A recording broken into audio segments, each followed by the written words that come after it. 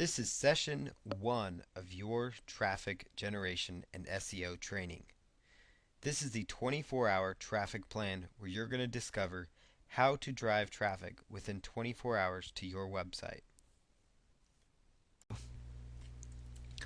So inside the 24-hour traffic plan, the very first step that you need to do is choose a targeted buyer keyword phrase. And so what you do is I use the Google AdWords keyword tool, and I'm going to show you that in the next video, where we basically go through and step by step help you identify a keyword phrase inside of your niche that people are looking for. Now, if you own a small business and maybe you are a chiropractor in Tulsa, Oklahoma, for example, your targeted keyword phrase would be Tulsa, Oklahoma chiropractors, or it might be Tulsa chiropractors or something of that nature, because that's what people are most likely going to look for to find your business. If you are selling weight loss information, your targeted keyword is not going to be a narrow keyword like weight loss. It's going to be a buyer, a focus keyword. So it might be something like weight loss diet information, because if they're typing in that kind of keyword phrase, there's not as many searches, but they're a very targeted buyer. Like if somebody's typing in weight loss diet information, they want to buy information. They want to find information on weight loss diet, so they might buy information if you offer. They might opt into your list.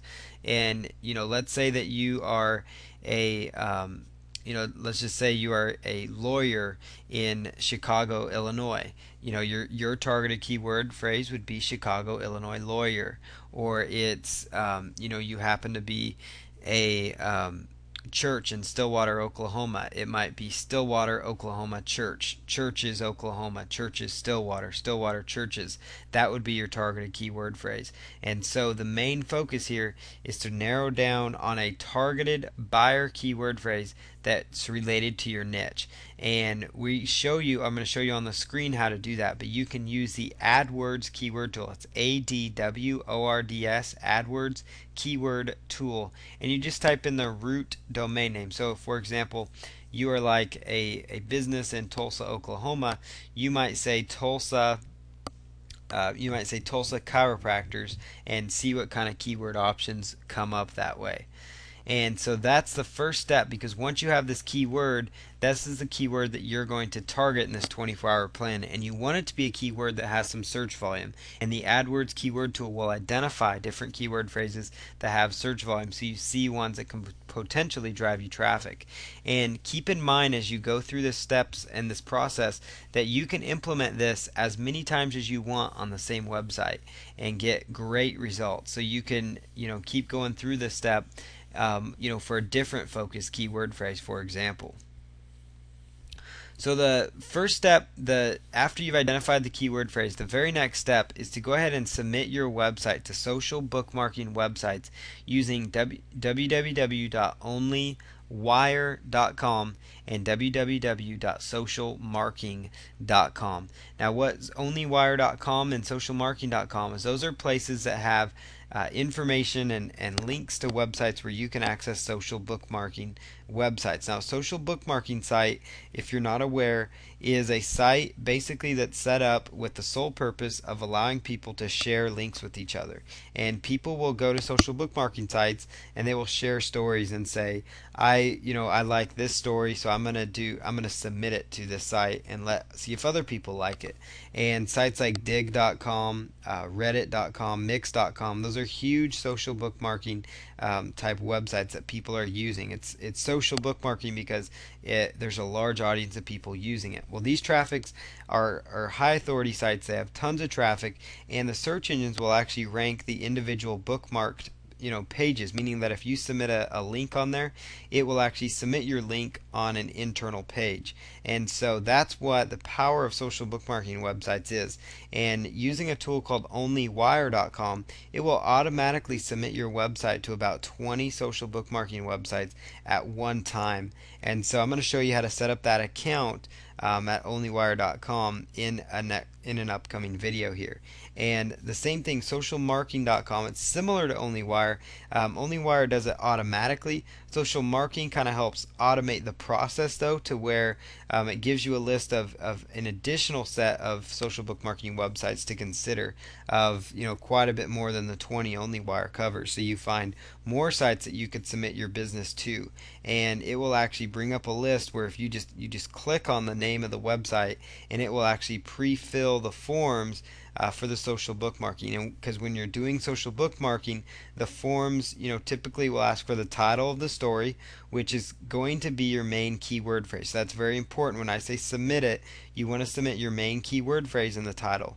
Next, you want to have your description, and inside the description, you want to try to incorporate your keyword phrase where it makes sense, and put a 1 or 2 sentence that entices people to go to your website or offer.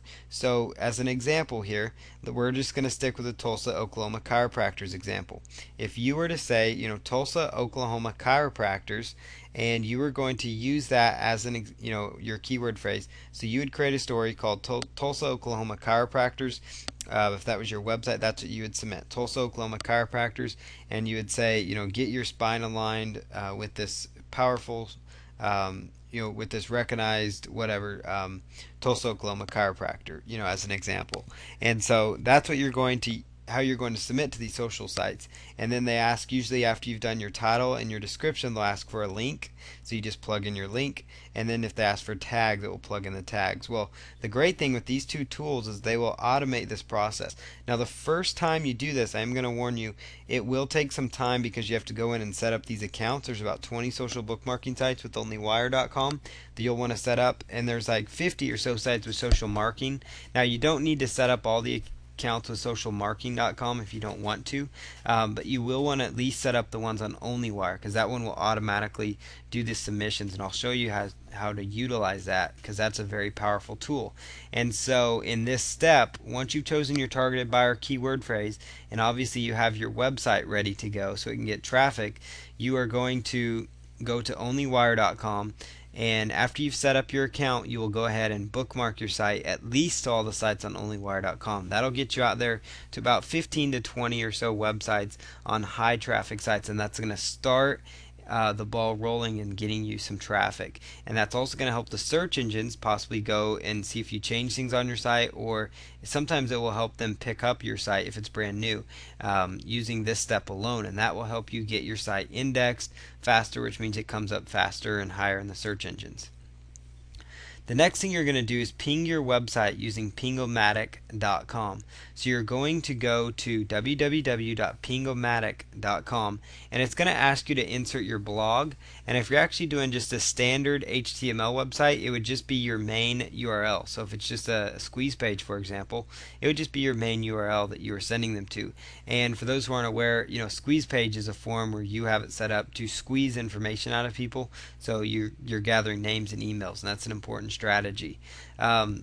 So let's say again that you have a physical, an offline business or even an online business. You set up your website. You're going to go to www.pingomatic.com, and you will just follow their little basic steps, fill in their form, put in your URL where it says blog information, and then you're off to the races. Now, you can skip this step if you are actually using WordPress, because by default WordPress will do a ping to Pingomatic. And what Pingomatic does is it helps the search engines pick up all of the pages of help search engine pick up your site and help start the process of picking up pages of content within your website. And so that's important because you want your site to be found within the search engines, and pinging will help do that sometimes. And it also just kind of helps notify other directories that you have done something with your blog, and potentially you can get some traffic that way. But at least the most important factor I've seen is that it can assist in getting your site indexed. The next thing you're going to do is go to www.blogger.com, and you're going to create a blog and link to your website inside the first post on that blog. So for this step, you go to blogger.com and you set up your account, and to set up your account you just use your Google account information. And so you're just going to go ahead and set up your blogger.com account, If you already have Google Analytics, Google AdSense, Google AdWords, Google Gmail, any kind of Google account, you already have what you need to sign up for Blogger.com. And if you don't, you can just set up your own Google account, and they will step you through the process of getting set up with Blogger. And so once you're set up, you just follow the instructions to get your blog set up. And again, we're going to have a video showing you how to set this up properly. But during that process, you're going to be asked to name your blog. And it's very important that you name your blog or blog the main keyword phrase, in the .blogspot.com, because that's how it's going to come up. It's going to ask you for what name you want to use. So for this example, I would use Tulsa, Oklahoma Chiropractors .blogspot.com, because Tulsa, Oklahoma Chiropractors is my main keyword phrase. So it'd be Tulsa, Oklahoma Chiropractors, all run together, .blogspot.com, and you'll see that on that form when you're filling it out. Now, in the title of your blog, you obviously again use your keyword phrase where it's going to ask you to name your blog or title your blog. You put in your main keyword phrase there, and what that's going to accomplish for you is it's get your keyword phrase in the right spot so the search engines can pick up your blog or blog, and it also helps basically tell the search engines that the content on that site is going to be relevant for that topic, and that will not only help that site come up in the search engines, but it also is going to help give that link that you're going to be sending to your website, because inside that first post on your blog or blog, which all it needs to be is a short article of about 250 words talking about your niche, your keyword phrase.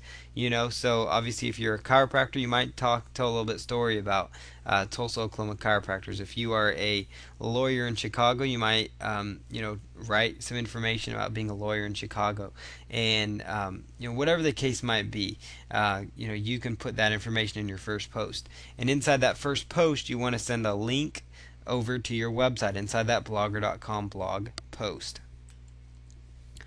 Now the next thing you're going to do is, once you've created your first blogger.com blog post, you're going to open up the Blogger blog after you reviewed it and make sure everything looks good.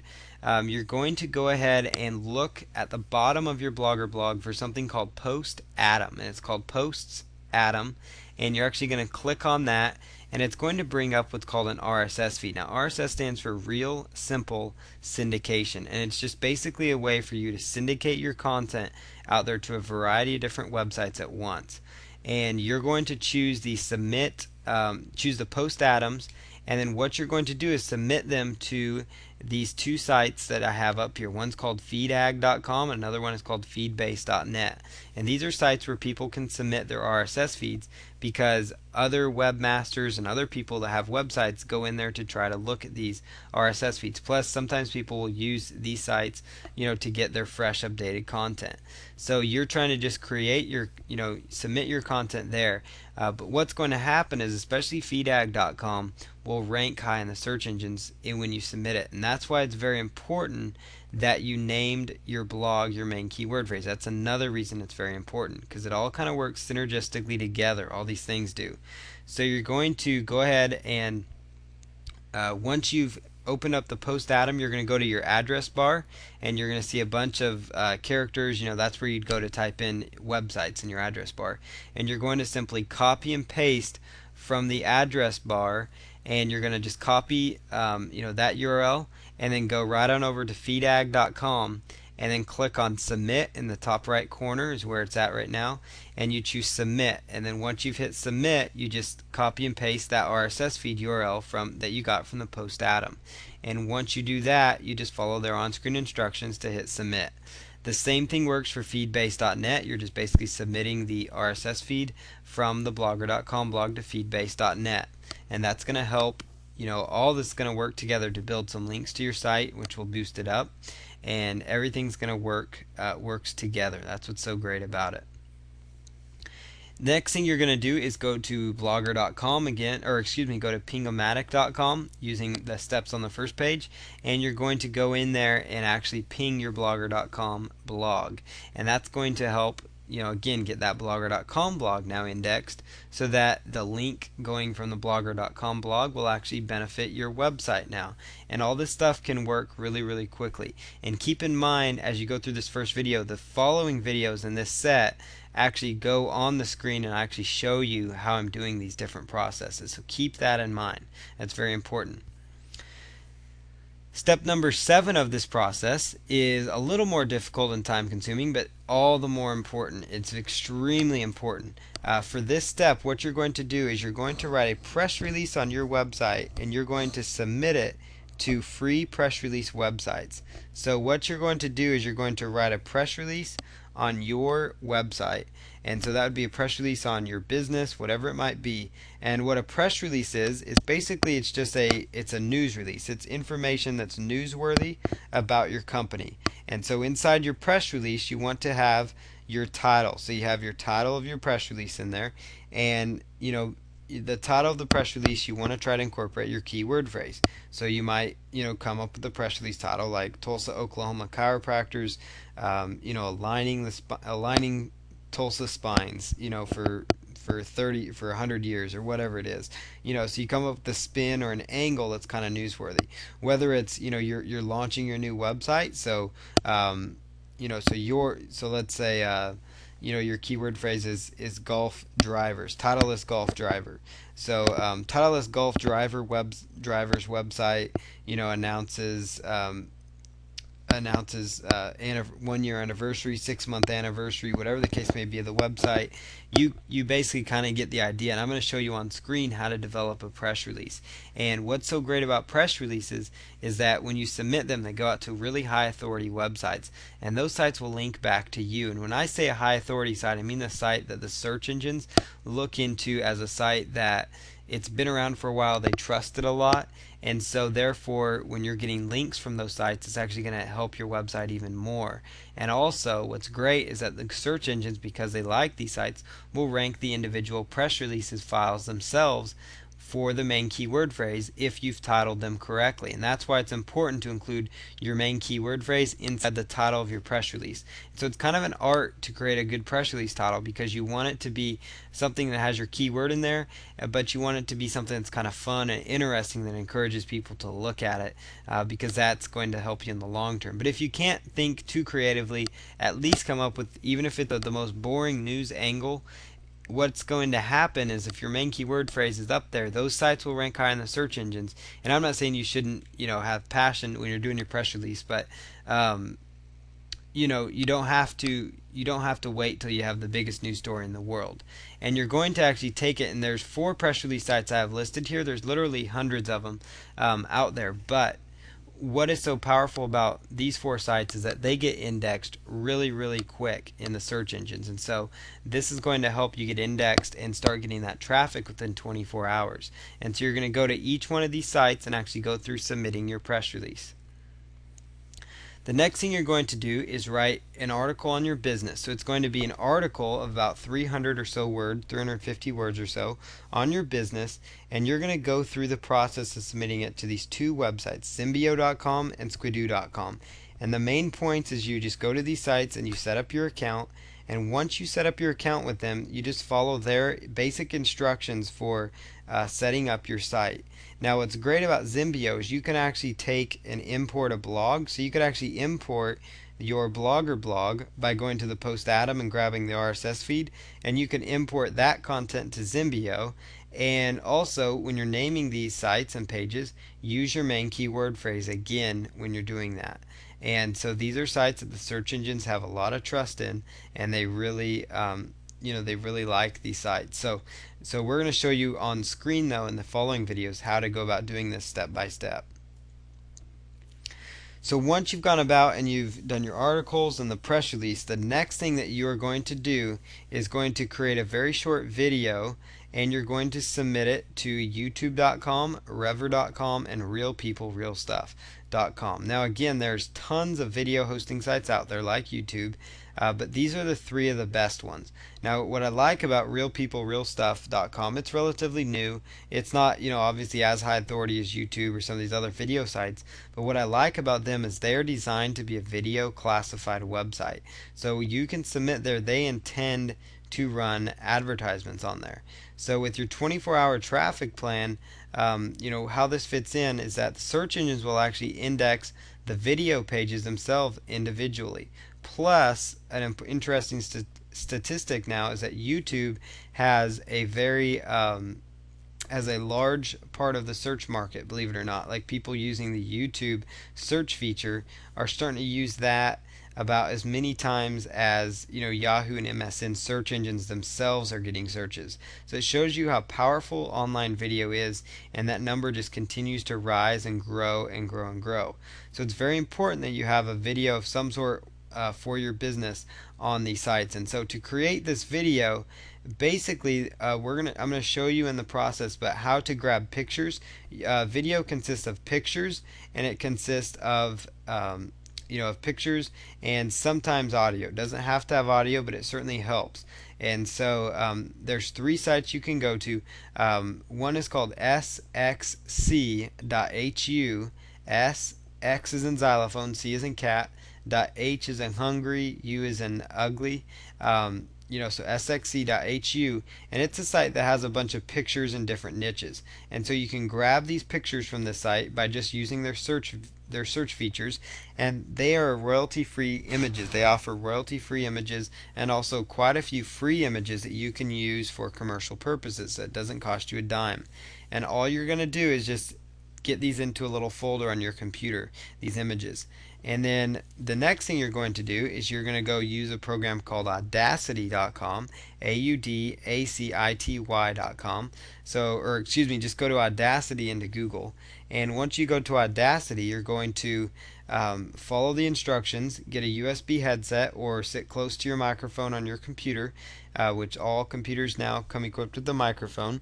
And what you're going to do then is actually record your video and record the audio of you reading the article. So you're actually going to use Audacity to record the article that you wrote in the previous step. And so what's going to happen there is now you're creating a podcast type file. And so you're creating an MP3 file. And once you've created that file and you have your pictures, you're going to go right on over to Windows Movie Maker if you're using a PC, and if you're using a Mac, they have their own Windows Movie application. And so you just go to Windows Movie Maker, and it's going to be in your left hand side of your browser or of your computer, usually the start menu, and it's going to be under the main applications or just like under applications or something of that nature. And so once you've found Windows Movie Maker, go ahead and open it up, and then you're going to see a feature that says File Import Media, and you're just going to basically import your pictures, and you're going to import actually your images, the images that you took from sxc.hu related to your niche, and then it's going to take the actual audio that you created, and then you're just going to follow their instructions. They give you really good instructions for dragging and dropping the pictures and the audio, and then when you're done, you just choose produce video. And I just explained this process to you, but it's really going to be a lot greater when you can see this step. And so I'm actually going to show you step by step how to create it so that you totally understand the concept of actually creating your online video. The next thing that you need to do is submit a classified advertisement to usfreeads.com and www.oodle.com. These are two powerful classified websites that are very similar to like Craigslist, and Craigslist.com is another site that you should be using for your marketing efforts. And all you're doing is submitting a 1 or 2 sentence, classified that encourages people to take some sort of action on your site. If it's a free report you have, if it's a coupon for them calling you, whatever the case might be, get some sort of angle, to get them there, and then try to use your main keyword phrase in the title. And I want to jump back to number 9 on the videos. When you're actually submitting your videos, try to include your keyword phrase somewhere in the titles there of those. The next step here, and we're almost done, is you need to go ahead and join a forum within your niche, and you want to use the cPanel option and add the link to your website, the link to your website, add it in the signature part. And then you're going to go inside that forum and you're going to choose the welcome area. And inside that forum, you're going to notice the welcome section, which is where people will go, when they're first introduced. And that's usually a fairly high traffic part of the forum.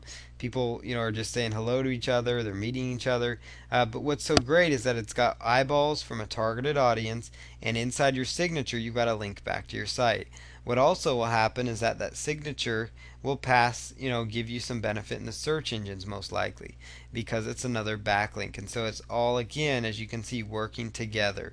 And what's great is that these links you're building here are going to be there with your website for quite a long time.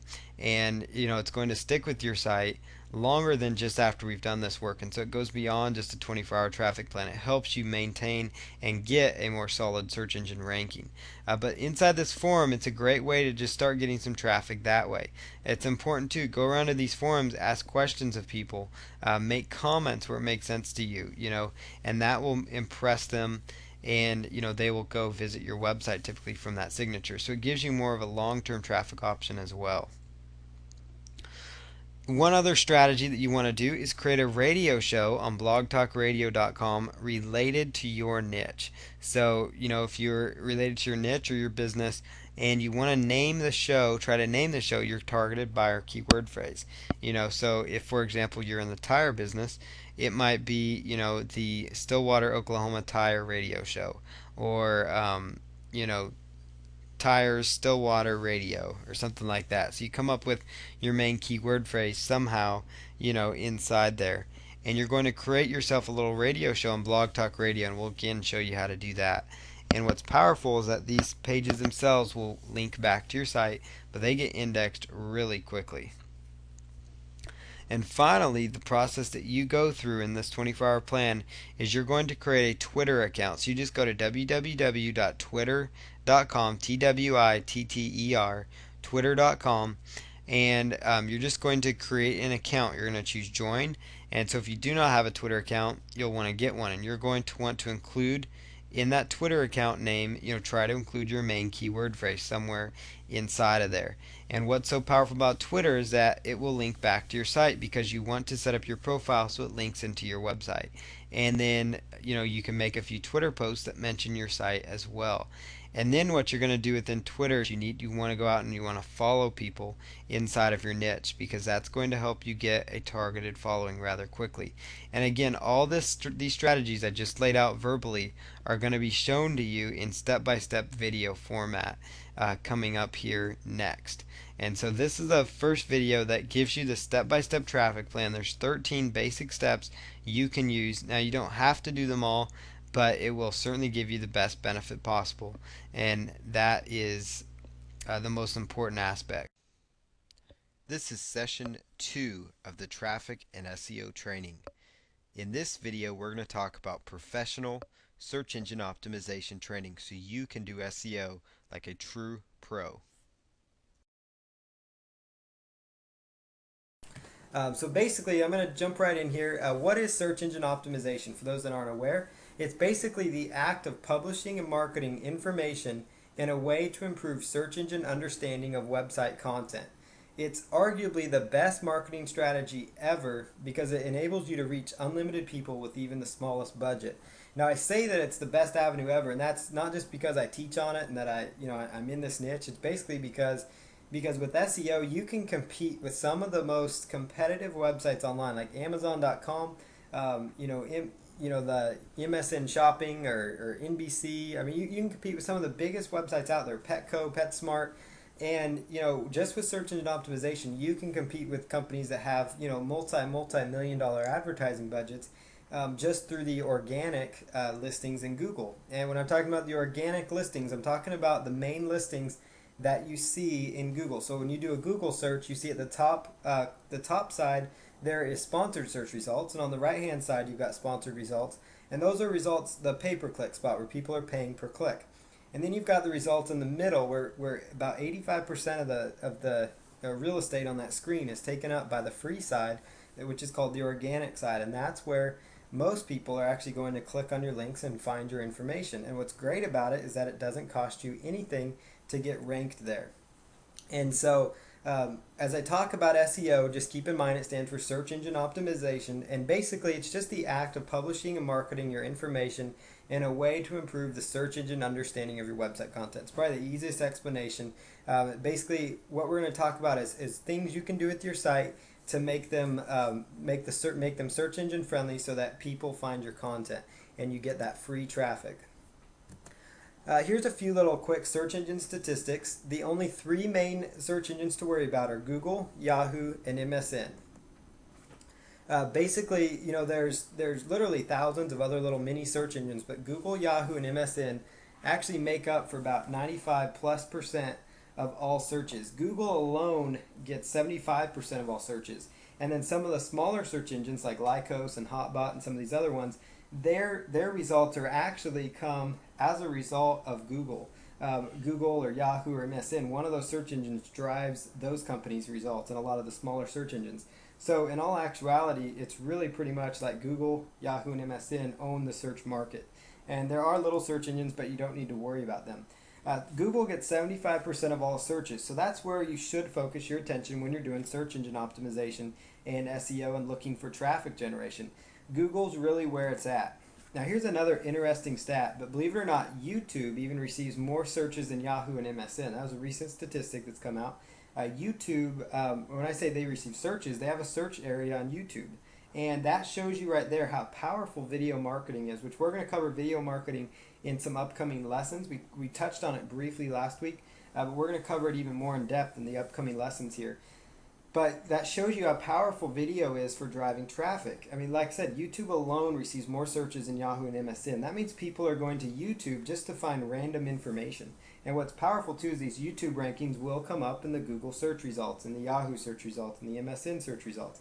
So, kind of gives you, leverage when you're doing video marketing. I just wanted to point that statistic out though, and it shows you just how big the Google search engine actually is. Google is powerful, so you need to focus your efforts around them related to SEO. Every search engine basically looks for the same aspects, very similar components, but the one I really only worry about is Google, and let the other ones just fall into place where they may.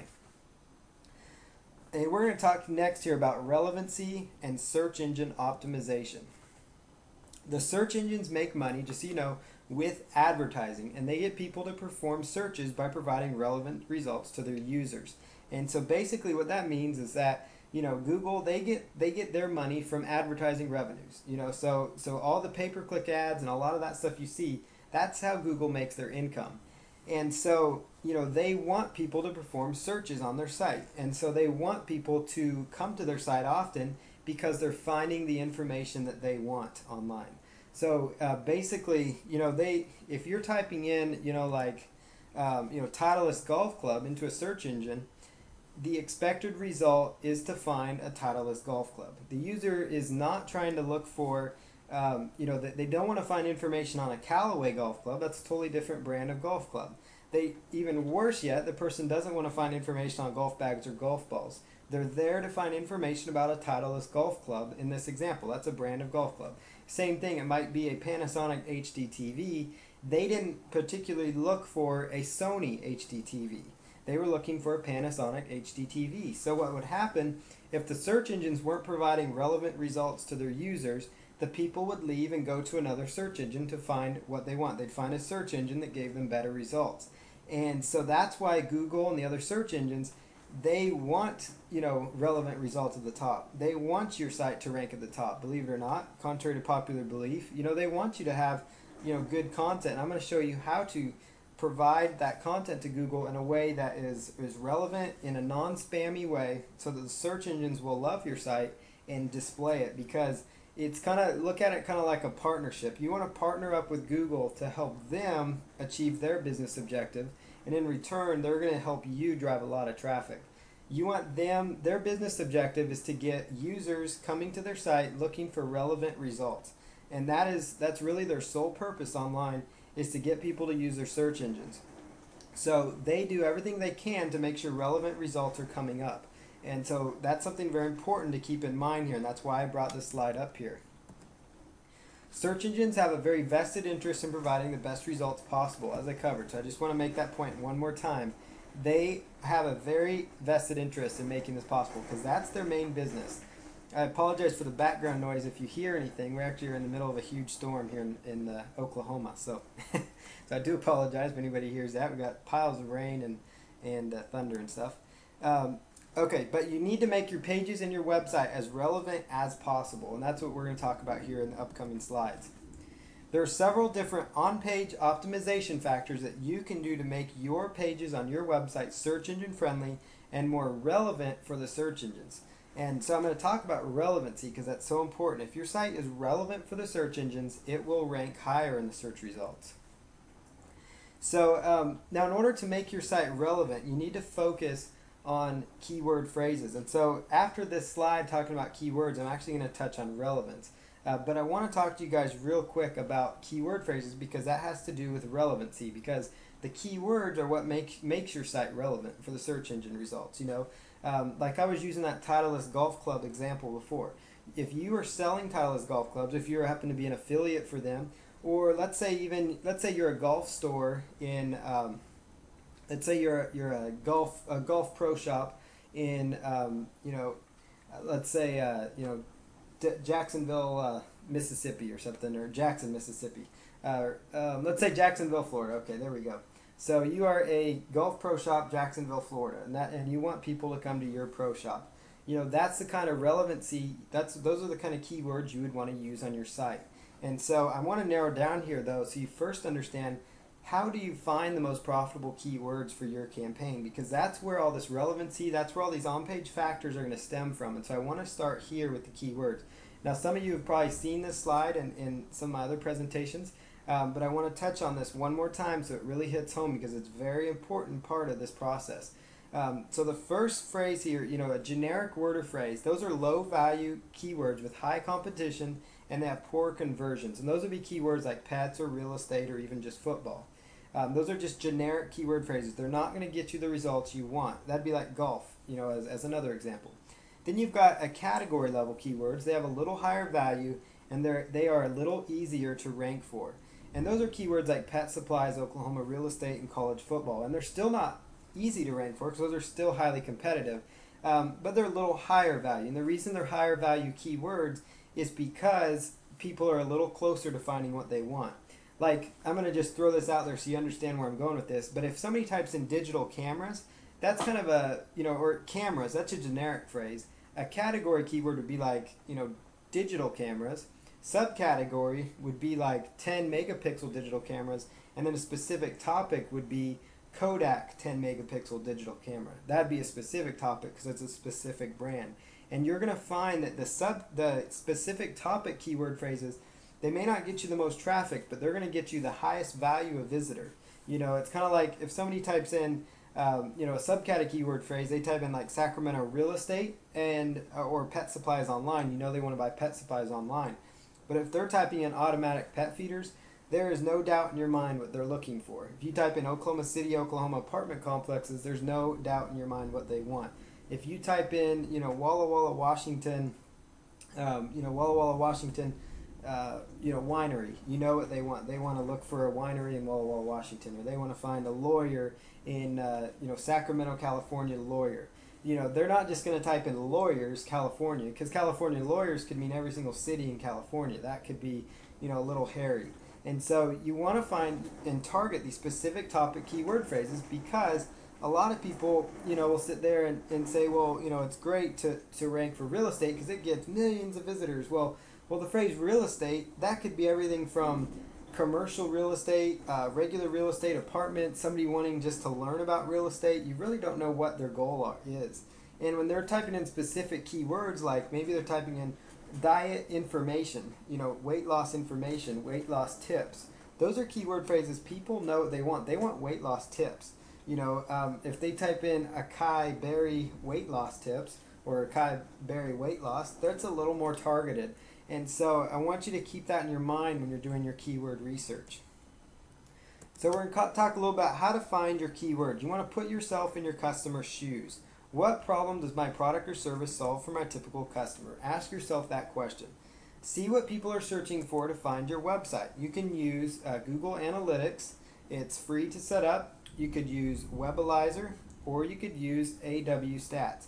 If you are using a control panel account with cPanel like HostGator or Bluehost, they come equipped with Webalizer and AW Stats. And those are located inside your control panel. And then Google Analytics is something you can find by just going to search engines and looking up Google Analytics. So just type in Google Analytics and it'll be the first result you see. And they'll show you how to install it on your website. And so that's something you want to use because it will tell you what kind of keywords people are looking for to find your website already. And it will kind of amaze you that even though you may not be doing much SEO now, you're amazed that people are accidentally still finding your site. So once you start doing SEO, it can make a huge impact for you. And you also want to consider related keywords. So if you're in the pet niche, it might be like, pet supplies might consider keywords like dog supplies or cat supplies or bird supplies as an example. So I'm going to show you on screen here next how to actually do keyword research. So the AdWords keyword tool, it's an absolutely free keyword tool that I love to use. And so I'm going to just click on that and we're going to pull up the window here. So we've got here on our screen the AdWords keyword tool is up on the screen. I'm going to just bring it over here for the recording. So right here in the AdWords keyword tool, you're going to notice it's going to ask you to enter one keyword or phrase per line. And so what I'm going to do here is I'm going to type in a main keyword phrase. So what I'm going to type in here is your main keyword. So if your main keyword phrase, let's just say it is golf balls or golf clubs. Golf clubs is your main keyword phrase.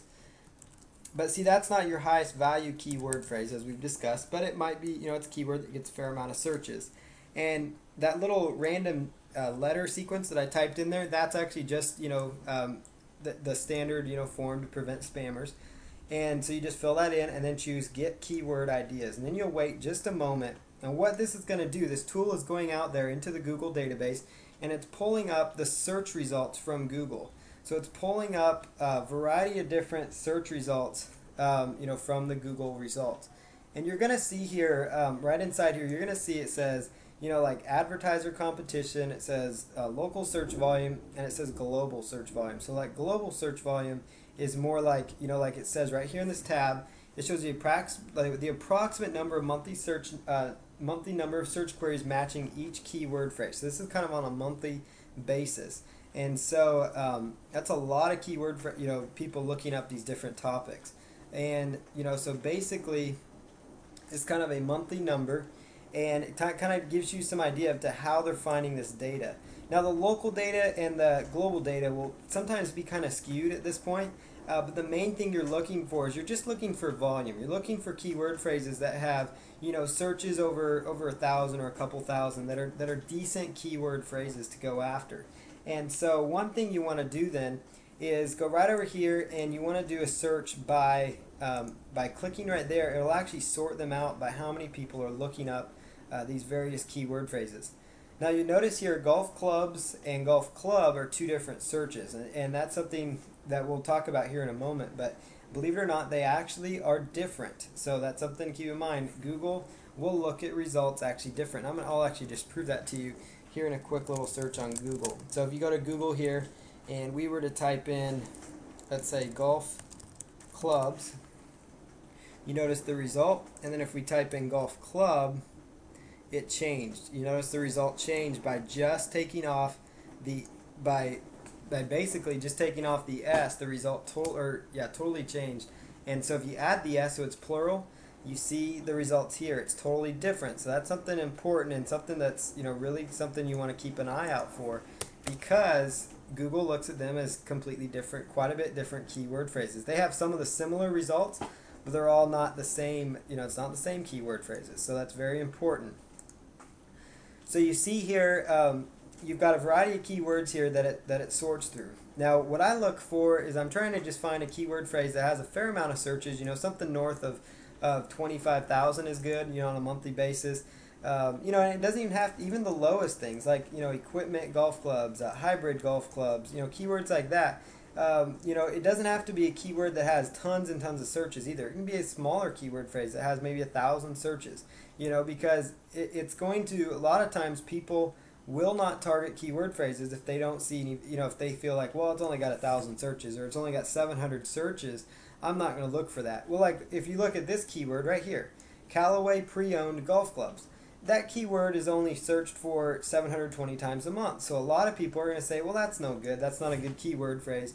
Well, if you can rank at the top of the search engines and you can get, even half those people or even a tenth of those people on a monthly basis, that's about 100 visitors to a specific page on your site. That's like having a store that has 100 potential customers walking in.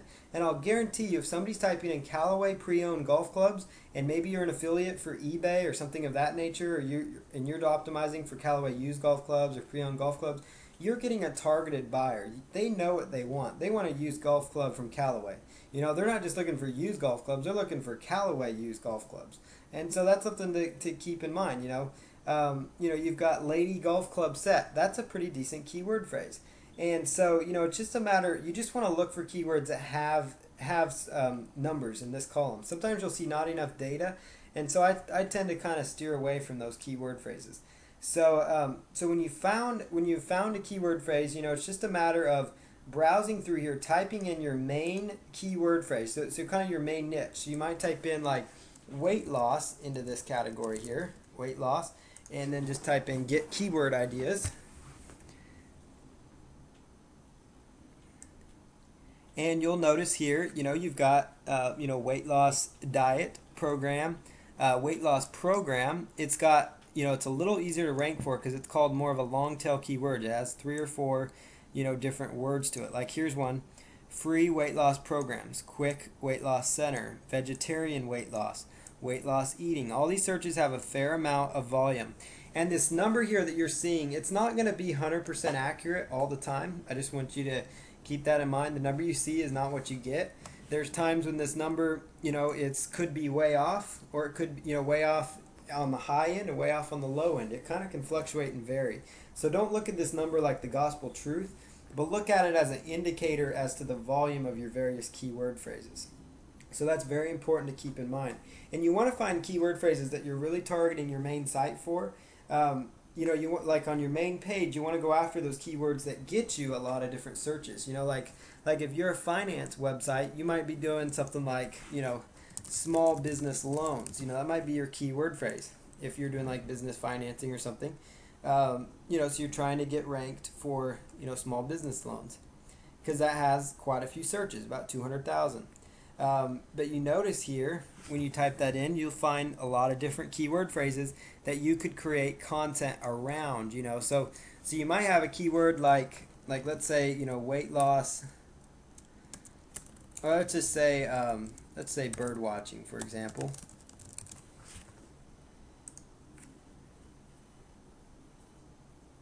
And so you type in bird watching as a niche. Well, here's the main keyword you're trying to go after. Maybe you have a site about bird watching binoculars, and it's all about bird watching binoculars as your main keyword phrase. But then you've also got on top of that additional content pages that you could write about, different pages you could add to your site that optimize these additional keyword phrases. And so you can use this tool when you're trying to come up with article ideas, when you're trying to identify article results, when you're trying to sit there and identify, okay, what kind of content could I write on my niche topic, so let's say it is a life coach, as an example. Maybe you're a life coach to help people with personal development. So we do a Google search on life coach, you'll see 201,000. You see life coaching, 110,000. Life coach training, become a life coach, personal life coaching courses, life coach jobs, Christian life coach, certified life coach, and it just goes on and on. These are all potential keyword phrases that you could, what I like to do, the best thing you can do to get yourself the best result is find a keyword that has a lot of searches, a fair amount of searches. Try to target your main, your main site around that one. Like life coach training, it's got a good amount of searches. It's not all that, extremely competitive like life coaches, but what's interesting is you'll notice here, look what's at the beginning of that keyword, life coach. So you also are optimizing not only for life coach but life coach training. So I hope you guys can kind of see that. And so beyond that, on your life coach site, create an article around each one of these subject matters that you see. Each one of these are topics that people are looking for, and it gives you article content ideas to write about. Now, one other thing I'll do on top of using the AdWords keyword tool is I will also go and use the free Word Tracker tool. Word Tracker is another keyword research software. I personally don't pay for the upgrade, but you could if you wanted to. But I just use the free keywords tool from Word Tracker, and you could just type in your main keyword phrase here again. So let's say that we find a keyword phrase here, like let's say life coach training as an example, and I was going to copy that keyword phrase. Now keep in mind here, this is important to note, Google's results here are monthly, Word Tracker's results are going to be daily. So it's going to be daily results. Now, you notice here life coach training is now down to 62 searches, but what that means is that there are 62 searches per day within the Word Tracker system. And the Word Tracker system is actually feeding results from Yahoo and other places. It's not actually feeding their results from Google. So you could actually multiply that number by, quite a bit more. I usually multiply it by about 10 times, 10 to 12 times this number. So you take this number, multiply that by 10 or 12 times, about 10 or 12 times 30. So let's pull up the calculator here. So we have 62 times, let's say 10, that's 620 searches a day times 30 for the year or for the month, on average, and that's about 19,000 searches, so, and then if you go back to Google, you'll see it's, showing around 9,000. So you can notice that these results are never going to be 100% accurate as to the number of searches it's actually getting. You're just looking for volume. You're looking for some significant volume, some decent sized volume, so that you're getting keyword phrase, that gets traffic, because you don't want to build your business on a dead end road. You want to build it where the traffic's at. You want to play in the traffic, as a business partner of mine says. So that's something you want to do. You want to be where the people are. So like McDonald's, they're, a great example. Another great business friend of mine talked about, where if McDonald's were to build a franchise, they're not going to go build it on some side road. They're going to build it where the traffic's at, where the people are. So you want to build your sites where the traffic's at. That's why it's so important to do keyword research to find actual keyword phrases. So I like to combine these sites because what it tells me is that, okay, both of these keyword tools identify to me that there is traffic for this keyword phrase. So I use these tools in tandem, to determine the best keyword phrases. So again, the free Word Tracker tool, you just plug in your information right there and you go to town with it. So you just type that in and you're off to the races. So hope this gives you a nice little overview of using keyword research tools. So we're going to jump right back here. There's also one other thing you can do with the Google tool that I'm going to actually show you real fast. You can actually search within your competitor websites for additional keyword phrases. So I'm going to show you what I mean by that. So you notice here, if we were to go and let's just think of a niche. Let's just type in the word, let's just say rock climbing as a niche. I'm just typing that in. So let's say you happen to be in the rock climbing niche. And again, this applies if you're a lawyer. This applies in whatever niche you are. Now, one thing I do want to talk about, if you are a local business, because we have some people taking this training that are local businesses, and let's say you are a Tulsa chiropractor, because that's an example I was using. So Tulsa chiropractor on the keyword research side, you're probably going to find sometimes you might even find your main keyword phrases don't have tons and tons of searches. For them, some may show even, not many searches, but it's very important that you're optimizing for those, because Google sometimes will not give you, they'll sometimes show you this not enough data number when they really don't have, tons of data. They haven't pulled it. Doesn't mean that keyword's not being searched for. So in those local search cases, you need to determine what keyword phrases your customers are going to find you for. And those are keywords like, if I'm in Tulsa, Oklahoma, and I want a chiropractor, I'm going to type in Tulsa, Oklahoma chiropractor. I'm going to type in Tulsa chiropractors. I'll type in Tulsa chiropractors okay. Tulsa okay chiropractors. Same thing for dentists. It might be Chicago, Illinois dentist, Illinois dentist, Chicago dentist. You get the idea there. So don't get discouraged if you don't see any searches. for your niche, just, if you're in a city, especially if you're in a smaller city, it's still important that you're targeting keyword phrases, with your keywords, but just think up some keyword phrases that your customers would use, and that's for the local results. But if you're trying to go on like a national scale, rank for keywords like Titleist Golf Club and things like that on a national scale, you want to try to narrow down what kind of volume you're working from. So now here in this rock climbing example, I want to show you how to use another tool to find some more keyword phrases. If I was in the rock climbing niche, I would just type in rock climbing, and I would just go right over here and copy the URL, rockclimbing.com here.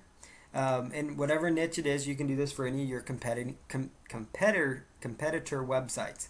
And you're going to go to the AdWords keyword tool again, and there's an option here that says website content, and you're going to just plug in your URL there that you selected. In this case, it's rockclimbing.com. So just grab rockclimbing.com and include other pages on my site linked from this URL. So you could, as one strategy, is to include other pages on the site that are linked from this URL, because a lot of times rock climbing sites, or a rock climbing site will link off to other rock climbing sites, just like a legal site might link to other legal websites, and things like that, because they offer similarities in value. So what you're going to do then is go by Get Keyword Ideas, and it's going to scour this website. It's actually analyzing the website for you, and it's going to take about a minute, and so just be a little patient here. And it's analyzing the website, and what it's going to do is actually pull up and tell us what kind of keyword phrases they are actually going after, and it gives you some additional keyword phrase terms to consider going after. Now this is a really powerful tool because it kind of narrows things down into little niches for yourself. So you see here, if you do this search, and you can click on that button to sort them by how many searches you have. Rock climbing shoes, that's an entire niche in itself, and so you could identify, and so like if you're in a niche and you see stuff like this and you're not targeting those kind of keyword phrases, you could say, wow, I didn't know rock climbing itself could be a niche. I need to be focusing on that too.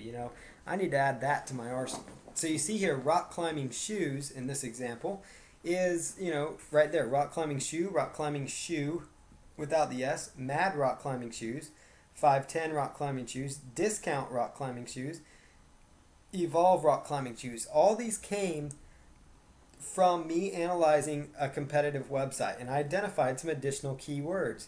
So here's under rock climbing indoor, rock climbing gear, rock climbing equipment, rock climbing gym. It goes on and on and on. So that's another powerful way to use this Google AdWords keyword tool. Just like Google's the leader in search, I feel like Google has some of the leading tools that you can use to identify keyword phrases. And they have this set up for people, using AdWords to identify keywords to go after. But you can also use it, obviously for SEO to identify your keyword phrases. So I would definitely use not only the search feature, so descriptive words or phrases where you type in your niche, I would also use website content, because even if you think, okay, well, I have no clue, but I know this is a site that's a competitor of mine, just put in that URL, and then it will pull up some other ideas for you. Like here's rock climbing as an idea. Okay, and so then you go right back over here and say, okay, I'm going to consider indoor rock climbing. So you just type in indoor rock climbing in here, and you're off to the races, because you're going to notice here, indoor rock climbing, and you'll notice it's going to bring up a whole nother list of results just related to indoor rock climbing.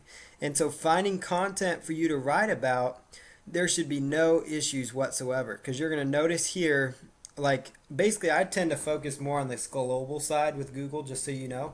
You're going to notice here a lot of these say not enough data, but you see some that have some search volume within them. So it's something for you to look at and say, okay, even though they have very little competition, these are keywords that I could rank for and get some traffic for. Like indoor rock climbing in NYC, New York City, indoor rock climbing supplies, indoor rock climbing Buffalo, New York, indoor rock climbing Massachusetts.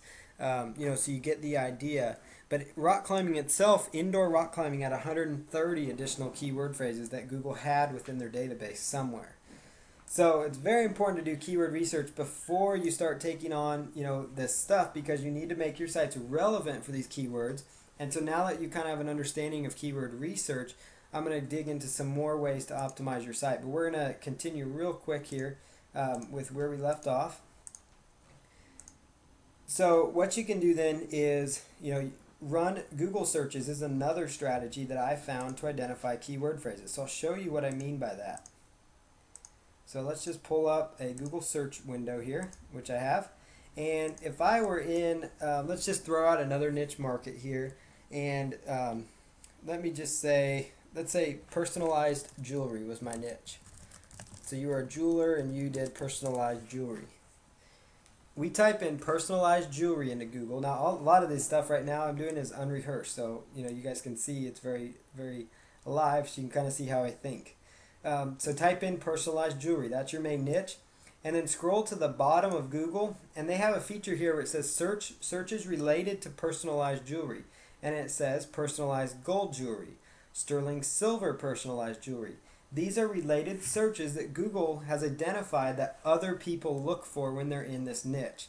So now you type in personalized gold jewelry, you click on that, and it will narrow down even more results. And it will say, okay, so have you considered custom made gold jewelry, Ferguson jewelry custom rings, antique custom jewelry, custom gold chains? So then you click on that, and you kind of get the idea because it kind of helps you identify, okay, here's personalized gold necklaces. That's a keyword I hadn't thought about. So you take that keyword phrase and you copy it, and you can come right over here to the AdWords keyword tool again.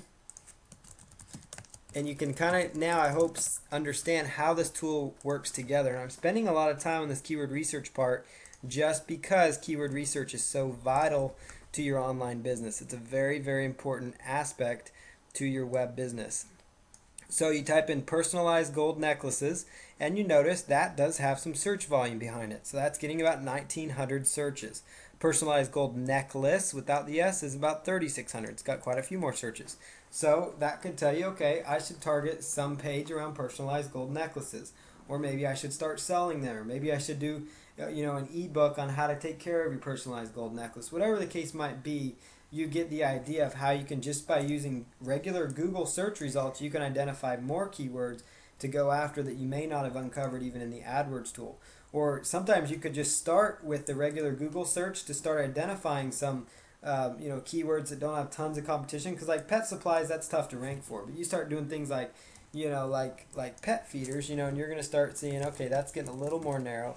And then you start doing things like automatic pet feeders.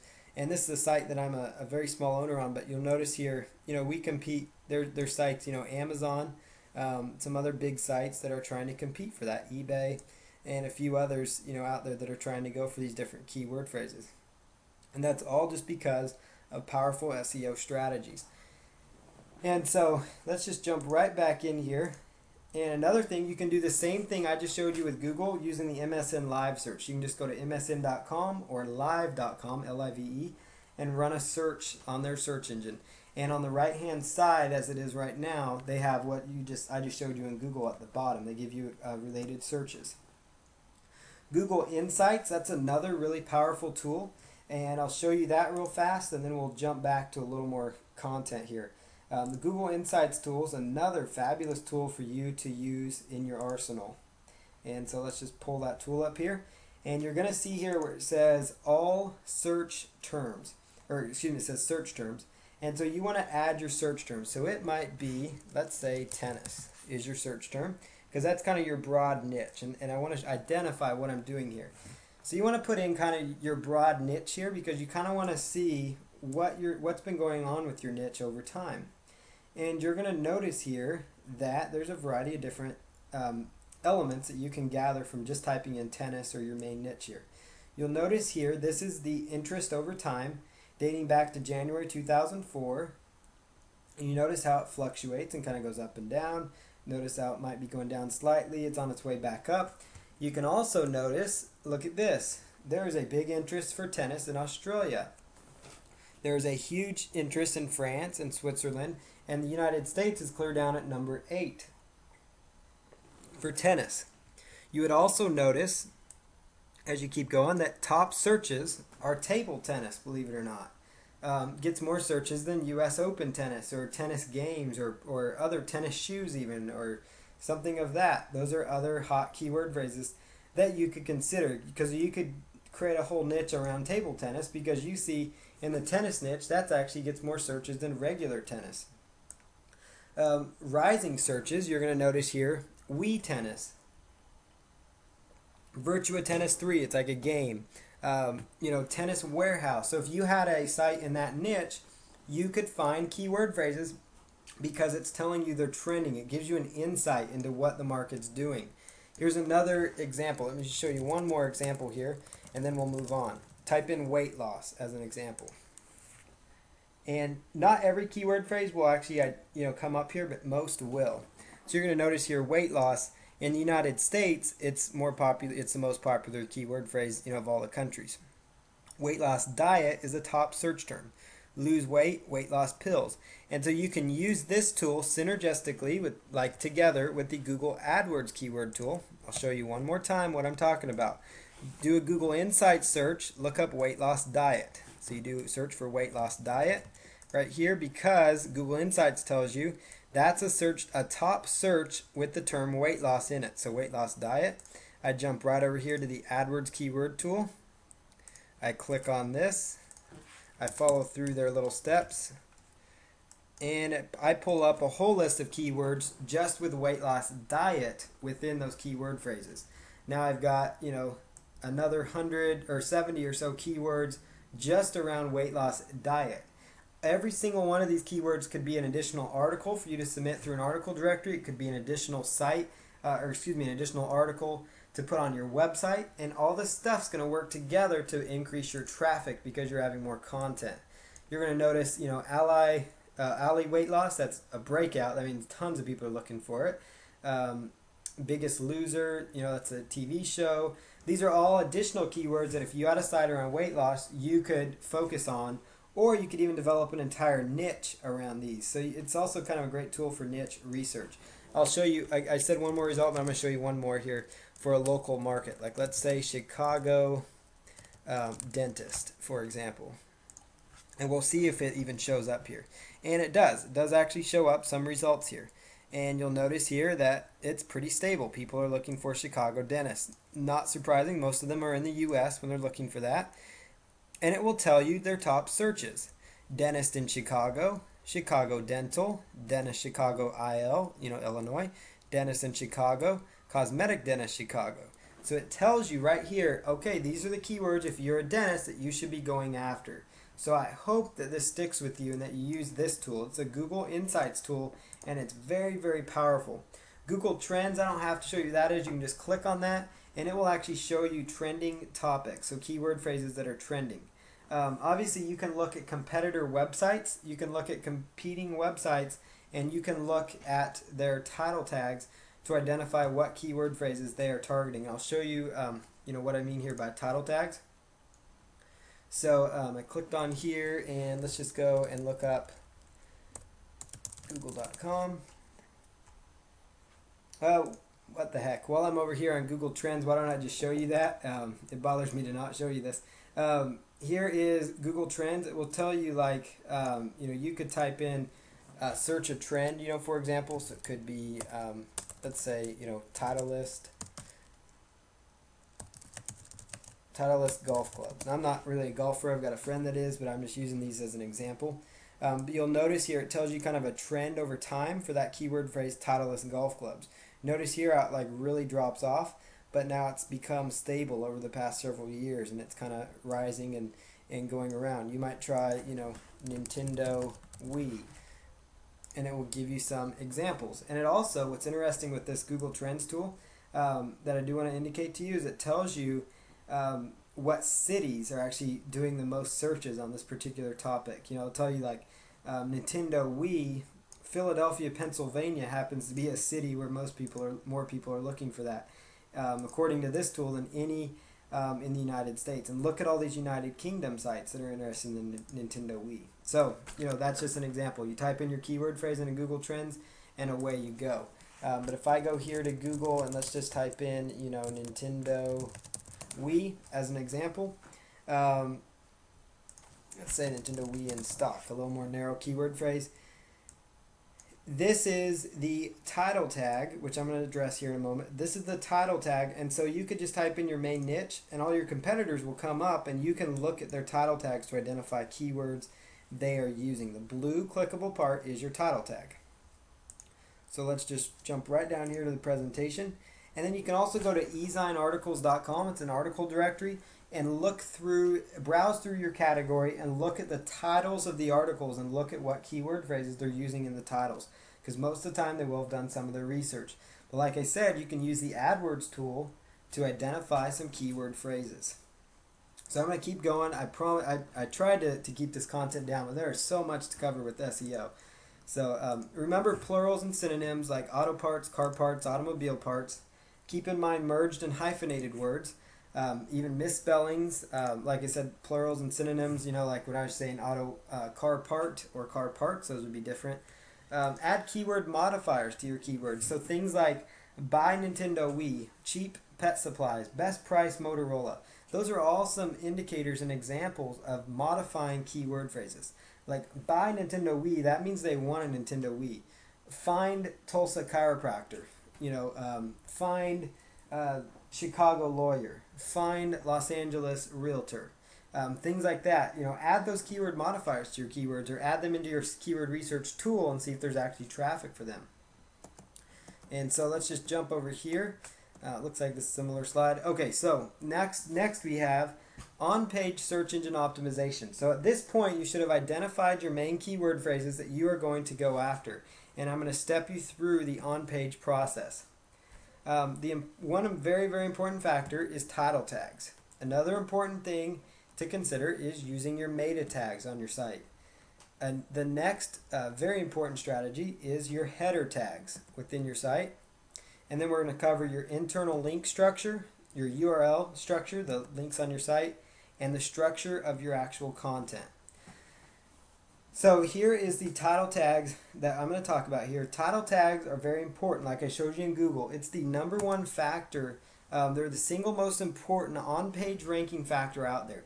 You should really, really take this to heart. This part to heart. If you take this into action this week and Google picks up the results you do, just by accident, you'll start seeing an improvement in your search results. A lot of sites make the mistake of having their title tag read very just very random things like home, or it might say untitled, or their title tag isn't related. Their title tag might even just have their business name, which that doesn't do a business any good to have your title tag up there. You need to have keyword phrase, and a lot of businesses say, but I need that for branding. Well, put it at the end of your title tag, because if they know your business name, you already have them as a customer. You're in business and you're doing SEO to get new customers. So make sure you put your pride aside and go for your keyword phrases in your title tag. You need to have your keyword phrases. I cannot emphasize that. I'm very passionate about title tag part, because you cannot get by with SEO, and you will not see an improvement in your search engine rankings if you do not focus on this factor. It's very important. It's near essential. It's a very essential part of search engine optimization.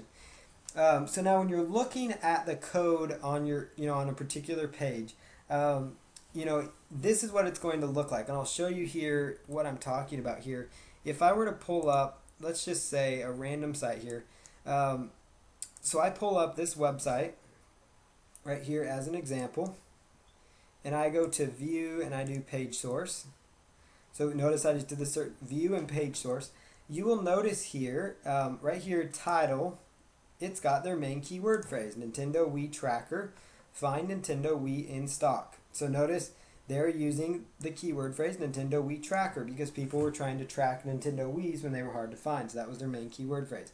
And then Nintendo Wii in stock, that's a secondary keyword phrase they're trying to go for.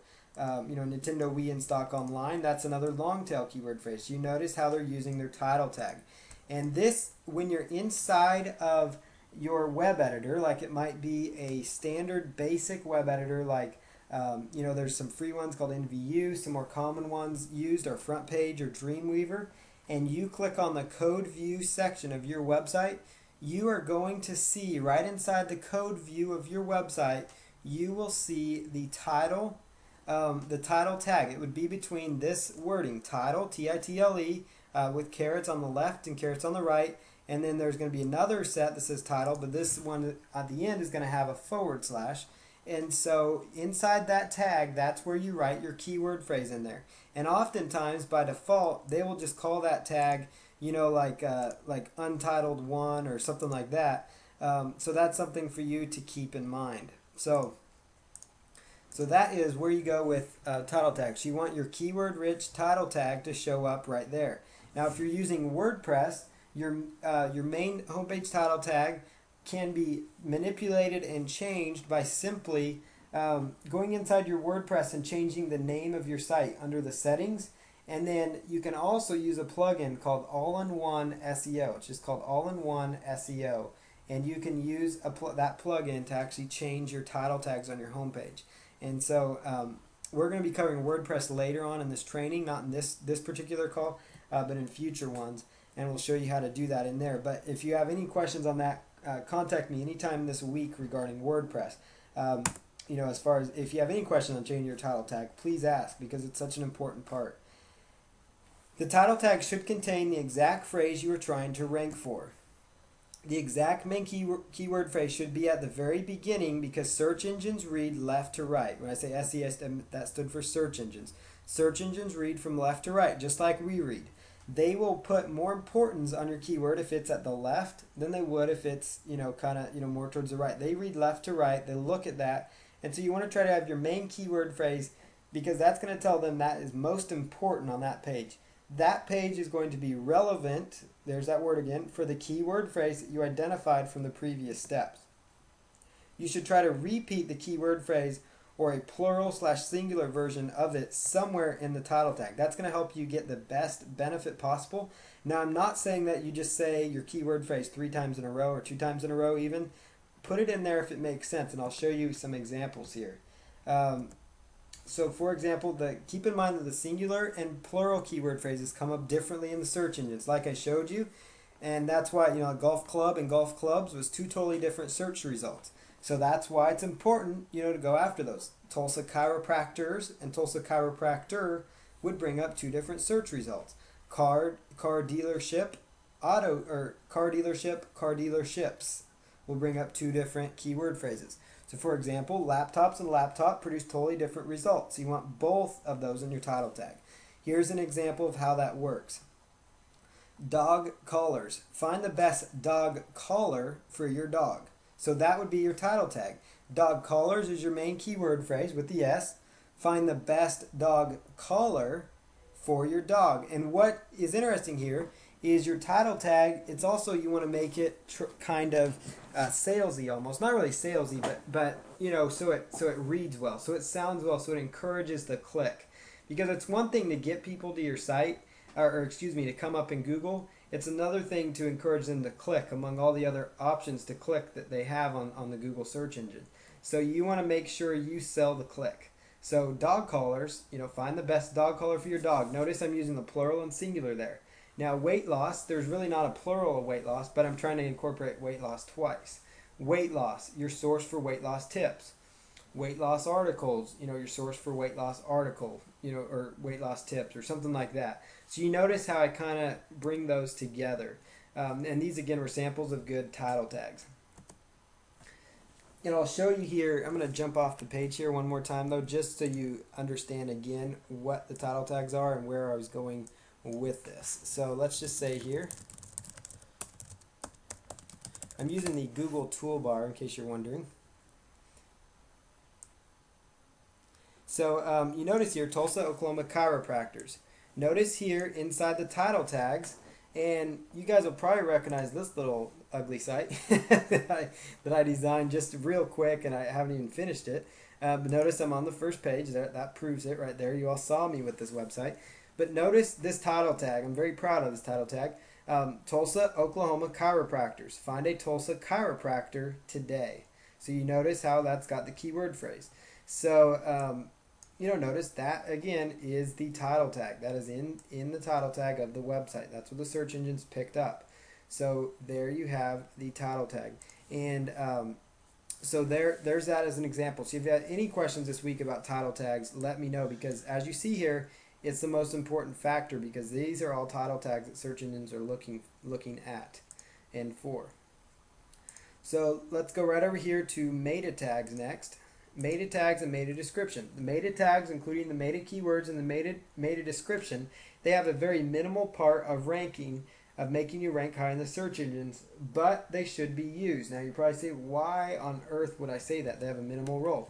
They used to play a big role until people started spamming them like crazy, and putting in keywords like Amazon, when their site was just about, their site was about a totally different subject like golf clubs. They're putting in Amazon or other random high searched for topics just in their meta keywords to try to rank for, because search engines used to rank them that way. Your meta description is especially important because it is what the search engines will typically pull from the search results to actually include below your title tag.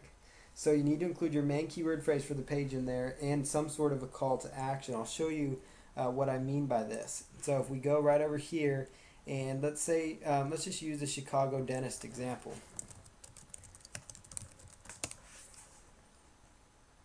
So you do a search here for Chicago dentist, and you notice here, web special, $1 exam, x-rays, or free teeth whitening. We accept insurance, gentle cleanings, veneers and braces, cosmetic and family dentistry. That's a nice meta description, because a lot of times what will happen is sites will basically, they won't put in anything special into their meta tags. And so what will happen is Google will go in there, kind of formulate their own little meta tag if they don't have one most of the time. Sometimes they'll just do it anyways. But a lot of the times what happens is Google will just formulate their own, so it does not look very exciting for people. So here's one, open 7 days a week. That's really good. Let me find one. These people have done pretty good on this first page, but let's see. Chicago Dentist Guide.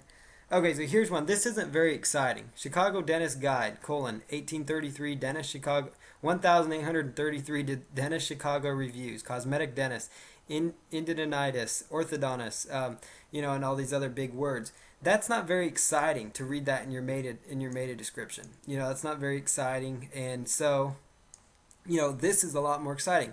Web special, $1 exam and x-rays or free teeth whitening. That makes me want to click. That makes me want to click on their website.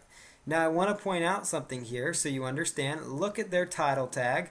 If you're trying to look for a title tag on your website or any website at all, look at the top left-hand corner of your browser. Whether it's Mozilla or Internet Explorer, that keyword phrase will show up there. So notice how they are doing a fabulous job of using Dentist Chicago, Cosmetic Dentist, Orthodontist Chicago. So now they get the keywords Chicago Cosmetic Dentist, Dentist Chicago Cosmetic, Chicago Orthodontist, Orthodontist Chicago. They have all those up in their keyword phrase in their title tag. So here's their little website. It's very clean, very basic. But you notice how they've done that. But they encourage the click because unlike everybody else, these other ones, they actually said web special $1 exam, and I want to find it. Now, here you go, special web offer. That's a great deal to have a $1 exam. I don't understand how that works, so it makes me interested. It gets me intrigued. And so it's kind of interesting to figure out what this is all about, what they're about. But notice how you want to sell people on your click. And so you not only want to be slightly creative in your title tag if you can. If you cannot, don't worry about it. But use your meta description, because that's your opportunity to encourage people. If you do not use it, Google would just pull something at random. Like Google could say something like, they might just pull something that says Chicago Dentist Orthodontics Cosmetic Dentist Chicago. Now they're kind of stuffing keywords up here, but it is working for them. But you notice that's what Google may have pulled if they didn't define an actual meta description. And so that's something for you to keep in mind, and as to why you need to use a meta description and why you want to use a meta description. So the meta tag should be used very carefully, but it should only include the page's main keyword phrase. So if that page on your website is targeting working capital financing, that should be in your meta keyword phrase. If that page is targeting the keyword phrase, wood nutcrackers, like the little dolls at Christmas, wooden nutcrackers, then that's what that page is targeting. If that page is targeting popcorn supplies or popcorn machines, then that's what it's targeting. If it's targeting antique popcorn machines, then that's what your meta tag keyword will say, but you also want to try to use it in your meta description because, and the reason you use it is not as much for the search engine rankings, but it's more for relation. People typed in, you're trying to rank for a keyword phrase, antique popcorn popper, for example. Obviously, if they type that in, that's what they want to find. So if you include that in your enticing sentence, you could say, find the best variety of antique popcorn poppers here. So it gets your keyword phrase in there, but it grabs their attention. Because what will happen is Google will bold that keyword phrase if it's in your meta description. So it helps your listing stand out a little more in Google. Excuse me. So that kind of is, defined with meta descriptions here. And I apologize, I'm going long. I always go longer than I anticipate. There's just so much content here. So examples of good meta descriptions. Get in touch with a Tulsa, Oklahoma chiropractor that is both trustworthy and reliable. Now, I didn't do a good job proofreading that. I apologize. Working capital financing. What is working capital financing? Working capital financing is the lifeblood of your growing business. So it kind of, that one doesn't as much sell them, but it kind of informs them as to what it's about. And so they say, okay, I'll click for more info on that. Or, this one's more like, get in touch with Tulsa, Oklahoma chiropractor that's trustworthy and reliable. So you're like, okay, I like trustworthy and reliable people to do business with, so let's find somebody to do business with that's trustworthy and reliable. Or maybe it's something to the effect of, you have a free report on weight loss, 5 tips to losing weight. Maybe it's a free report on being a better bird watcher. Maybe it's a free report on rock climbing secrets. Whatever the case might be, download my free rock climbing shoes shopping guide or whatever. Put that in your meta description if you offer a report, because people like to get stuff for free. They like to be informed. So include those things in your meta description. Here's an example of the meta tag. I know that your eyes might be glazing over right now when you see this, but this is basically what I showed you here. I apologize. What I was showing you on that page when I was doing a file and I did the search for view source code on those pages. This is the kind of result that comes up. This is HTML code, but you can easily edit this code by just typing, replacing these keyword phrases. So when you have your own website, you would just use find and replace, use the view source code option on your web editor, like Microsoft Front Page. Once you're inside there, where it says title, put in your keywords. Where it says keywords and content, you're going to see that option. Type in your one keyword phrase for that page, and then where it says description content, type in your sentence in your meta description. So that's how you use meta tags. Now, header tags are a little bit different. I'm going to go check our time real quick. Make sure. Okay, so we're doing okay on time here. I'm going to try to go another about 30 minutes of content, or 20 or so minutes of content, and then we'll open up the floor for questions and answers. So header tags after title tags are extremely important to your on-page SEO. When I keep talking about on-page SEO, I'm talking about changes you can make to your website so that your website itself comes up higher in the search engines. In the HTML code, like the view source section of your web editor program, your header tags would look like this: H1, H2, H3, H4, H5, and H6 with the little caret symbols. That's what they would look like in your HTML code. For example, the H1 tag typically generates the largest font, so it's the most important one that the search engines look at. They will actually look pretty highly at your H1 tag. The header tags act like headlines on your web page, and so I'm going to show you kind of what that looks like. Your header tags should look natural, and they'd be like subheadlines on your pages. So like a lot of sales pages have subheadlines, and even a lot of articles, like to break up the article, because we all know people have short attention spans online, and they want to get the information that they are there to look for. So you want to try to include that information in those headers, so they kind of draws them in to read more of your copy. But by doing so, you want to try to incorporate your keyword phrases somehow. So, for example, I'm a Washington State Cougar fan. I attended the school, and so here's an example. Your source for WSU Cougars gear. That's my keyword phrase. WSU Cougars gear. That would be like my H1 tag. Notice it's kind of big and it stands out at the top. And you can edit this by simply finding, inside your view source section, inside your content. You can also modify this within WordPress in the code view section, in the code view of WordPress. And again, if you need help with this, that's what we're here. That's what I'm here for. So you guys have access to me through email, and I want you to make sure you're reaching out to me to get your questions answered, because I do not want you to have any stumbling blocks. So your source for WSU Cougars gear. Your article would go here, so there's your article, and you have a short couple paragraphs to start off your article. And then you also hit them with another little subheadline. Buy WSU Cougars gear and save. So it gets the keyword phrase in there one more time, but this time it goes, inside the H2 tag. And so then your article continues there, and you don't have to use all 6 of them. You could only use 1, or you could use 2, or you could use 3, or whatever you want within that article, but it kind of breaks it up.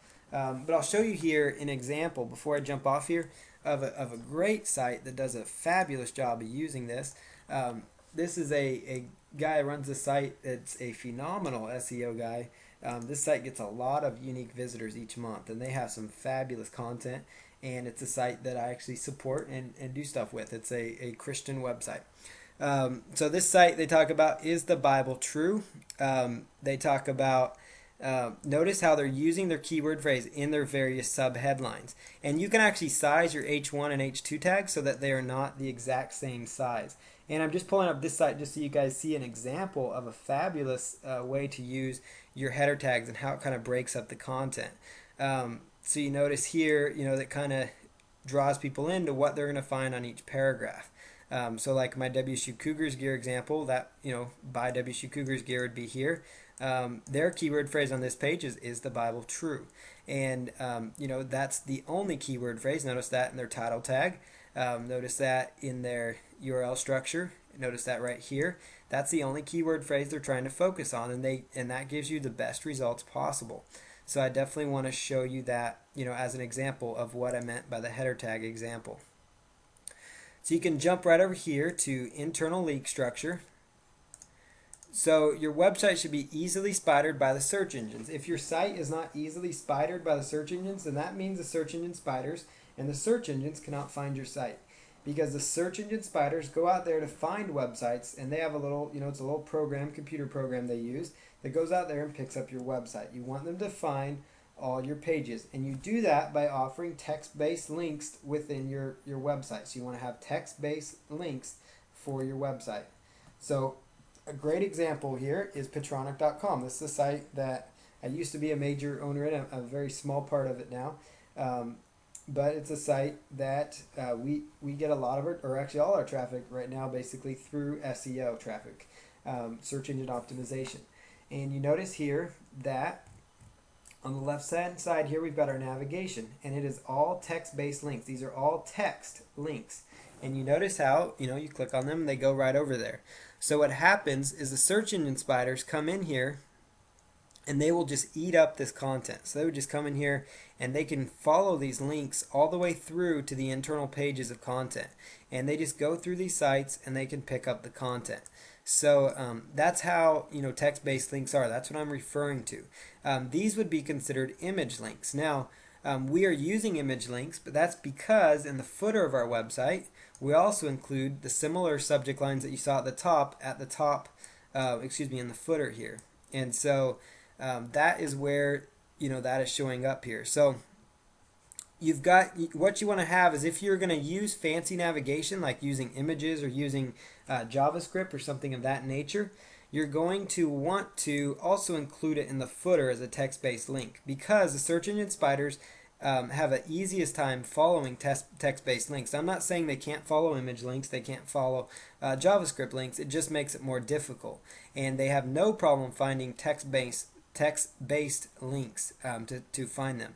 And one thing I want to draw your attention to is, notice this clickable part of the link also is the main keyword phrase for that particular page. And what that does, that's called the anchor text. I know you've heard that said before, but anchor text is a very important aspect of search engine optimization, because anchor text is what is the clickable part of the link. It's the clickable text. That's another way to talk about anchor text. And it should be your main key, that page's main keyword phrase should be in that anchor text. So for example, beeper callers. That page right here is all about beeper callers. You're going to notice here beeper callers. That right there, it is actually text-based. That's an H1 tag right there, beeper callers. And then you'll notice here beeper callers, dog beeper callers, dog training. Notice that in the title tag. Notice that in the breadcrumbs, so the search engines can find those breadcrumbs. And also in our URL structure. So it's very, very clean. It kind of just, it's very well optimized. And what happens though when you're doing this is, the actual website itself will rank higher in the search engines when you're, basically it'll help these internal pages of your site rank when you're telling the search engine spiders what to expect. Like they know, because beeper colors is in the anchor text, that if they go through this text, they're going to find beeper colors. So it gives your site, your page, a little relevancy boost, because on this page there's content about beeper colors, because that's what's being sold here. Now you could also have text down here if you wanted to, or other things. But this is a site that just sells products, so it's basically focused more on just products as content. So each one of these beeper colors, if you click on it, it goes even further, and you'll notice Dogtra 2500 T and B 400 yard training and beeper collar. That's a brand of color. That's a specific keyword phrase. Dogtra, notice again in my title tag. I just want to keep reiterating these points to you so you understand how the search engine optimization all works together and why you want to have the relevancy. This page is very relevant for this keyword phrase. So that's something very important and essential for you to consider. You need to use anchor text when you link into pages within your site. The keyword should be part of the link. So right here is an example. Whoop, let me go right back here. This is what your link would look like. And this says, you could actually copy this down when you watch the recording. But inside your link, where it says your domain, that's your URL, that's your link. And then inside here, where it says Chicago Lawyer, that's like the keyword phrase. So if you are a lawyer in Chicago and you are linking to your website or to a page inside your website, you would want to try to link with the anchor text link, because that gives you a powerful search engine boost. So that's a very important aspect of search engine optimization. You should have no more than 2 links from your home page to your internal pages. So that's something to keep in mind. Now if you're using WordPress, for example, it does a great job already of providing good internal link structure. You want to use a sitemap and an RSS feed if possible, if at all possible with your website. So you do want to use a sitemap and an RSS feed if possible. So you want to include a sitemap, and I'll show you kind of an example. A sitemap will contain all of your links. So even if you don't have all your links in your navigation on your homepage, you want to have a sitemap link in the footer of the website so the search engines can find it. Sitemap links are all text-based links that basically help the search engine spiders come in and pick up all of your content all at once. So they come into that page and they find all that content, which links to the pages on your site. So it enables them to find all your pages, because it does you no good to have articles on your site. It doesn't matter how great the articles are. If the search engines can't find the articles, it's not going to give you the benefit that you are seeking. The URL structure in here, let me jump off here and quickly show you an example of an actual sitemap. So let me jump right over here. Here is a site that does a great job. Notice here in the footer, if you were to click on sitemap right here, it would take you into a page that has a sitemap. It's got a link to all their different pages on their website. So you notice here, bad credit business loans. If you clicked on that, this site's actually broken down into several different sitemaps. But basically you get the idea here of how a sitemap works. You can access a sitemap from the footer of the website. That's usually the most convenient place to put it. So it's a text-based link that the search engines will look for and grab, and they will use that. Another thing that will function very similar to how a sitemap will function for you is the RSS feed. And if you're using WordPress, by default, your site will have an RSS feed.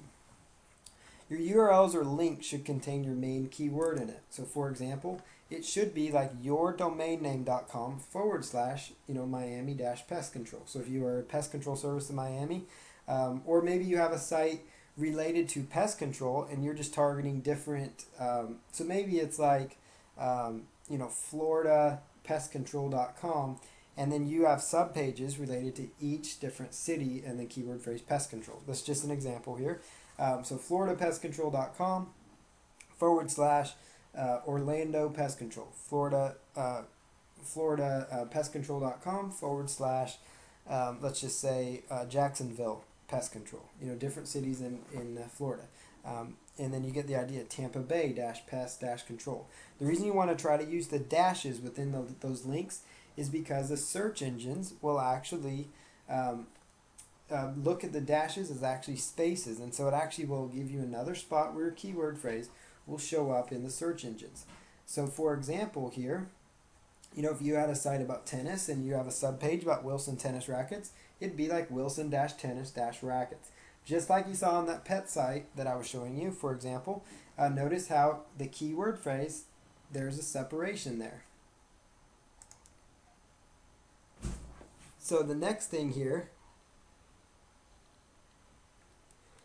I just want to make sure everybody still hears. Okay, so the next thing you do here is you want to make sure that you have your keyword phrase separated by the dash.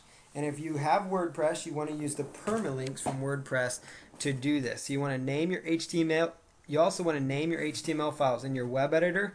And you want to do this on your future pages. So if you're using, let's say you're using front page, for example, and you go to File, Save As, because that's how you save your pages when you create them.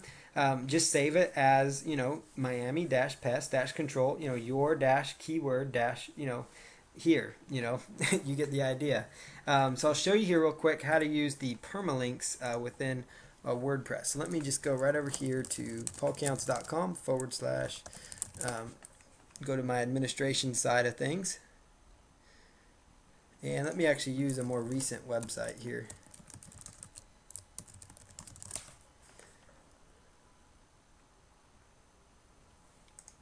Okay, so I'm going to show you how to quickly use this in WordPress, the permalink structure, and then we're getting to the point of wrapping things up for this particular training. We'll open up for questions and try to have about 30 minutes or so for Q&A time. So what we've got here is if we come right over here to right inside of your WordPress, you're going to see on the left hand side it's going to say Settings, and you want to just click on Settings. And then inside Settings, you want to click on Permalinks. And once you've clicked on Permalinks, it's going to have a default structure right here. You want to select Custom Structure. And inside Custom Structure, you want to type in / and then you want to do the %, which you hit that by doing the Shift and hitting the number 5 key. And then you want to type in the word post name. And then you want to do % and then /. And what that will do is that will create search engine friendly links for your WordPress. And so by doing so, what it does then is it basically takes and puts the dash in between each of your keyword phrases. So it makes the custom structure show up correctly for your individual keyword phrases. So that's exactly what it does, and that's how you use that. So it's just you log into your WordPress. This is WordPress 2.7. Go under Settings and choose Permalinks, and then choose your custom structure. And then the next thing that you're going to do then is you're going to go right over one other thing inside WordPress that I just want to point out to you real fast while I'm back here. Notice here under the general settings, notice here it says blog title. Even if you don't have the all-in-one SEO plugin installed, you can put in your keyword phrase inside the blog title, and that will give your overall site the main keyword phrase. And then usually by default, even just with the default setting, WordPress will actually put your main keyword phrase inside the article titles of your individual post. But if you actually are using the all-in-one SEO plugin, I'll show you how to use that when you're adding new content. So if you're right here and you chose add new content, and this is going back to the example, so you write in your article title, you write in your article, and then you scroll down to where it says all-in-one SEO pack, and that's the plugin you're going to want to write down. It's all-in-one-ONE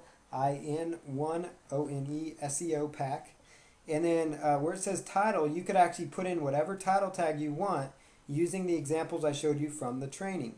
For the description, you put in your nice meta description, because that will enable the search engines to possibly, you can entice people. You can sell the click within the search engines because you can create your meta description that way. And then you can put in your keywords, separate your meta keywords, which in this case is just the main keyword phrase you're trying to go after. So that is how you do, the URL structure. And so the next little bit here, we're almost done here, I promise. So that's how you do your URL structure. You want to try to do dashes to separate things. Now, content structure. This is very important. Your articles on your site should contain your main keywords near the beginning of them. So you want to write your articles so they're unique, so they're relevant, so they have high quality content. But you really, in order to tell the search engines that an article is relevant for a particular keyword phrase, like let's say the article is on Wilson tennis rackets. If you don't mention Wilson tennis rackets in the first paragraph or two, it's not going to look very relevant to Google, nor to the person using it. So you want to look out for your users because they're there to find a Wilson tennis racket. So if your site happens to come up for that keyword phrase, because you've used it in your title tag and your URL structure, but you don't talk about Wilson tennis rackets till paragraph 3, it's not going to do your users any good. So because they may think, well, I didn't, I'm not finding the content I'd hoped to find on this page, for example. So, in your content structure, you would have like the title of your little article on that page be an H1 tag. And in case you're wondering, if you're using WordPress, and I keep talking about it, but WordPress will automatically put the main title, it goes right into an H1 tag by default. So that's something for you to keep in mind. So it's already done for you whenever you create your post. So that's why it's important to try to incorporate your keyword phrase in your article titles within WordPress. And if you're just using standard HTML to do your sites, that's not a problem at all. Just go ahead and put in your main keyword phrase in there. And so you want to try to have your main keywords, your main keyword phrase, so if it's Wilson tennis racket, you want to try to mention it at least one time or so in that first paragraph. Now, there's nothing. Articles should be broken apart with the header tags in between if possible. Not only will that help your readers, because it will actually kind of break things up, because it's really hard on websites. People don't want to sit there and read 500 words at once. They like to have little subheadings and things. So try to break it up when you're doing your articles on your site. You should try to include your main keyword once or twice in the first paragraph, and place it anywhere that makes sense in the next paragraphs. And that's an important statement I'm making. It needs to make sense. You do not want to write content that doesn't flow and that doesn't make sense. So, I would not sit there and talk all about, let's say Tulsa chiropractors. I wouldn't say, find the best Tulsa chiropractors. Tulsa chiropractors are the bomb.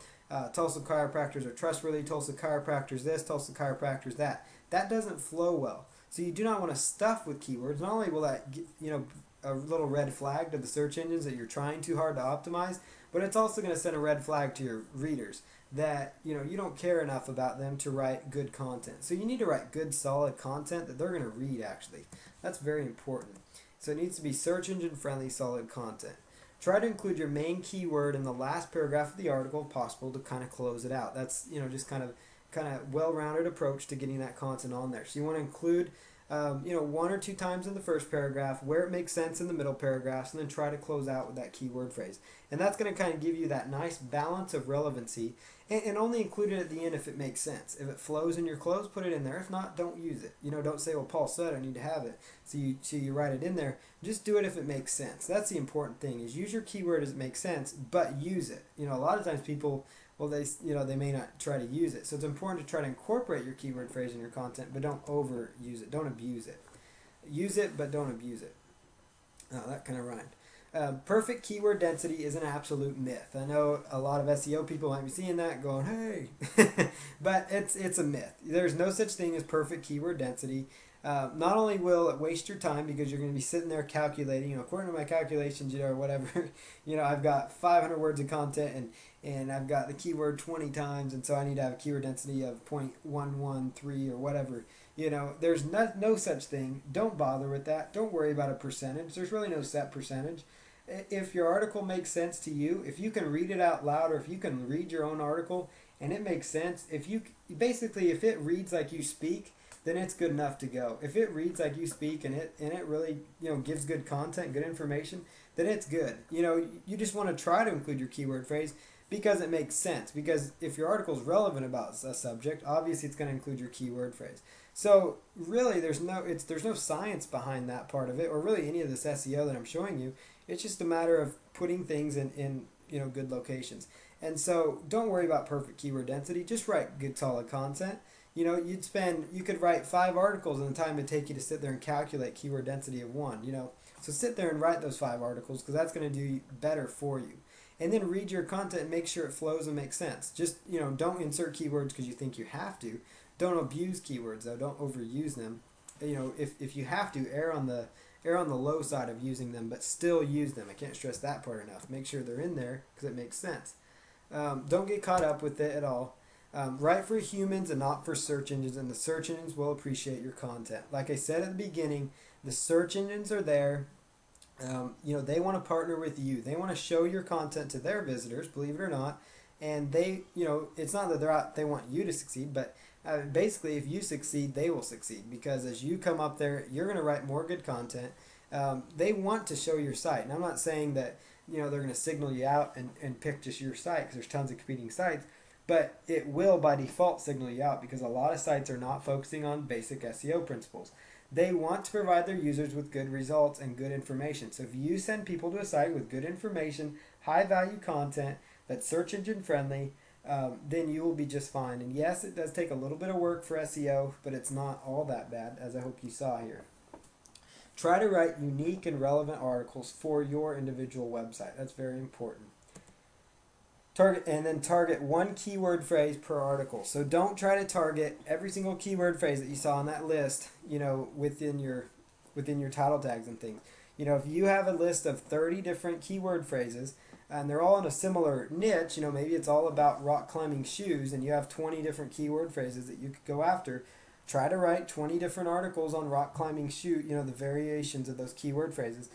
If you can, if you can write good content on only 5 of those 20 keyword phrases, then only use 5 of those, because you can write, because there's no sense in writing, having 20 spammy articles on your site, if they're all real short, low value content. But if, like let's say you have 20 keyword phrases related to rock climbing shoes, and you could easily pull out of 20 keyword phrases 5 solid articles, and then target each one around one or two, one mainly specific keyword phrase that you use in your title tag, that you use in your URL link, that you use in your headings, and that you try to use inside your content. And you do those things, you're going to be just fine. And then you link to those, when you're doing WordPress, it will automatically add your content to an RSS feed and a sitemap for you using the Google Sitemap plugin, so it will be found. If you're using a static HTML site, just put the link, in the sitemap, and make sure you have a sitemap on your footer. And then the search engines will help find that new content. And if you want to, and you're using a static HTML site, use the content we talked about in that first video that has been uploaded for you, where it talks about using Pingamatic.com or another site. This is session 3 of your traffic and SEO training. In this session, we're going to go over article marketing and keyword research for more traffic and more profits. You want to write informative articles that help build credibility and that drive targeted traffic and increase your search engine ranking. So that's very, very important. The next thing is to keep in mind, articles increase your online exposure by placing your articles on high traffic, high authority websites. And I want to make sure that I made the screen active, so I'm going to just double check on that. Okay, good. So you guys are seeing the screen. I just want to verify that. So let's go back right here. Okay, so obviously you want to be writing informative articles using that keyword research that we just went over. So when you're writing these informative articles, they will help you build credibility, drive targeted traffic, and increase search engine rankings. People will help see you as an expert, and that's why article marketing is so important to your business. Articles increase your online exposure by placing your articles on high traffic, high authority websites. You're simply providing information that people are seeking, and that's where you come up, and that's why you want to provide the information that people are seeking using those keyword research tools that I just went over briefly. And then at the end of the articles, you want to include a link to your websites. You want to include a call to action so that people will go right back to your websites. You want to have some sort of a call to action within that. So here's a little brief overview of how to write articles. You want to include a catchy, keyword-rich title for the article, and you want to try to write at least 3 and around 5 short paragraphs for your article. So shorter paragraphs will increase the chances of the article being read. It's really difficult to read articles, you've probably seen them that have 150, 200 some words in just one little article, it can be difficult here in one paragraph. It can be very difficult to follow along, and that's why a lot of sales pages and things like that you see online are broken down into a little more easier to manage bite-sized chunks. So you can even try to include some subheadings within your articles as well. So you want to include a catchy keyword-rich title for the article, and the keyword-rich title would be exactly what we just researched. And when I'm talking about keyword-rich title, you want to include your keyword somewhere in the article title, preferably at the as far to the left, the beginning of it as possible. But if you can't include it to where it makes sense and it's catchy, you want to include it somewhere in there. Things like step by step, 5 steps to dog leash training success. That would be a great article title. 5 steps to dog leash training success. 5 steps to putting success. Things like that. Those would be huge for you. You want to provide good, solid content within your articles, within those 3 to 5 paragraphs or more of your article. Provide good, solid content to the readers, because by providing good content, people are going to want to purchase something from you. They're going to want to click to learn more, because they're going to say, wow, he's providing this kind of content for free. What's he got to offer me on his website? Does he have more of this great content? That kind of thing. People will respect you if you provide good, solid, and informative content. Some good subjects here, articles that do really well. How-to articles, I talked about that. Bulleted points, so articles with like 5 bullet points, 5 step-by-step plans, things like that. They do really well as far as getting people interested, in reading the articles and getting them to like draw their attention in. Article subjects, like I said, 5 steps to dog leash training success. That'd be huge, because people say, okay, I don't really have time to read a big, article that, sometimes they think of articles, they think of long, big, educational type articles that people write out a bunch, 5,000 word articles. These are just short, to the point, step-by-step articles. So they're like, okay, I can take 5 little steps, and each little step might be, a little paragraph or a little bullet point or something like that. So, dog leash training, 5 steps to success. And you could actually take that title I just said right here and apply it to your niche, weight loss secrets, 5 steps to success. Weight loss tips, 5 steps to success. Bird watching, bird watching success, or whatever. Bird watching, 5 steps to success. You get the idea. Mortgage, 5 steps to success. So there's a basic on how to write some articles, what you're trying to accomplish when you're writing articles. At the end of the articles, make sure you include an about the author, a bio, an about the author bio or biography, which also, is also called a resource box from time to time. And it should be around 200 characters or 1 or 2 sentences, or even 150 characters, whatever it is. You don't really need to sit there and write out the characters. Try to keep it under 200 characters, because some article directories won't allow you to submit more than that. I know Easing Articles let you submit a little more than that, but I try to keep it around that level, just to make sure that I get as many pickups on my articles as possible. Or a good rule of thumb, like I said, is 1 or 2 sentences. Inside your resource box, you want to include an offer or an enticing reason for them to visit your website. And you want to include an anchor text link going back to your website for maximum SEO benefit. Now, for those that maybe haven't watched week 2 video, or you missed last week, we talked about how important backlinks are and anchor text links. And that's actually another whole subject too. We're going to go more into backlinking, because it's so huge for your success with search engine optimization and traffic. And getting backlinks to your site is really important if you're using anchor text link. When I talk about anchor text link, I mean the clickable part of the link. And hopefully in this example here, you can kind of see what I'm referring to. So you see here in my example of a good resource box, a decent one. This is my name. Paul Counts is an internet marketing consultant, small business coach. Discover how you can make money online as quickly as today by visiting fastcashaccounts.com, where you can download the free step-by-step video training series now. So what you've got here is, with Make Money Online, that is my anchor text, or sometimes referred to as clickable text. That anchor text, Make Money Online, links to my blog, paulcounts.com. Oops, didn't mean to click on that, but there it is. So it links right over to my blog.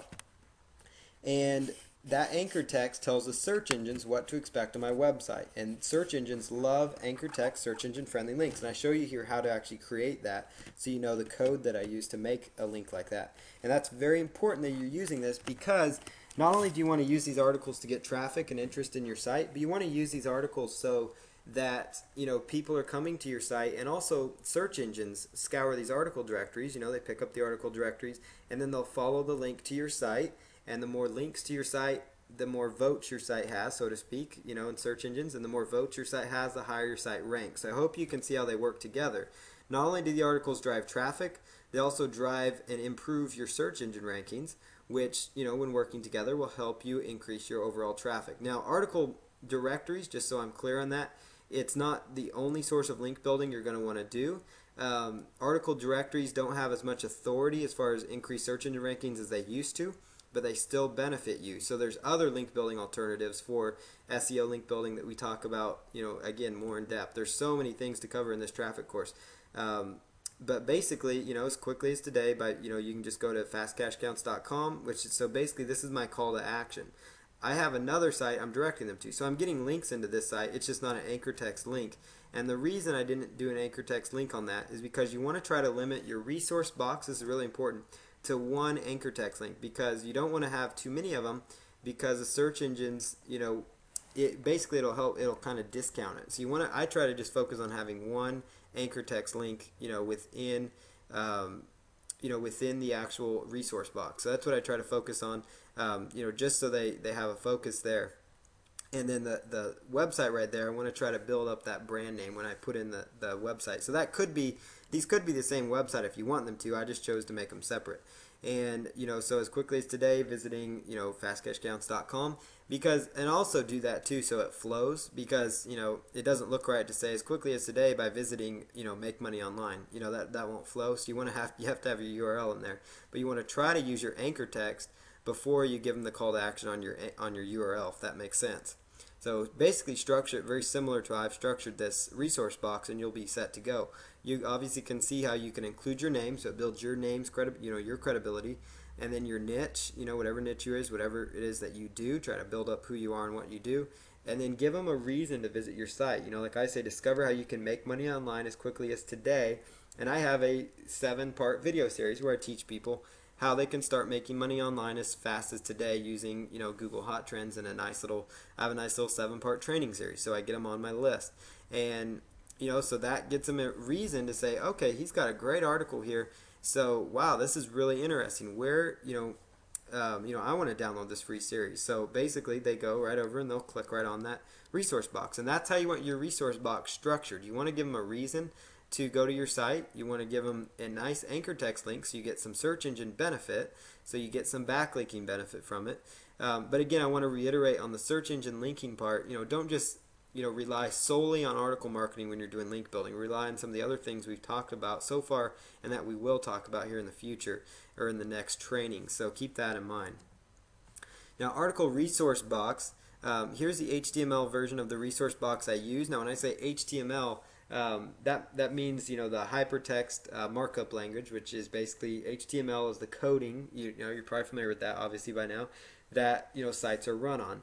And most of these sites, a lot of article directories have an HTML about the author section, and they also have one that's non-HTML. And the non-HTML one only allows you to have a link to your site, like this link right here, http fastcashcounts.com. I chose to capitalize the different words in my name just because it kind of helps. It helps kind of stick out in people's mind. It doesn't affect your URL at all. You can type in caps or no caps in your main URL, and it'll go where you want. And so basically, discover how you can make money online. And notice this is the code that I use. So this forward slash, you want to write down this one here at the bottom, right here. Whoops.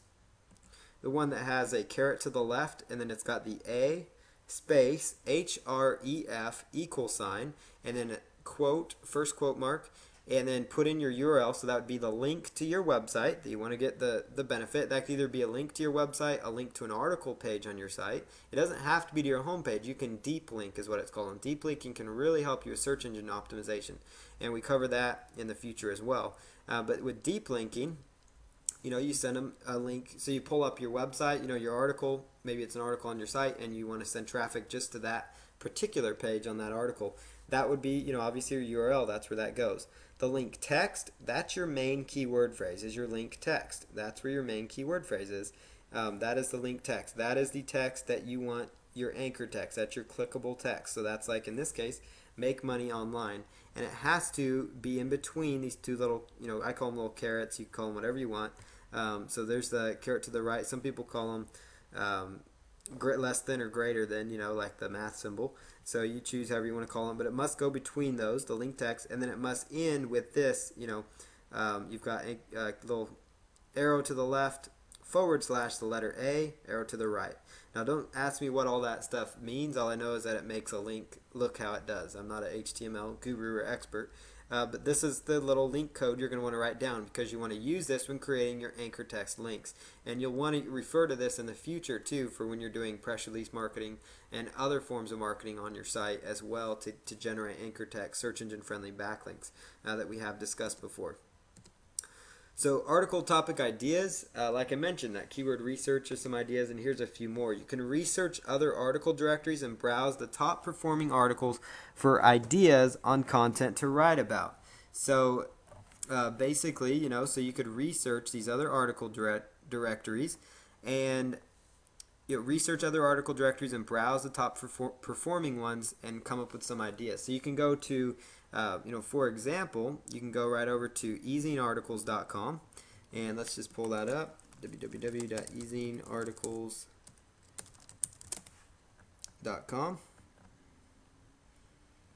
And if you go and let's say we narrow down to a particular niche, like let's just say health and fitness, and let's pull down acne as another niche within a niche, and you would see here at the top of all Ezine Articles pages, they have a little page up here that says top authors in health and fitness, and you could click in here and get some ideas for what these top authors in this category. Now I'm not saying to copy I'm saying to come up with some ideas for article subjects. I'm not saying to go in and copy their articles by any means. I'm talking about coming in there and helping yourself brainstorm some subject ideas that they have used for success, because they're considered a top author in their field. And you can also utilize this to get ideas for how you can structure your article titles using the keywords that you have researched. So as you will recall, the keyword research we already went through in depth. This is how you can go in and actually start going through the process. So cures for pimples. Cures for pimples would be his main keywords. Get rid of those ugly pimples and get your clear skin and beautiful skin back. So there's a little subject. Home remedies for acne. That's his keyword. Space. Use these remedies to get your clear and beautiful skin back. So notice in the title, he does a fabulous job. Now I haven't looked at this stuff yet. I'm just showing you guys this as an example. They do a great job of including their keywords as far to the left, and then they do a great job of trying to sell people on reading that article. So you see here they've got their main keyword, space, and that could be probably the best way to format some of your articles, because it's easy to read. It's got the information they want.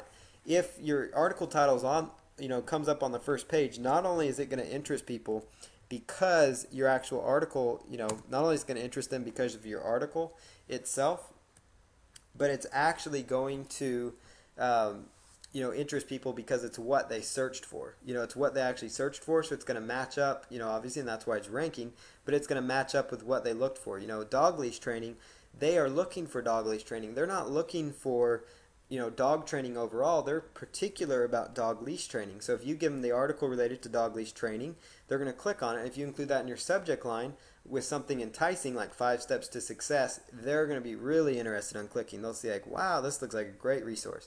And then they read through your article, they see your bio box, they happen to click through to your site, maybe they sign up for your list, maybe they click on the affiliate link you have on your site that takes them over to like ClickBank, and it takes them right on over to the affiliate site, and then maybe they sign up and they buy the ebook you're promoting, or maybe they buy your ebook, or maybe they maybe they buy a dog training collar from you, or leash or something like that, for their dog, or maybe they sign up for your dog social networking site.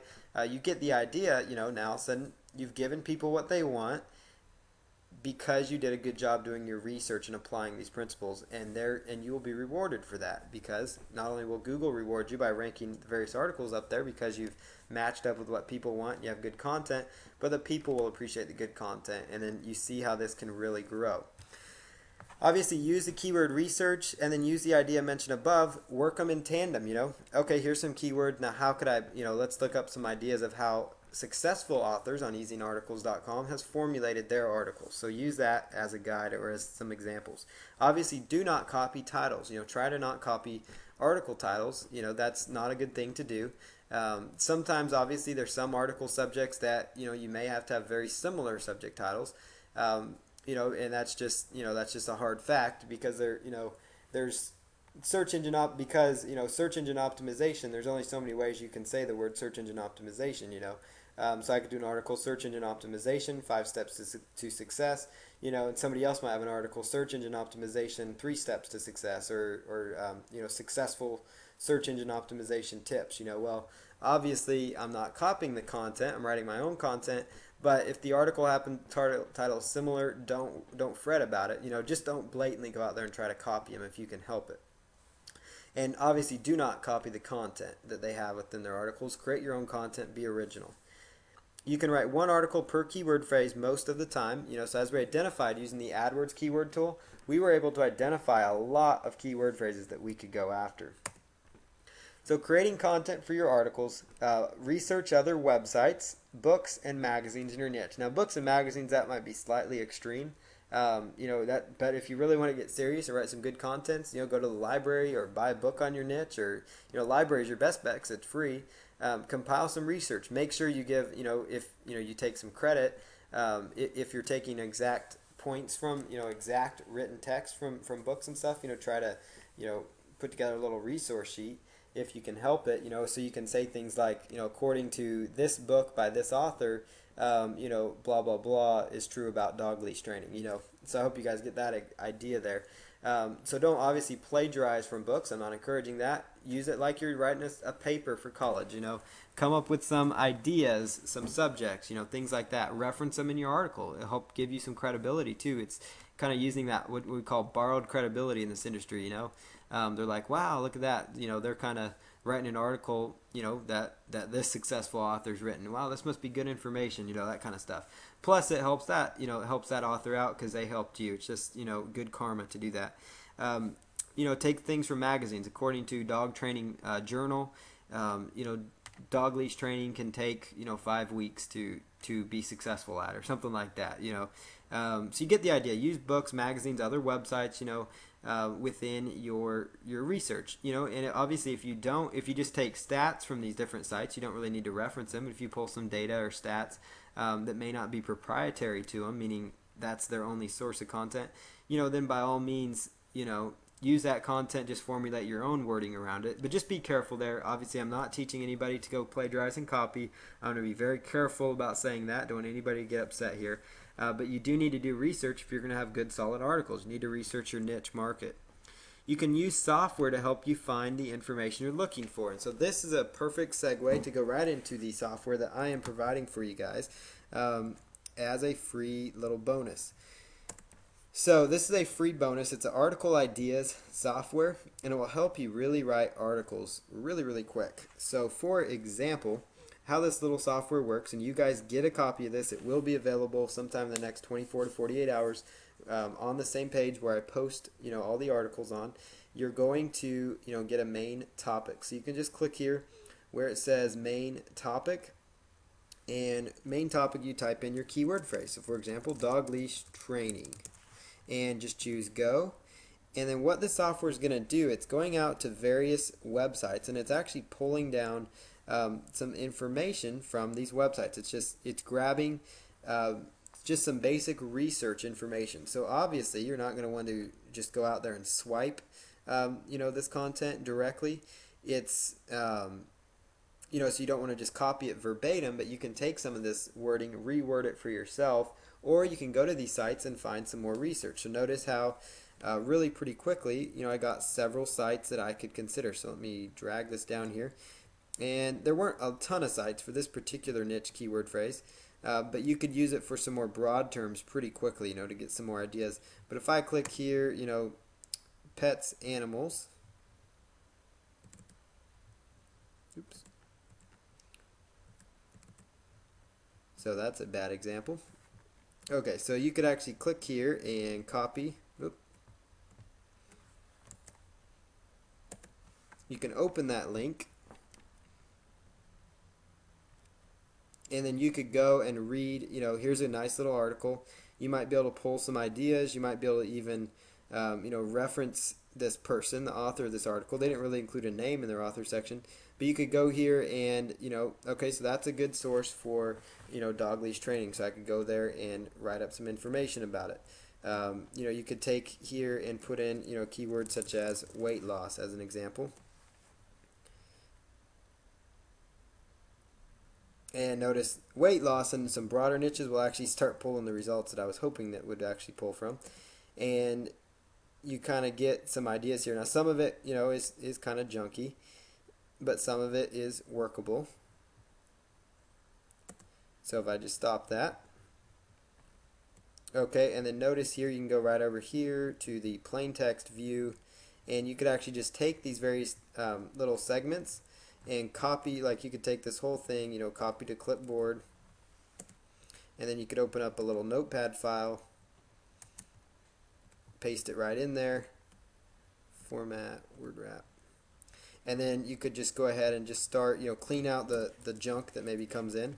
But just, you've got right at your hand some research that you could start doing. Weight loss is about knowing which foods are healthy and eating more of the healthy foods. Okay, that's a good little sentence, so let me go and take another one, and so you go grab a few more sentences, and then you take them and just start, rewording that. So really quickly here, it gets your research done for you. So I'll give you guys access to the software. You can play around with it. I was pretty excited when I found out I was able to give this to you guys. So I'm going to enable you guys to use that software. It might help you guys some in your article writing. So you can use some software tools. You can also do your own research on Google itself. That's some other ideas. Google dog leash training and look up some other articles. Dogleashtraining.net, and pull some data, information, or get some ideas. Have a little notepad next to you, or a little notepad text file, and write out, okay, maybe I should comment on, write something about this, or read the comments on these various articles and see if people had questions related to that. You can go into website forums, so like, dog training forums, and you could see big questions that people have about dog trainings, so, like there's inside this dog forum that I'm just clicking on,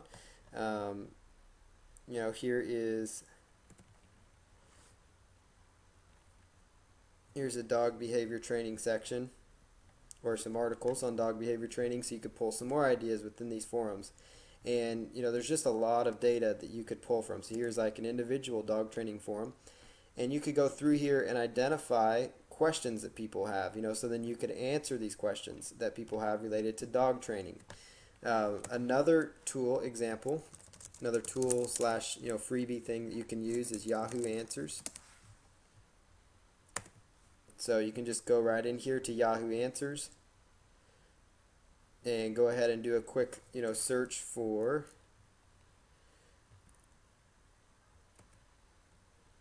your question. So let's say dog leash training. See if anybody has any questions about it. Where can I find a dog leash or dog training leash? Does dog leash training or dog leash training, how long should it take? So there's an example of a good article. Somebody's saying, okay, dog leash training, how long should it take? I'm going to train my dog. How long should I take for each session? And then you could research that answer, come up with an article, and and respond to them with a link to your ezine articles that you created. Plus, you're creating content for yourself with that main keyword phrase. So definitely use Yahoo Answers as another research tool to utilize. So again, we talked about using software. You can rewrite private label rights articles, and I encourage you to rewrite them because you want to have good, unique content. You want to ensure that your articles are picked up. So if you rewrite them, it's basically reordering the content, adding content to them, taking out words, coming up using a thesaurus, which is basically it's a tool that gives you kind of like a dictionary, but it gives you synonyms, keywords that are or words that are similar to different keywords within that. So you might use additional keywords like dog leash training, dog obedience training, or something. You might tie those kind of words in. Leash, collars, those kind of run together. You can try to use those inside within your article. Come up with some ideas, just some various things that might make sense, some core keyword phrases. You could change them to different keywords as long as they mean the same thing. rewrite the article, basically take the content and say, okay, this is good research, but I'm going to rewrite it myself. The great thing with that PLR content, when you're rewriting it, you don't need to worry about referencing, the PLR content because you have the rights to it to do whatever you want with, pretty much. So you don't need to be sitting there and referencing people. It gives you some abilities, and you can find private label rights articles by just going to Google and typing in, dog training private label rights, dog leash training private label rights. You might find articles on even the most niche keyword phrases, but usually you're going to find it for broad keywords. But if you have private label rights articles and they already have good subjects that are already getting traffic, you could actually use those as subjects to start with. So a lot of times we get private label rights. Maybe you have 100 articles, PLR articles on the weight loss niche. Well, now all of a sudden you've got 100 articles that potentially have search farm that you could go in and rewrite or combine it. You could even take bits and pieces from private label rights articles, combine them to an original article that you're writing, or take half of a PLR article and combine it with half of an article you wrote. And there you go. You've got yourself some good unique content. Use PLR ebooks that give you the rights to use as articles, because some private label rights ebooks, and I'm not talking about articles, I'm talking about ebooks, so you don't think I'm repeating myself. But private label rights ebooks, typically, an ebook is like 50 or so pages of content, and you could actually take a private label rights ebook. So let's say an ebook's got 50 pages of content, then each one of those pages could be around 50 articles for you. And what I like about using ebooks for is because it gives you a chance to kind of have a slightly more unique content, because most of the people that get private label rights ebooks, they just think about selling the ebook if they do anything with it. Most of the time they won't even do anything with it. But if they don't worry about, most of the time they're just worried about using it as an entire ebook. They're not really thinking about using it as an article now, and so it gives you a little chance to actually, have some good unique content pretty quick. And, to make sure it's even more unique, maybe take one page of content, cut it in half, combine it with maybe something you found on page 3 that was interesting, and, maybe add in your own first paragraph. So you get the idea is that you don't need to write all this content up front. You can also obviously outsource article writing if you want to. You can go to elance.com and put up an article writing project, but outsourcing for traffic, that's going to be, again, another topic that we have to go over. But creating content for articles is something you can do on your own. You could have somebody else do for you. You can pay about $5 an article and have them written for you, or you can take one PLR ebook and turn those into articles. And so you get the ideas of some things you can do.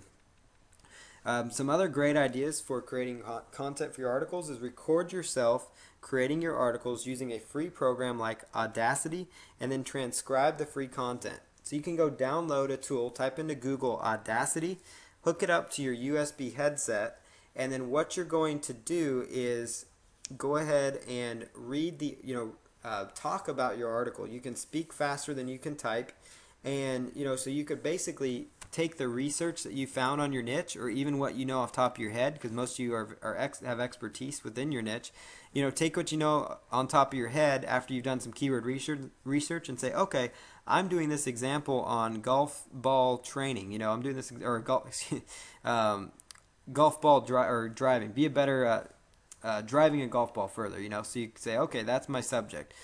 Golf ball driving, and then you go sit there and you just start spouting off everything you know about being a better driver, driving the golf ball further, faster, whatever it is you're trying to do with it more accurately, curing your slice in your golf swing, so you're talking about curing your golf swing slice. You give some tips. You're just speaking it, and Audacity's recording yourself. And what's great about it is you're going to be able to apply it to podcasting, some other marketing forms, video marketing, the MP3 that you get after this. And so you can actually take that file that's created, so you're actually kind of doing dual purpose marketing there. And you can speak faster than you can type, as I mentioned. And a good tip also, if you want to have unique PLR articles, is to take private label rights articles and then read them in your own words. So read the PLR articles in your very own words into Audacity. And then once you have have done this in Audacity, just stop the recording and then go ahead and save it to your computer. and then open it up in like Windows Media Player, open up the file, and then sit there and actually, type out the articles. You can transcribe it yourself. If, a lot of times people are on a budget when they're doing their marketing, or they just find it's easier to just do it themselves, or they have a spouse or a family member or something that could transcribe, the audio. So you just basically take the audio and you just type out, what you're doing as you speak, and all of a sudden now you've written an article, and you'll find that in a very short amount of time, just literally like a few minutes, you've said enough to actually create an article or two even.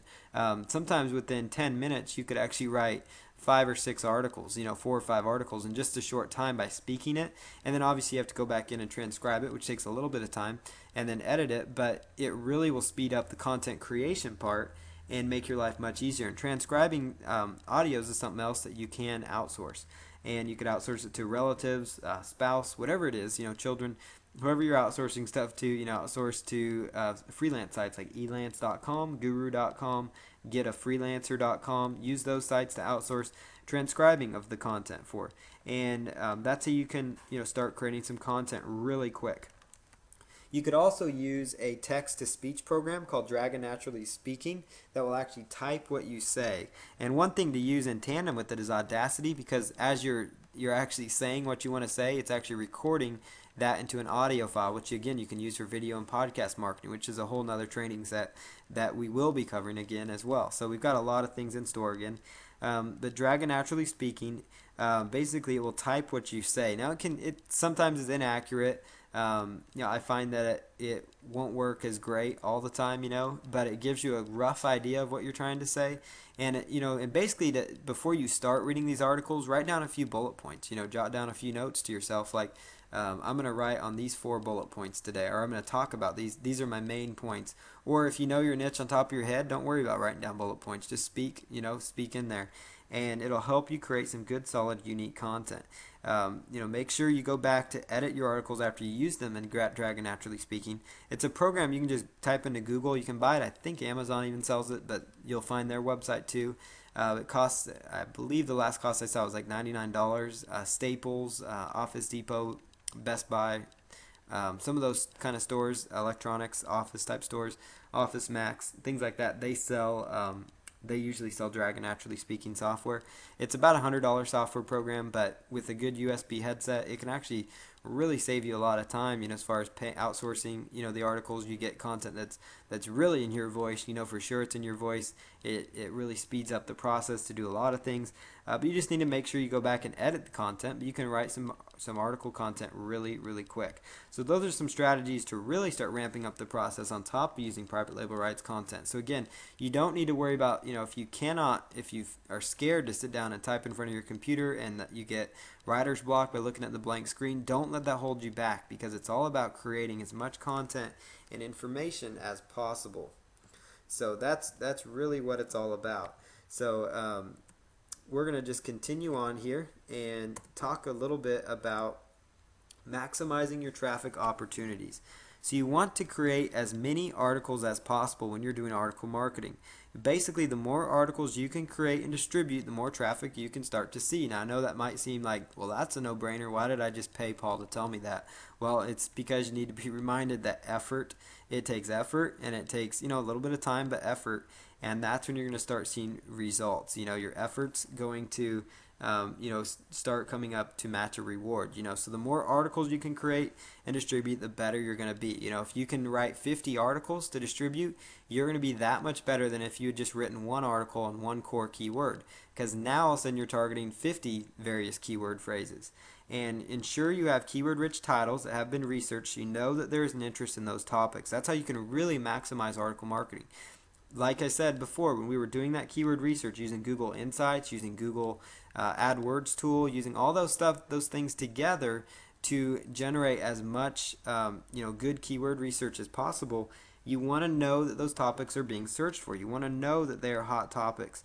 And then you want to have a good resource box, because it does you no good if you don't have a resource box, or if you have a resource box that's kind of boring, or basically you want to give them an incentive to click on it, whether it's your free report, whether it's more fabulous content, whether it's more of you, whatever it is that gets them excited to go to your site. You want to have a good resource box, whatever, maybe you're having coupons, promotions, whatever it is, give them an incentive within your resource box to click on your links in your resource. And in most article directories won't let you do more than 2 links, so you want to try to limit it to the 2 links I showed before, which is your anchor text link, which helps for search engine optimization, and a direct link to maybe your offer page, your website, or whatever it is. But you want to make sure they're linking directly to your website. That may seem like a no-brainer, but it's very, very important. So to maximize your traffic opportunities with article marketing, there's just 3 really core things. Create as many articles as possible, and ensure you're using keyword-rich titles that you have done some research on, there's an interest, and then have a good resource box. It takes a little bit of work, but I hope you saw in the previous steps that I went over some methods for generating content quickly without having to worry about writing as much. So I hope that encourages you to do more article marketing. Distributing your articles. You can distribute them through article directories.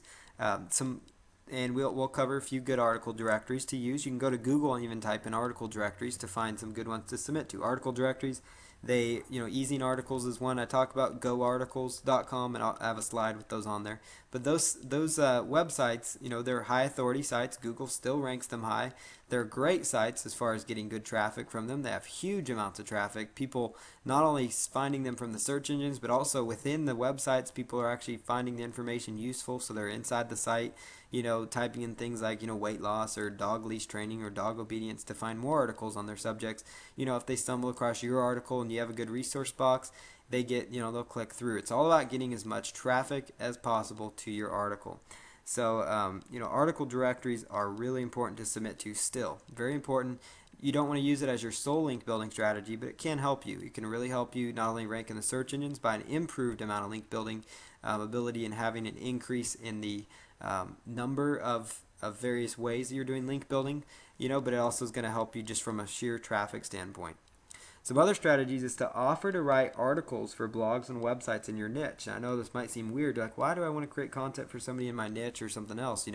Well, find a site that is an information type portal or a hub in your niche market, and make posts on forums in your niche. So like the Warrior Forum if you're in internet marketing, or maybe it's a weight loss forum, and find forums in your niche and tell them that you would like to write a few unique articles. So inside these posts, you want to make posts telling people that maybe it's in the joint venture section or about me section inside the forum or something like that, or come up with an area. Maybe they have a free section or a networking section or something like that. But basically say that you'd like to write a few unique articles, so articles that are only going to be used for those one websites.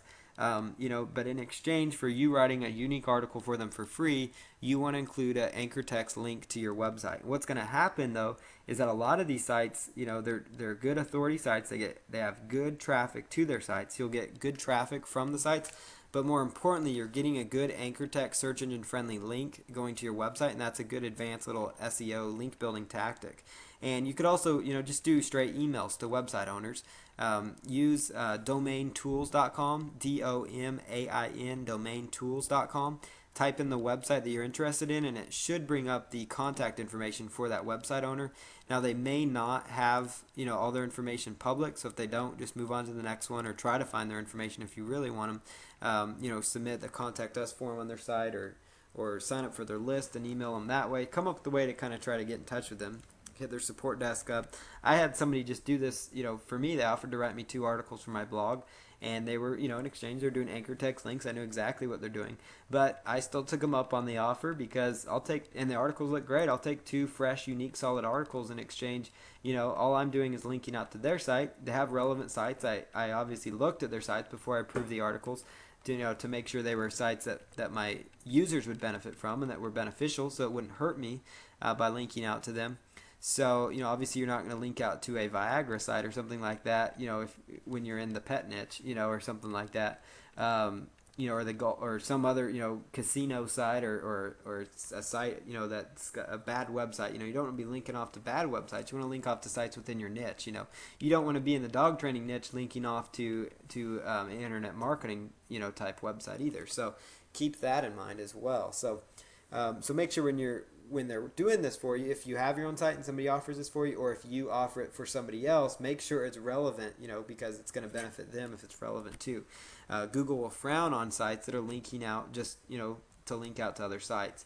And what's great though is you get a good one-way link, and search engines like one-way links, especially links that have text, surrounded by text related to that subject. So that's going to be huge. So you could offer to write a unique article. That's important. You cannot write this article and then distribute it to article directories because they did not ask you to do that. That's not you'd be lying if you did that. So you want to only take the article and use it only on their website one time. And yes, it might take you some time, and you might say, well, why do I want to do this again? But it's all about getting that good anchor text, search engine friendly backlink to your site. And make sure that they keep the site, keep it live on there. Maybe just tell them, but usually by default they're going to put it up there, set and forget it, and it's going to be live there. So another thing to use use an article software service to submit your articles. Articlemarketer.com is a great one that I use as well. It's tremendous. It actually takes your article and will blast it. It does cost money, so it does cost a little bit of money, but it will take your articles and blast it out there to several sites at once, several sources at one time. It will take it and submit it to a lot of article directories with one fell swoop. So that's a good service to look into. So you might try articlemarketer.com for that, or you might try other software services. I have another one I'm going to tell you here in a second. Some other ideas is research websites that want content in your niche, because not only this is not talking about finding articles that you don't know if they want your content or not, which usually they will. They like unique content because it helps them. Like the guy that's writing articles for me, he wrote some good articles. It's going to help me rank higher in the search engines. And so yeah, I'll put unique content because Google likes good content. It gives me an additional page of content because my blog, he's got one measly link to his site, but on my blog I've got my opt-in page and other things like that, but the main benefit for him is the anchor text search engine friendly link he's going to get from me. But you could do searches for golf. Like golf, I'm just talking about your niche, so bird watching, golf, dog training, dogs, cats, pets, whatever it is, how to, golf how to. So this would be sites related to how to information on golf. Typically, they're how to type sites, so they want user generated content. You could do a Google search for your niche and then the word submit article. So that would that's beyond just article directories. That's finding directories that are just niche specific. So niches, article directories just related to pet websites or pet owners, or niche article directories just related to golfing or bird watchers or things like that. There's a lot of blogs out there that want people to submit articles for them. So doing searches like that will help you identify some other blogs within your niche you can get links from. Type in words like your niche information, so golf information, golf and submit content. Same concept as when you're writing and submit article. That will bring up some other sources you can use to leverage article marketing. Sites that may want your article. Some of them may not even make you do the article exclusively. They may just want the article just to have more content, and then you can also distribute it. So, but if you find some good high authority sites that get some decent traffic, not only will you get benefit from the traffic, but again, that search engine friendly link on those other sites is going to be huge, because now I talked about article directory links not having as much weight with search engines, but they still carry some good weight for you as far as links go.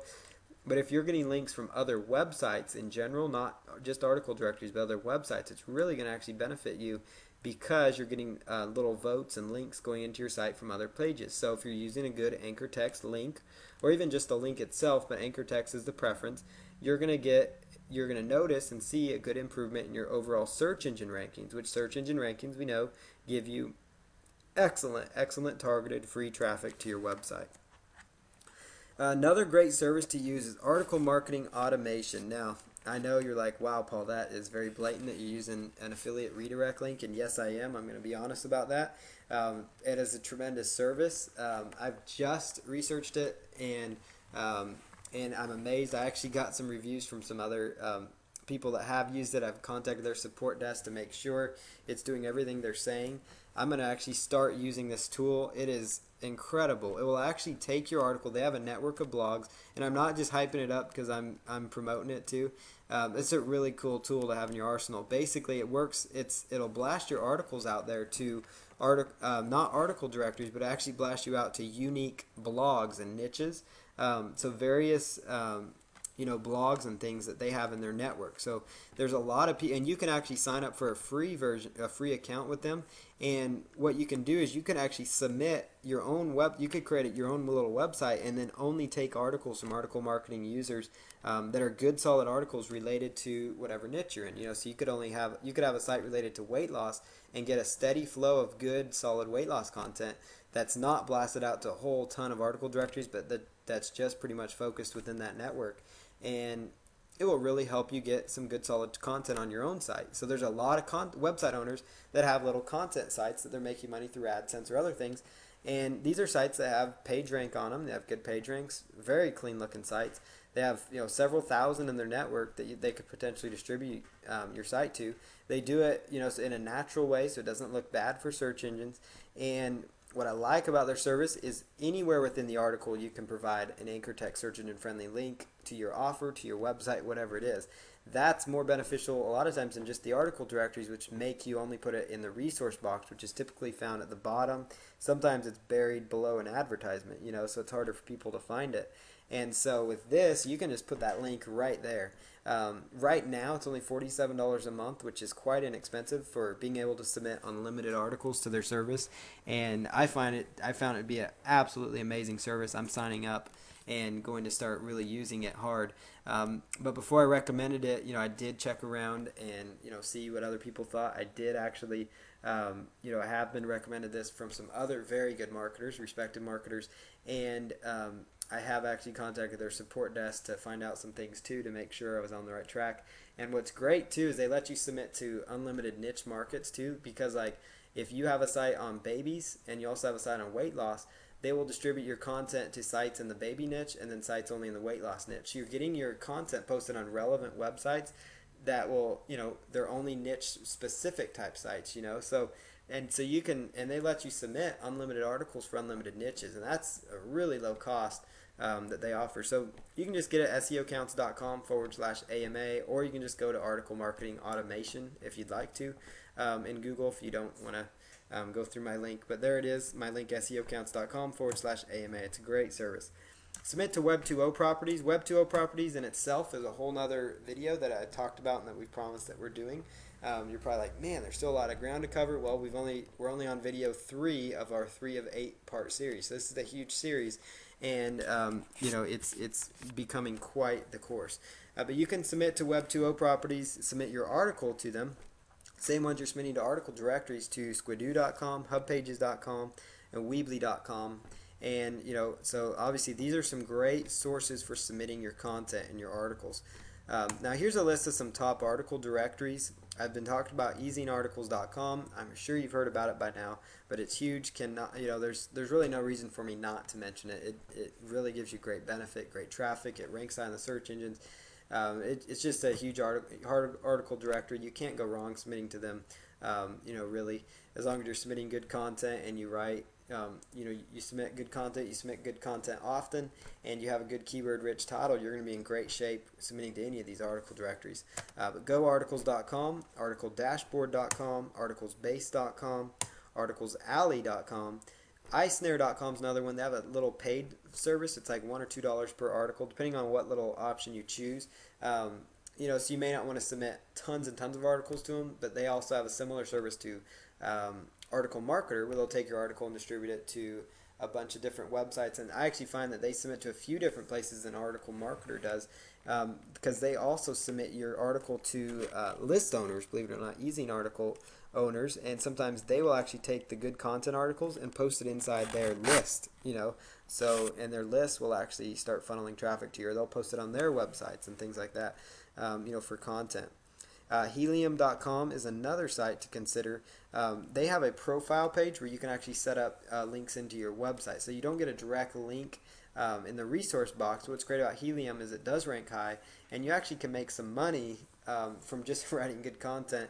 The problem with them is the content needs to be more unique just for their site, but they are a pretty high authority website. They're a site you could leverage for some good traffic potentially. And then just make sure you set up your profile correct with backlinks going to your site inside your profile page, because they'll link they don't really have a resource box where they say this article is written by and they put like your username. So your username, you could just make your name and it's clickable and it goes right into the profile page, and that would be a nice way for people to say, wow, I'm going to check out this guy, and then there's a link to your website inside there. So, use your profile page if you use a site like Helium. I definitely recommend the other 6 for sure. Great article directories. If you don't want to pay anything, obviously, and you want to just write one article, don't want to write 2, don't use Helium then. Use the other 5 that I talk about here, and do a Google search for article directories again to find some more article directories. Here's a brief little how-to of distributing to article directories. You want to use a TextPad file to copy from when you are distributing articles. So you want to include your title in the little TextPad document. You want to create a list of keywords related to your article. And you want to create a summary for your article which will entice people to read it. Usually the first sentence of the article will do just fine. So it's the first sentence of the article. It will work just great for you usually as far as the summary. Now, sometimes if you can be creative with it, if you want to give them, discover the 5 keys to dog leash training success, and that'll kind of be kind of an enticing 1 or 2 sentences that you could put together. And that summary sometimes will kind of be the summary that displays on the article sites itself, when people are inside the article directories. And so, but most of your traffic when you're doing keyword research will come just from the search engines themselves. But I like to, I write my articles in a Word document, or you could use like, Open Office Writer as another option. So I write them out in that document, and then I'll take them and I'll copy them into a TextPad file or a Notepad file, which is free on on all computers. And you just take the Notepad file, paste it in there, and then you can actually copy the content from your Notepad file, and then move that content when you're just copy and paste from that Notepad file to the article directories, because that's going to give you the cleanest result inside the article directories. Because what happens when you're copying and pasting from Microsoft Word is sometimes you get some bad formatting with the articles. So it's really important that you use TextPad documents, and that bad formatting will make your articles look bad, that may cause them to not be approved, all these different things. So you want to include your About the Author section in there as well, which would include the full HTML resource box that I showed you how to set up. And then again, copy from the Notepad file when distributing. I said that again on purpose because I want to make sure you are taking your article from your Word document to your Notepad file. There's nothing saying you can't write it in Notepad file. It's just preference. If you prefer to just type it out, your article in your Notepad file, just make sure when you're writing articles or however you're doing your article creation that you are saving on a every once in a while, and make sure you're saving the articles because you do not want to lose those articles. And then just copy from the Notepad file when distributing them, because that's going to give you the cleanest results. Now, marketing your articles, you can ping each of your articles with pingomatic.com. And so just go over to pingomatic.com and you could just ping it after you distribute it. And then you can bookmark each of your articles that you distribute using socialmarketing.com or onlywire.com. Onlywire is a tool we talked about in the first video, and we're going to talk about it in our social bookmarking lessons as well. And so you can just go through these phases, and we go way more in depth on some of these methods, but what this is going to do, it's going to help the search engines pick up your article after you've distributed it and created it, and it's going to really help them start indexing that content, because you want that content indexed quickly so you can start seeing some traffic benefits from the content. So this method right here, using those 2 things of bookmarking and pinging it, will increase the effectiveness of your article marketing tremendously, because it's going to get more people, more targeted, focused people to your sites, to your articles, which translates to more visitors for your website. And here's, in closing, a weekly article marketing plan of action. So the first one is to research keywords and subjects for your articles using the keyword research that I identified at the beginning of this video. You're going to want to make a list of 25 potential article titles. And because the key here is, if you can do this on a weekly basis, you are going to be in a great shape within your niche market, or whatever niche you're in. But if you can create 25 articles per week, that's going to translate to about 100 articles per month, and in exchange about 1,200 articles per year that you are working on creating and distributing. And really though, don't worry about like, wow, I gotta do 25 articles. This isn't really your homework, but this is really a plan of action to really kickstart your traffic through article marketing. And you really, if you break it down, it's really just 3 or 4 It's just 3 or 4 articles per day. So you see here, 25 articles spread out over 7 weeks. That's 3 to 4 articles per day. So it's not too bad. So if you can set aside, say it takes you 10, 15, 20 minutes per article. Let's say it takes you a while when you're first starting out, up to 20 minutes. That's an hour a day. We all have an hour a day, so you spend an hour a day that you could be spending on this instead of maybe watching TV or something else. To just focus on doing some traffic generation methods. Maybe go home an hour late, whatever it is. Come up with a way to kind of fit in an hour extra a day, and just go through it and start coming up with 25 articles. Maybe it's just the weekends you have time for it. Saturday, Sunday, rip out 12 or 13 articles in one day. Focus on it for a couple hours, do something else, come back, focus on it again. But you want to make a list of 25 article titles so you can try to do about 25 articles. And if that discourages you, do 1 article a day. Do 7 articles for the week. If that discourages you, do one every 3 days. Have 2 articles that you come up with over the course of a week. But the more you do, the better you're going to be, and that would include make sure it has good keyword rich title tags again. The next step after you've chosen your titles and selected them, start writing your articles. If you have PLR, use it. If you have that keyword research software, if you have the Audacity software, or that software I'm going to give you guys to research, the Audacity program to just read your articles quickly, or come up with the articles, use those tools as well. And then submit the articles to article directories after you've created them. So you could do a thing like, say you write 5 articles, you distribute 5 articles. You write 5 more articles, you distribute another 5 articles. And you just go from there. And then you work on pinging each and every one of your articles after you distribute them on the various websites so that they get picked up. And then you'll want to try to bookmark your articles. I know this may seem like a lot of work, but a lot of work is really what separates those that succeed with traffic generation and those that don't. And the reason you're in this course is because you guys want to get more traffic, because you understand that without traffic, your business online really won't do anything, because it doesn't matter how you're getting your traffic, whether it's even through joint venture partners, through emails or whatever. Without any eyeballs to a website, nobody's going to nobody can take you up on your offer. So it's a matter of, looking at it like, this is my livelihood, this is what I want to do, and then just going after it and hitting it hard that way and working your tail off. And not necessarily working your tail off, because sometimes it can be fun, to do this stuff. I thoroughly enjoy what I do, and I hope you guys do too. It's fun to make extra income. It's fun to make a full-time living doing this. Depending on whatever it is, it's, your business, you're in your business because you think it's fun, hopefully, and enjoyable, and whatever the case might be.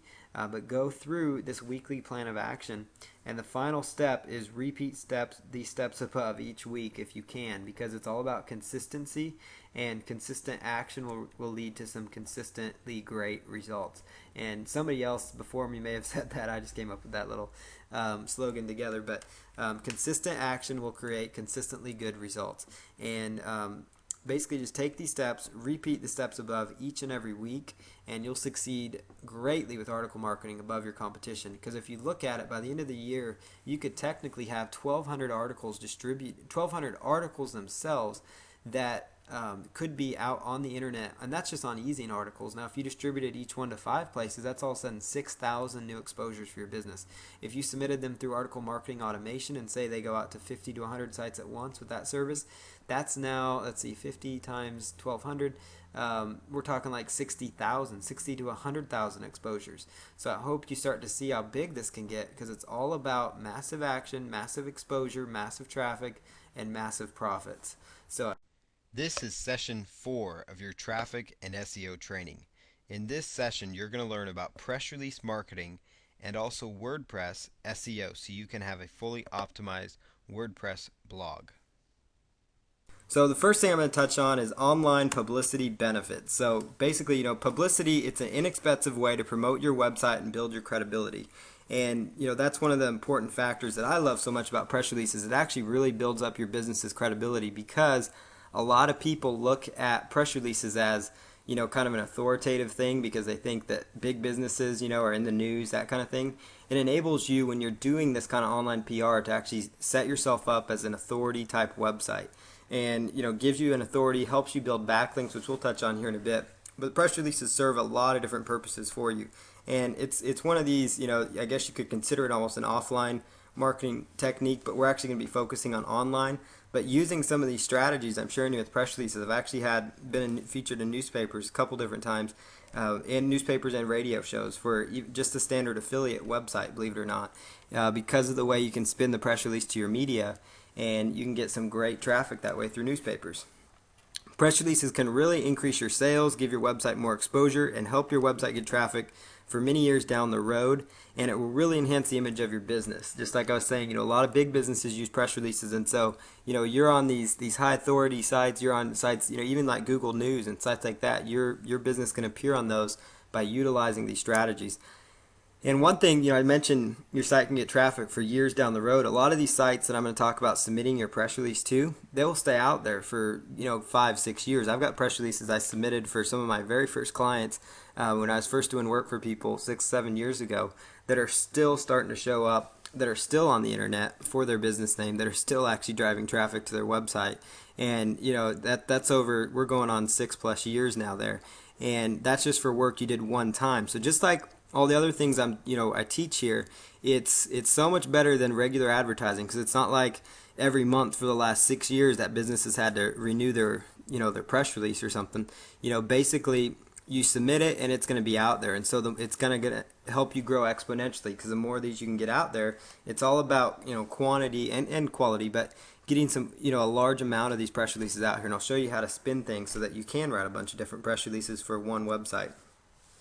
So the internet is where people are going for their information, so you definitely want to leverage that. And so that's why we're going to basically, all I'm focusing on here is online publicity instead of offline, because anyhow, people access their news online now anyways. And so, basically that's what you want that's the key component right there. So press releases and website traffic. Press releases can help build backlinks to your business, which helps with SEO. And as you guys will recall, in one of the first trainings where I talked about search engine optimization, I talked about backlinks. And basically the importance of backlinks is that they kind of act as votes for your website.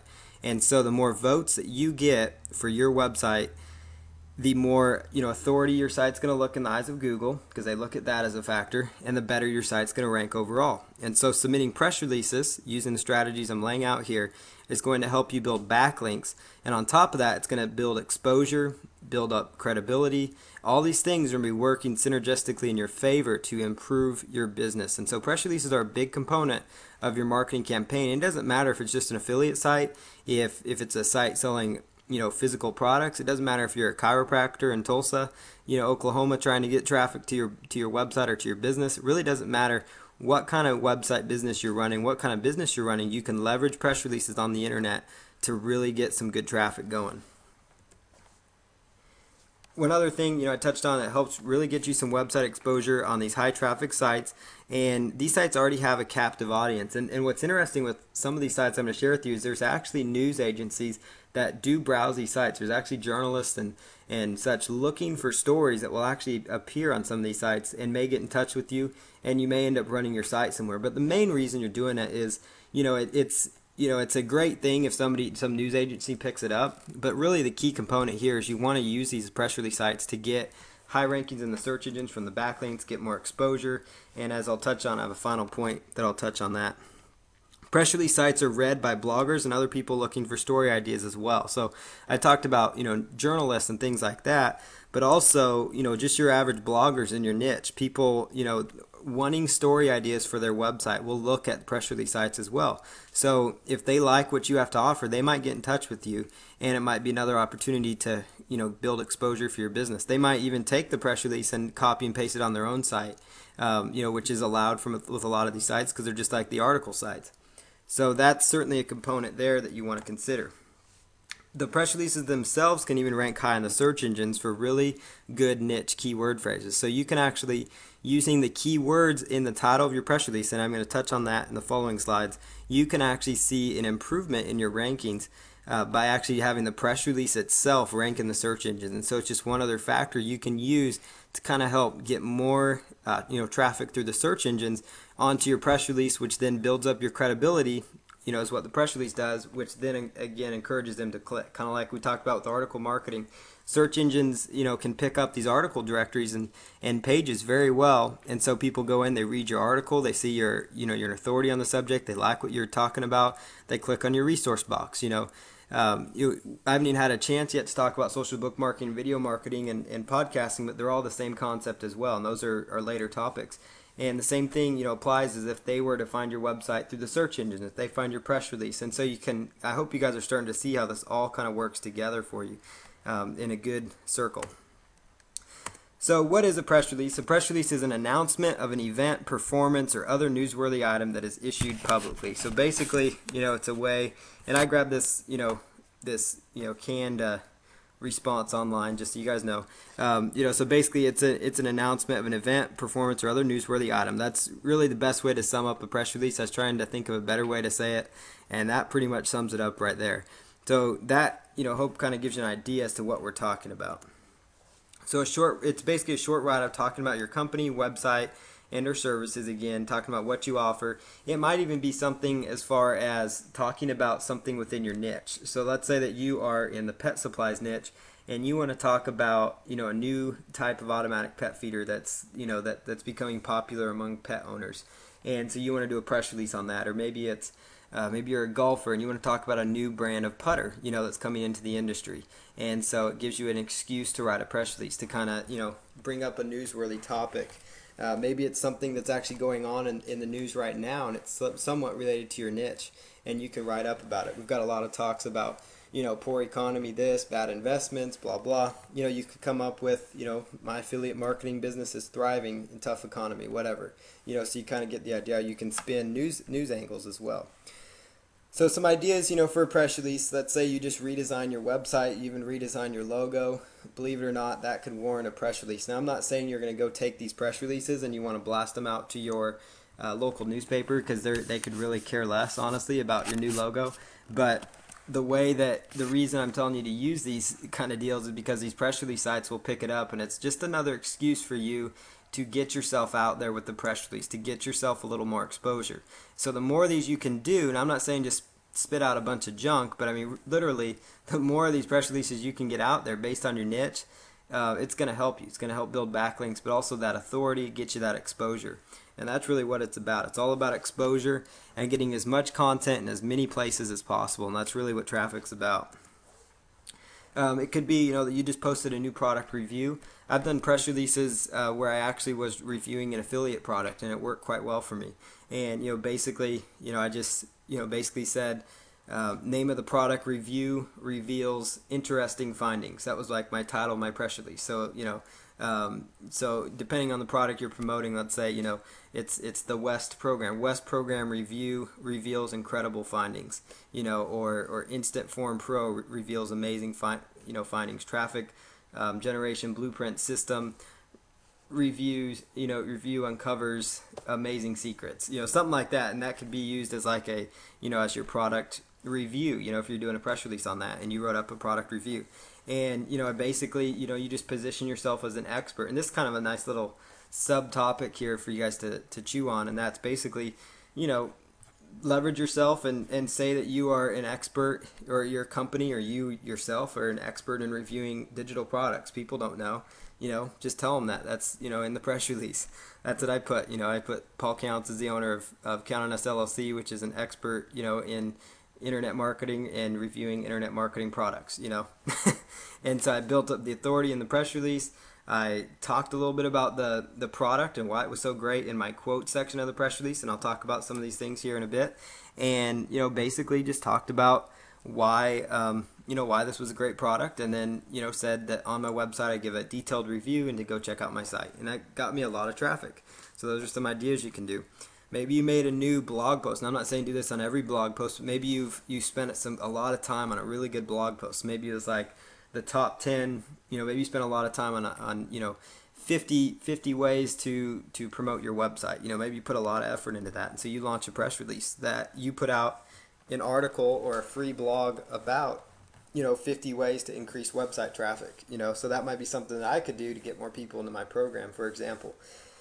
Something you could do, maybe it's, maybe you have a pet website again, so you're going to talk about, 25 ways to, to comb your dog's hair, whatever it is that you decide to write on. You could do a press release, so-and-so, whatever.com announces or launches an article, or hot article on 25 ways to groom your dog, whatever it is. You could even angle that article into a press release, basically, is where I'm getting at.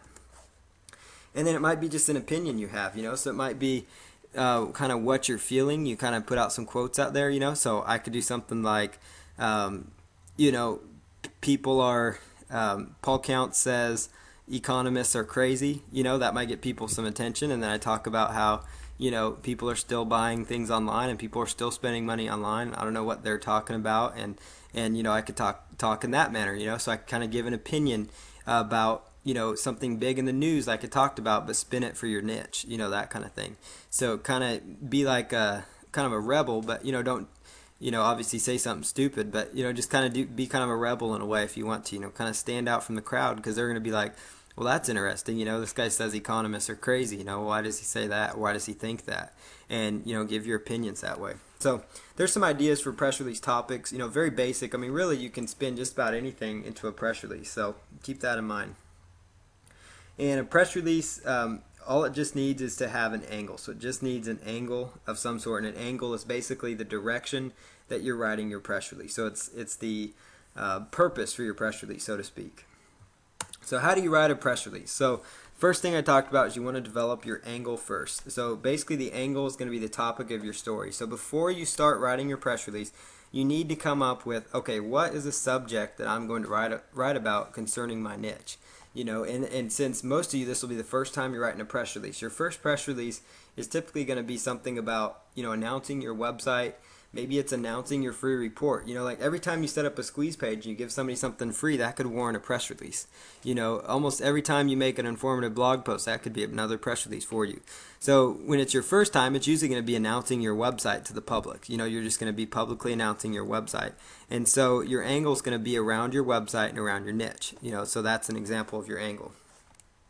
So you want to create a newsworthy title for your press release that includes your keywords. And the reason I say kind of a newsworthy title, and it doesn't mean it needs to be newsworthy as far as the Wall Street Journal is going to pick it up or New York Times, but it needs to be newsworthy to the effect of, of something, to the effect of let's just say, I designed my new website. So a press release is not an article. So that's the point I'm trying to get across there. And so, your press release and article are going to be a little bit different, in how they're structured. And I hope you're going to see that here.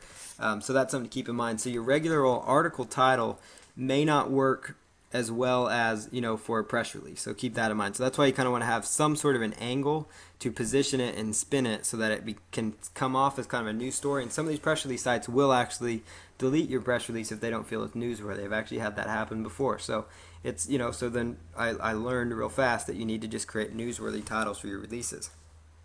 And when I say include your keywords, I'm going to give you guys some examples here in a bit of a good press release title, but you want to include your keywords, and if you can, include it the first part of your press release, but at least try to include it somewhere in your press release. So, if your press release is how to refinance a mortgage, that's your niche, so you could come with your website, www, like mortgagesecretsinside.com, whatever the domain name is, announces, how to refinance a mortgage, ebook or something like that. So you get your keyword in there. It's kind of slightly newsworthy because you're announcing the launch of a free ebook or your ebook, whatever it is. And, that gets you started in your title. The next thing is you want to write an introductory paragraph that lays out your press release's point. And so, that's going to be your first sentence. Your first paragraph will be 2 or 3 sentences made up of just you simply talking about what your press release is about, why you're writing your press release, the purpose of it, whatever your angle is, you're going to address that in this first paragraph. So whether the angle is I am, launching a new website, then go ahead and put that in there. So that would be like the angle of your press release, so-and-so, Paul Counts, or your business name, if you've, turned your business into a corporation, is announcing the launch of their new website, www. Whatever, and then, basically give like a feature of this website. This website's main objective is to help people learn how to do this, this, and this with this free report that they're giving away on their homepage, that kind of thing. Write 2 to 4 paragraphs for the body of the release as well. So the body of the release is very similar to the body of the article. It's just basically some information.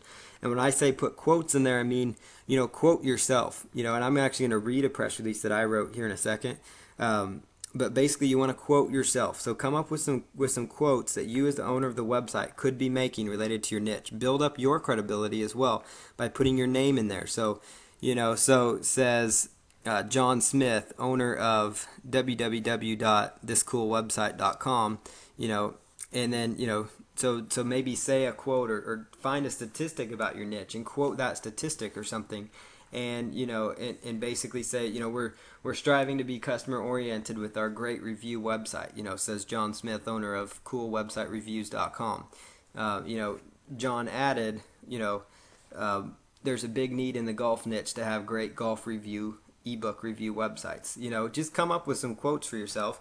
Use that to kind of excite people about going to your site. So maybe talk about your free report, because what's interesting with press releases that I found, and this is an important point I'm about to make, is that with press releases, they don't want you just to be advertising your business based. Yes, you are kind of advertising your business. That is kind of the purpose. Let me rephrase that. But they don't want you to be pitching throughout your press release, because that's not a good press release anyways. But in the quote part, I found that it's a great way that you can actually pitch what your ideas and feelings are, because a quote is different than like just the written part of the press release. The press release has got the core details, the who, what, why, and where. And those are important things to know. Who, what, why, and where. Kind of the main keys of journalism. And who, what, why, where, and I think I said why. Yeah, sorry. So basically, those would be the kind of the written part of it, or the text based, the article, almost the article style of it, so to speak, where you have the details, the detail area. And then the quote part, where you're quoting yourself, that's where you really sell people on why your site's the best, why you have a great review site, why you created your site, why you have a passion behind your business, or whatever it is. And encourage people to check out your site in there. And because that's perfectly okay. And I found right there, the press release sites have no issues with you when you're quoting, kind of the sales pitch part, so to speak, the call to action almost. So there's no issues there. And so definitely want to put quotes in there, because it'll build your credibility, give you a chance to maybe pitch a little bit more about your business. And not that you should just, tell people your site's the best around, but just tell people, different components you have that kind of set you apart from the competition, maybe, that makes your site better in a way, so don't just say my site's cool, but add some value in there about why your site's better, or why you did what you did with your site, and kind of use that in the quotes if you can. And I found quotes are a great way to kind of expand a press release, because sometimes the details are kind of small, and you want to try to have around 200, at least 200 and some words. 250 is the best way to go, and if you can get it above 300, you're going to be in really good shape. But above 200 for sure. You want to try to strive for at least 250 if you can. So sometimes if I'm short on words, I can come up with a good couple of quotes that I'm going to say about this website or whatever I'm writing about for my client, and you can really fill in some gaps right there. So that's how you go ahead and write your press release.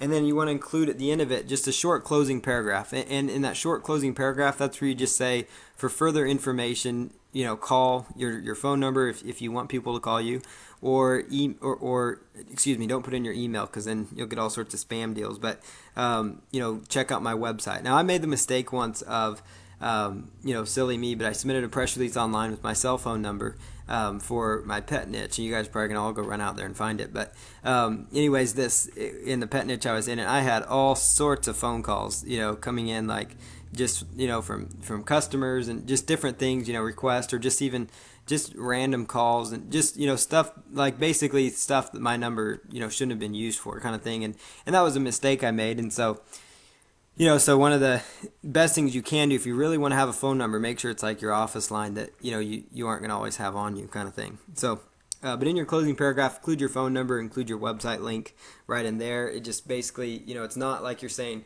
check out the site for great information, because that sounds a little salesy, but just say for further information www. Because that's how most press releases end anyways. basically think of your press releases as like a news story, and you're going to be just fine. If read the newspaper. If you don't read the newspaper, then go ahead and go online and look at like usatoday.com or something like that and see how they structure their news articles, and that's kind of how you should write and position your press releases. And it's also not a bad idea to check out those news sites, because you can see what kind of topics they're writing about, and you might be able to spin a lot of those topics for your niche. So keep that in mind as you go about writing your press release. So here I'm going to go ahead and show you guys real fast a press release that I wrote.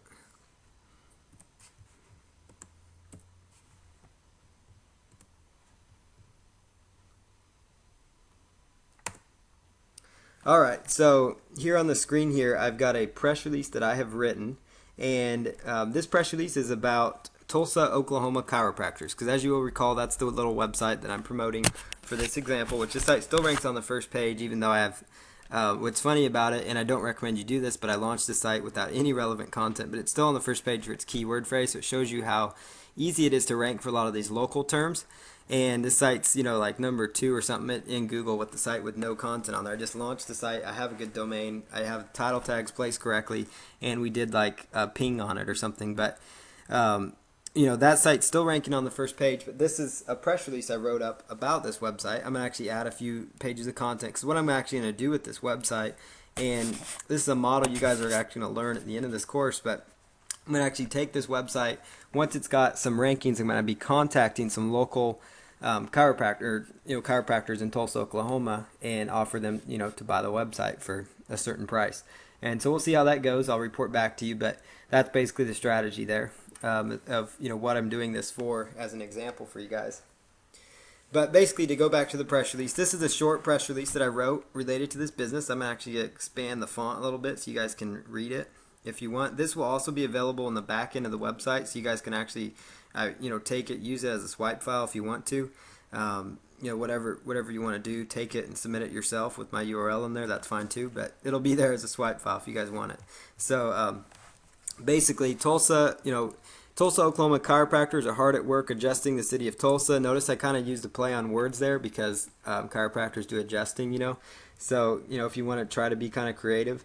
I'm not the most creative marketing artsy kind of guy, but sometimes I get creative. So, but anyways, the website TulsaOklahomaChiropractors.com shares information and resources related to finding a good chiropractor for your next back or neck adjustment.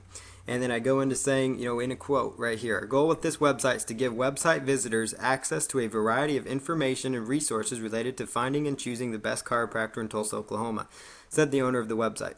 We understand that every day more and more people are going online to find information and find chiropractors in Tulsa, so we created this resource for them. The site features a new design that allows for an easy way to find information and resources that will help in finding a reliable chiropractor in the Tulsa area. And I'm almost done. I just want to read you guys so you guys kind of see how this flows. The owner of the website also pointed out that a new article will be coming online soon that discusses the common myths people have with chiropractors. And then I go into saying a quote, rumors and myths about chiropractic care have been floating around for years, and so hopefully this article will help shed some true light on this topic. He mentioned that some of the myths people have are related to the safety of neck adjustments and the fact that people think you have to seek care for the rest of your life if you have a back issue. These concerns and more will be covered in the new article to be posted soon. For further details on finding a good, reliable Tulsa, Oklahoma chiropractor, you can go online to www.tulsaoklahomachiropractors.com. So there you see, it's very basic, very bland. I mean, this is a very basic website that I'm promoting here. Yet I was still able to spin a press release with my keyword phrase in there. Now, what I did in there that you guys should do, and that's include your name. I kept saying the owner of the website, and there's a reason I did that for this example, and that's because I do not want the name Paul Counts in this case associated with Tulsa, Oklahoma chiropractors, because for one, that's not my niche. 2, I'm not a chiropractor, and 3, I'm going to be selling this business to chiropractors, so I don't want my name. I don't want a fake name. I don't really want any kind of name on this press release unless it's that chiropractor's name, and so that's why I went ahead and did that, just so you guys are aware of the logic there. So if you're going to do this, eventually, like take everything I'm teaching you and set up little mini niche websites for different local businesses to sell, and you're doing the press release, don't really include your name in there, because you're not really going to be the owner of that site for long if your intention is to sell it. So that's why I did not put my name in there. But in your case, wherever I said the owner of the website, that would be right where you would insert, says so-and-so, so-and-so, your name, John Smith, owner of, or John Smith, president and founder of, whatever it is. So there is a brief press release for you to look at, and that will be available in the back end again for everybody that wants to see it.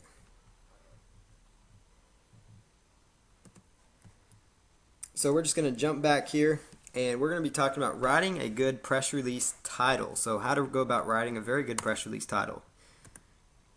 So try starting with your targeted keywords like I talked about, and you want to also include the angle of your press release, so the topic of your story in the title. So here's some examples of what I think are good press release titles. You guys may not think so, but these are just some ideas that I put together, some good examples that you guys could take from and kind of spin however you want to. So there's that one we just went through, Tulsa, Oklahoma chiropractors adjusting the city. The core keyword there is Tulsa, Oklahoma chiropractors. Golf Training Aids website reviews top products. So that's kind of the keyword phrase there was golf training aid, so I included that into the subject line. And if you're wondering if this is Black Hat, this is not Black Hat or anything at all. This is just basically, you're helping the search engines. This is the content they want to give. They want to deliver that content. You're going to put it on these different websites. They rank these websites, so you're just being smart about how you are positioning your press release and your information. Because what a lot of people make the mistake of, and I used to do this a lot, where you put the business name first in the press release, or you put just your business name and you don't have any keywords up there. Well, that doesn't do you much good unless they're looking up your business name. And in some cases, you want to have kind of your business name up there because it's a good way to kind of because sometimes as people become more famous in an industry, people there's always a hater for every I've always go by the rule of thumb: a third of the people love you, a third hate you, and a third could care less about you. And that's a philosophy I've gone on, and that's usually true out there. And so the third that hates you sometimes will go out there and say stuff bad about your business or who you are as a person or whatever it is. And so you can kind of cover that up with press releases. So it's a great way to kind of blanket yourself. And another way to brand yourself and use that in a beneficial way, with your name up there, your business name kind of thing. So so basically, with your press release title is put in your core keywords there up there, because the press release sites are again considered authority sites and search engines rank them well. And the reason goes right back to title tags. Remember I talked about title tags being so important. I talked about it during the article marketing series, during even the first, where I talked about the 24-hour traffic plan. And in the SEO call, obviously, I talked all about title tags. I'll probably, every single call, probably bring up title tags because they're so important. Well, these press release sites naturally will take your title of your press release, most of them, and they will automatically put that in as their title tag when they publish your press release. And so that's why you want to include your keywords up there, because they're going right up there in your title tags. So here's a few more press release titles for you to look at using, using the title or the keyword in the title. Now, you want to get it as far to the left, the keyword phrase, and the reason is because Google reads left to right, and they'll put authority on it, more authority if it's to the left. But if it won't flow to the left, put it in the middle, put it at the end, whatever the case might be. So like, bird watching binoculars, that's a keyword phrase that this press release could be targeting. So I just took the subject, best bird watching binoculars revealed online. That's kind of a catchy press release that'll get people to read probably if they're into bird watching. Dogtra training collars on sale today. Dogtra training collars, they're a brand of dog collar, so there's the brand name Dogtra training collars. That's the keyword phrase. Weight loss tips website fights back against obesity. So weight loss tips, there's the core keyword phrase in your title of your press release. So hope this kind of gives you guys some ideas, when you're writing about your niche. And use what I've talked about with keyword research tools. I brought them up now, I think on 2 or 3 calls now. The AdWords keyword tool, just the various keyword tools that I keep addressing. There's a reason I keep going back to those. And so I'm not going to cover that in this call because we've covered that 2 or 3 times now. But use those keyword tools to come up with your core keyword phrases to use within the titles of your press release. Here's another one. We Fit in stock online at wefitavailability.com. That's my website if you guys want to check it out and buy WeFit. But basically, we fit in stock. That's the key word. We fit in stock online. Those are 2 actually keyword phrases in one right there. So notice how I got the keyword phrase. Plus, I was able to brand my domain name. So that's another idea you could do. So you could do, bird watching binoculars online at online at birdwatchingbinoculars.com. Whatever the case might be. Golf training aids online at golftrainingaids.com. So you kind of brand your website. So you can kind of see how you can take these options, pause this slide, when you're on it, and just start watching this again so you understand some good titles to use. Here's a good example, of your press release introduction paragraph. I'm going to just let you guys read this again. I'll read it one last time. This is what I actually just read when I addressed the entire press release, but I just want to show you guys for your introduction because it's such an important part, and it's an easy part for you. But basically, Tulsa, Oklahoma chiropractors are hard at work adjusting the city of Tulsa, and a new website has been launched to highlight a Tulsa, Oklahoma chiropractor. The website, then I give the URL, shares information and resources related to finding a good chiropractor for your next back or next adjustment. Very basic, 2 to 3 sentences will do the trick. You just give them the main points of your press release, the main points of your topic, and you just go to town. So, 2 or 3 sentences, and then you just easily just go in giving details of your website, giving details of maybe, what you have going on. So maybe you're launching an ebook, maybe you're launching a freebie giveaway. Maybe you inserted a product into some special giveaway event, or maybe, whatever it is, you can spin a press release about it for your niche. Maybe again it's the blog post idea. So I hope you guys just get the ideas going. Maybe you have a special webinar coming up, or a teleseminar, or free training, or whatever it is. You get the idea there. So the next thing we're going to talk about is submitting your press release online. So I'm actually going to go through and submit my press release online to one of these sites. Now, a great one to submit your press release to is prweb.com, but I want to caution you on that one. You probably aren't going to want to submit every press release there unless you have a big budget. They do cost some good money. If you do like their $80 option, and that's kind of like their $80 option is good. They have a $200 option that's really good to get you a lot of places, but this site really gets your press release out there.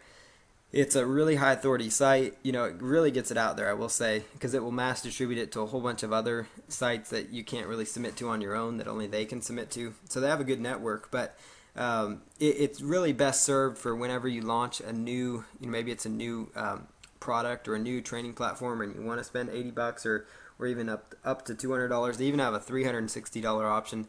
They'll go out to the Associated Press. And if you're going to do that, I just want to caution you so you guys don't come back and say, and yell at me because you felt like you got ripped off.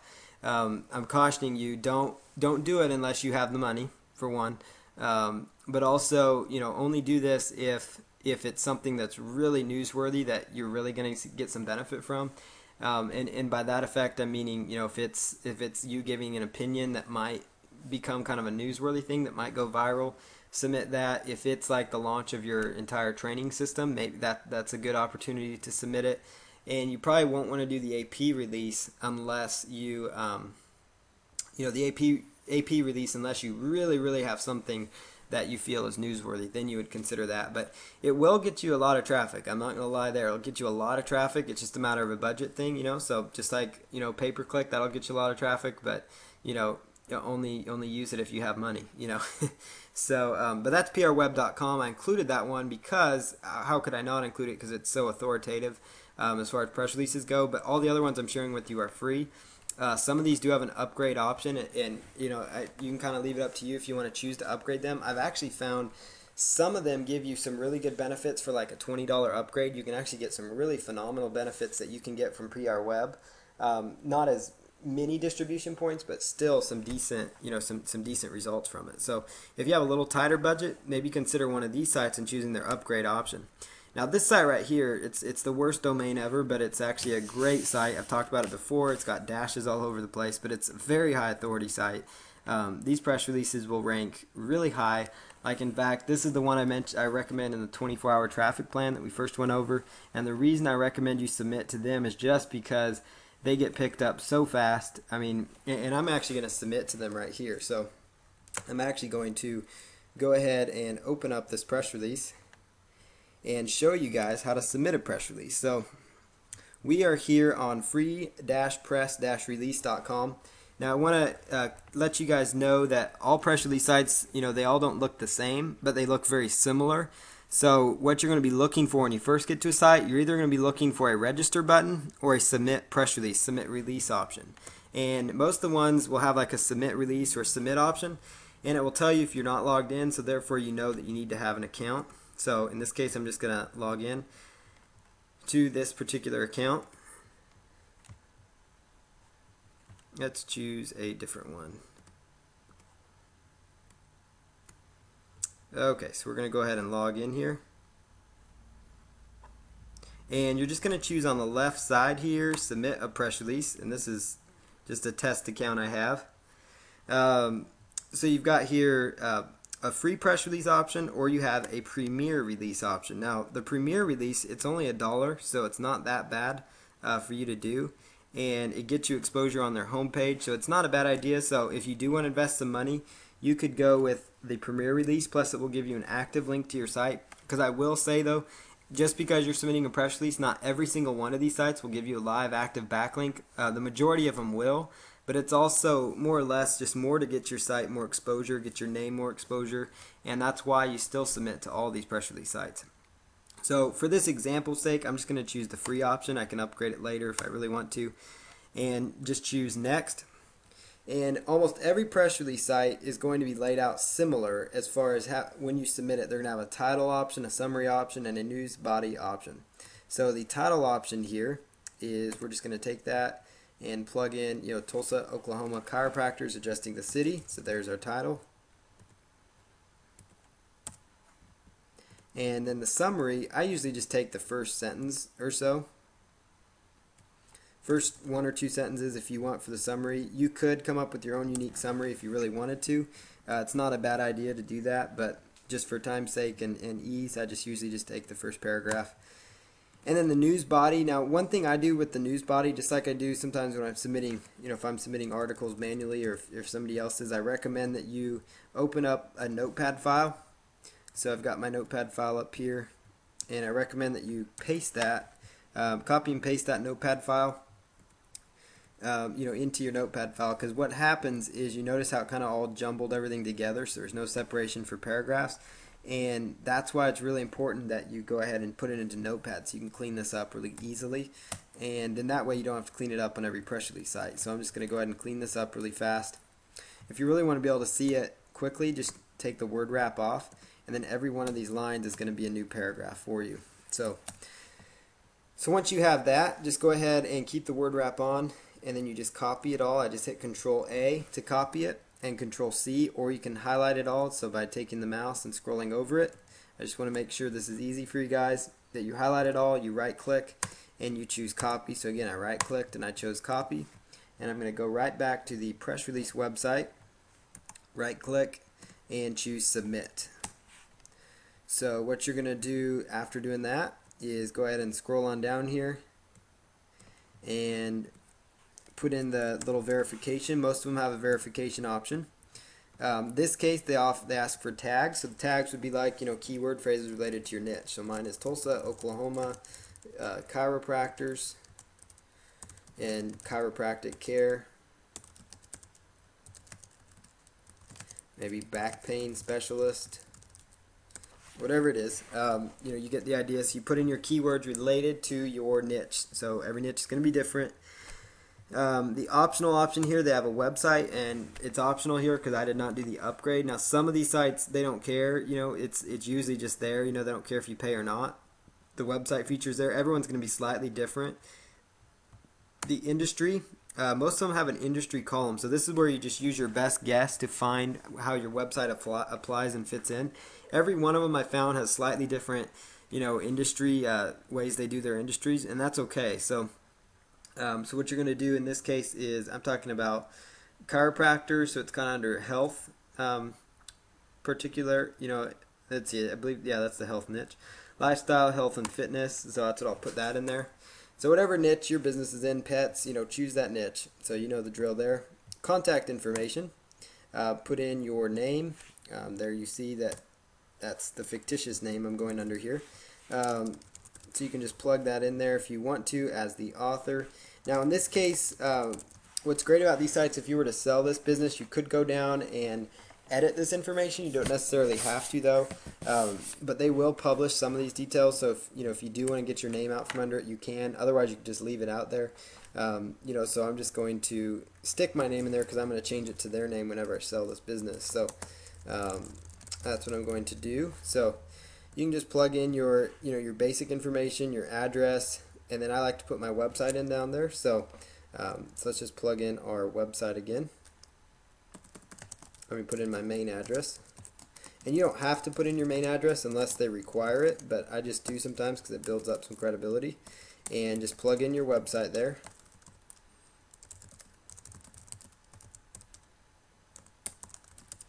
And the reason I'm putting it here instead of up above where it says website is because I didn't upgrade this particular press release, and they'll let you put in that information because they even tell you. So basically just fill out these forms just like, just read through these forms, so they're not rocket science. And when you're done, just choose submit press release. It's going to take just a moment.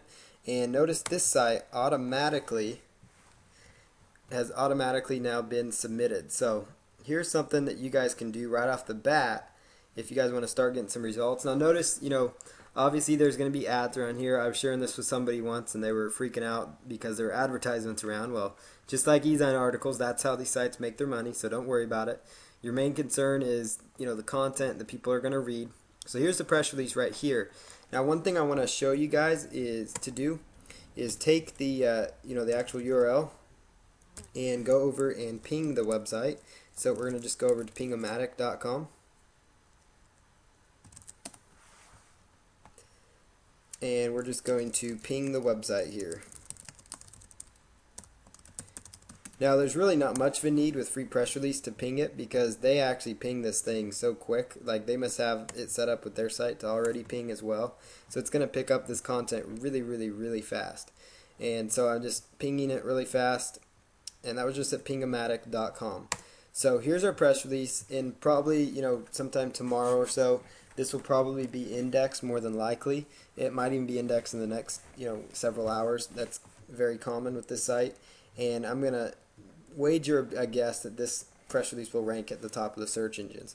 And so you guys can apply the same exact strategy when you're out there submitting press releases. So I'm going to just return to the show here and show you a few more sites to write down and take a look at. So here's a few more sites. Boy, that was really nice of me. Okay, so here's a few more sites to write down. prlog.org, pagerelease.com. That's a new one I actually just came across today. So it looks really good.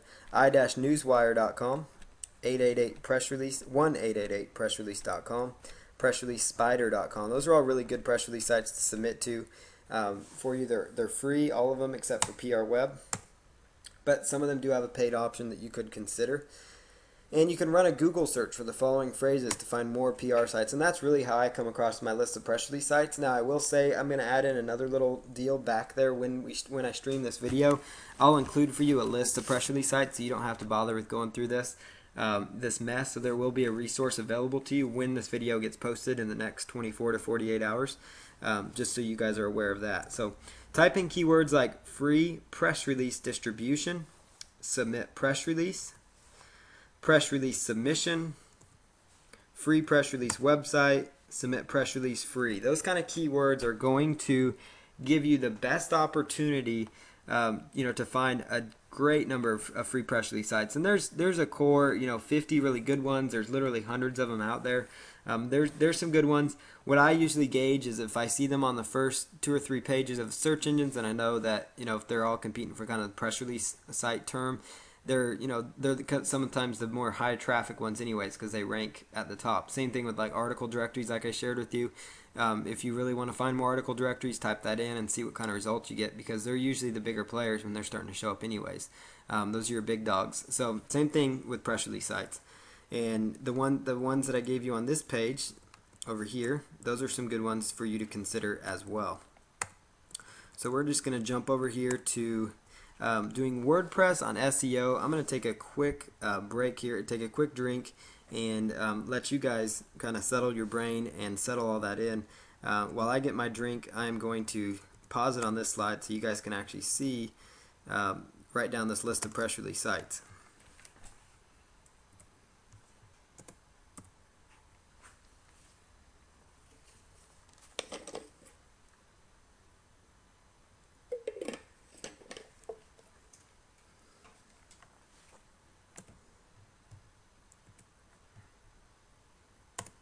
Okay, so we are ready to go on WordPress SEO, and then after that we're going to take questions. We're actually doing really good on time. It's here at 9:20 or 10:20 Eastern, so This part won't take as long, but we're just going to cover doing some basic SEO things with your WordPress so that you can have a search engine friendly WordPress page. Now, I recommend WordPress that you install WordPress for really either as your blog platform or as your main website platform. I really don't do any project without using WordPress in some way, and that's because search engines love it. I personally steer clear of Joomla just for the fact that out of the box it's a mess to deal with. It's basically, I've dealt with client sites that are on Joomla. It makes you go way too many steps to make it search engine friendly. The URLs are nasty as all get out.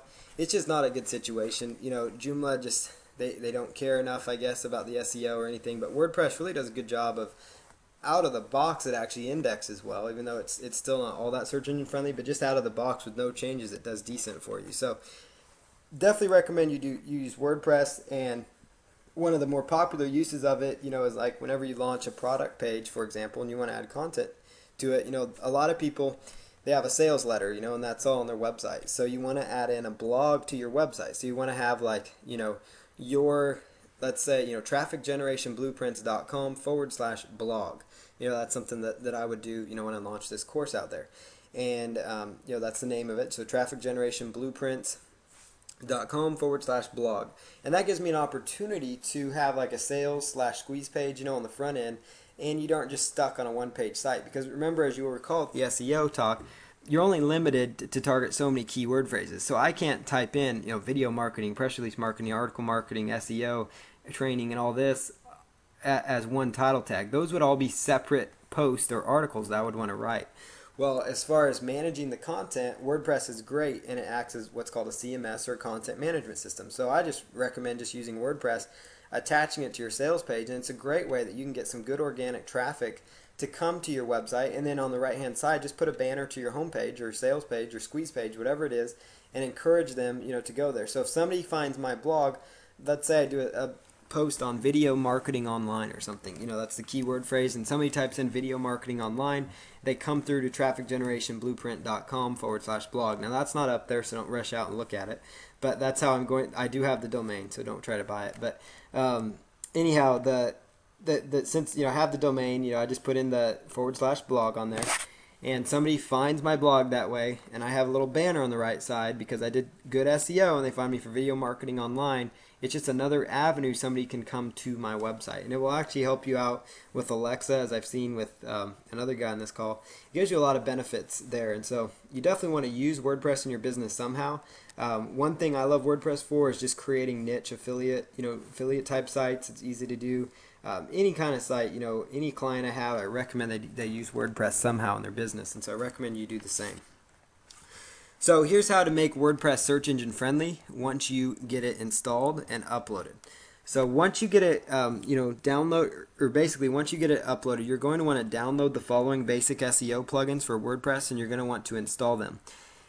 Just so you guys know, so you don't have to sit there and download all these will also be available below the stream, and all these will be up within 24 to 48 hours. So you're going to have the press release little resources plus the SEO plugins that I'm talking about here.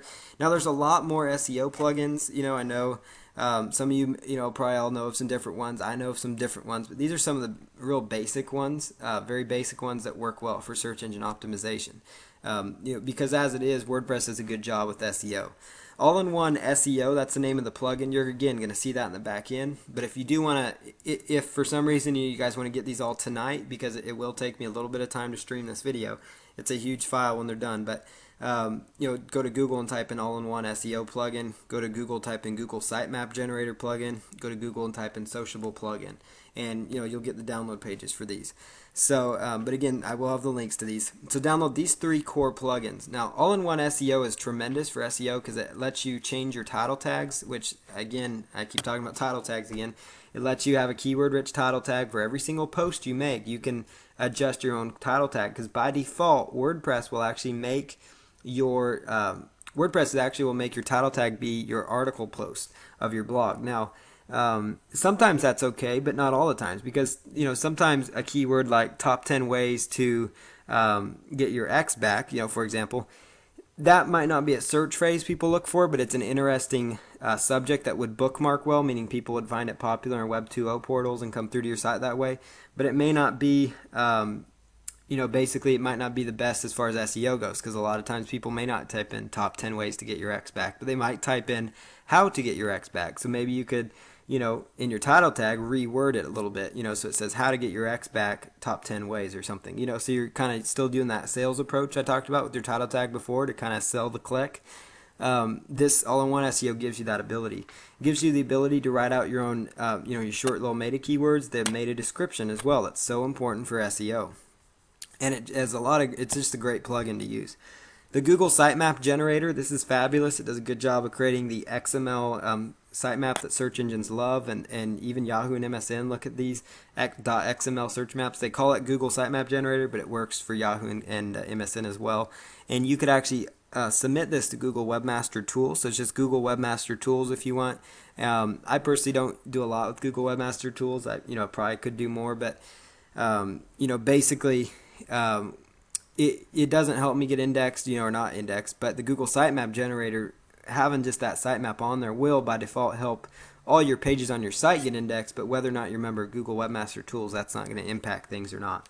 But there's multiple uses for it. You can submit this XML sitemap to some different, to MSN's side of things, Yahoo's, Google. Just type in like submit sitemap or submit Yahoo sitemap, submit MSN sitemap or live search sitemap, or submit Google sitemap, something like that, and then submit the generated sitemap they give you. If you aren't even submitting those, at least you're just generating the sitemap using this plugin. It's very easy, and it will basically by default make sure all your posts get indexed, which as it is, WordPress does a great job of making sure your posts are indexed. You usually don't have to worry about it, and WordPress has a really good ping set in there, and I'm actually going to give you guys a ping list as well.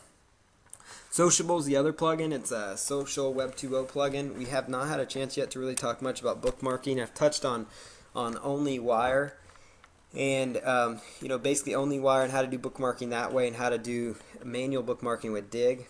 But Sociable and bookmarking is going to be covered next week as well. But with the Sociable plugin, it basically will enable other users to your website to bookmark your content, or it helps you as you're going through and bookmarking content, whatever the case might be. There's other Web 2.0 plugins out there. I personally like these three. You guys might have your other opinions, and that's fine. I like these just for basic, getting started out of the box SEO. So what I'm going to show you here is how to go about and actually take these plugins and install them correctly. So I'm actually going to take just a moment and pause the screen and then open up a new window for you guys to take a look at.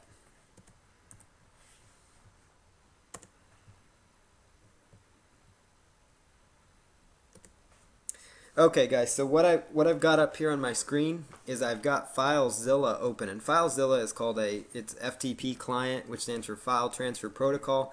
I'm sure many of you are familiar with FTP by now, but if you're not, if you're just starting out, getting into the web stuff, you can do some research on FTP clients. I could give you more of an overview of that, but this is more of a traffic course than technical training at this point. But if you guys do have questions on how to use this, feel free to submit a support desk ticket. But I am going to show you live how to use this tool. It's a free FTP client. FileZilla is. I do almost everything free. I love the free applications. There's no use paying for something. I'd rather spend $70 putting towards a press release on PR Web than I would spending on another FTP client kind of deal. So this one's free. Type in FileZilla into Google, and you will find the download page for it. So once you download FileZilla, you're just going to install it just like you would install Microsoft Word or any other program on your computer. You just download it, click on the executable file, go through the on-screen instructions, and it's set up. And what you're going to do then, once you're inside there, it's going to ask you for your host name, your username, your password, and your port. And all this data is typically going to be provided by your hosting company. I know especially if you have HostGator is hosting your site, or Bluehost or one of them, they do a good job of emailing you your information or making it easily accessible. Typically, it'll be like the password you use to log into your cPanel. Control panel. If you are hosted with them, you'll know what I mean by cPanel. But when you're logged into your cPanel, that's usually the password that works right here. So, but if you need to call them, I know HostGator, Bluehost have 24-hour support. Some other hosting companies have support tickets. You can submit to them and say, I need my FTP information. Can you help me with that? Most of this data could also be found inside your control panel, which most hosting companies should have under the FTP area. So you're just going to put in that information. And you should have downloaded at this point, downloaded the plugins that I actually am going to give you guys or that you found online. You should have downloaded them to your actual computer. And what you're going to do then is they're going to come to you looking kind of like this. They're going to be, a zip file with a little zipper on it. And so you can just right click and choose extract all. And again, I just use what my computer gives me. There's no need to have a special extracting program or something. You don't even need WinZip. Contrary to popular demand, you can just right click and extract these files. And that's what I prefer to do because, again, it's free and I don't have to install software. So I just right click and choose extract all, and it extracts the plugin. So what you're going to do when it extracts them is sometimes it will, depending on where you download the plugin from, but it's going to actually give you the plugin. It might put the plugin to what's called, what I call a subfolder. So for example, like this plugin right here that I just did, notice how if I click here, notice how it brings up another folder, and puts it right there. You're going to want to actually take it out of the subfolder. So you're going to want to take this little folder and move it, so I just like to highlight it and I copy it, and I'll just move it out over here to this one. Copy and paste it out of there and replace that one. And the reason you do that is because WordPress typically won't read that internal folder. And so, so that's the best bet, especially with these three plugins, so that in case you run into that, that's what the issue is. And again, if you have questions on these plugins, just let me know. But once you've extracted the plugins, you're just going to log into your hosting account. So I'm going to go ahead and log in here. And we're going to go right on over to the website that we're working on, the Tulsa, Oklahoma Chiropractor site. So let's just jump right down here.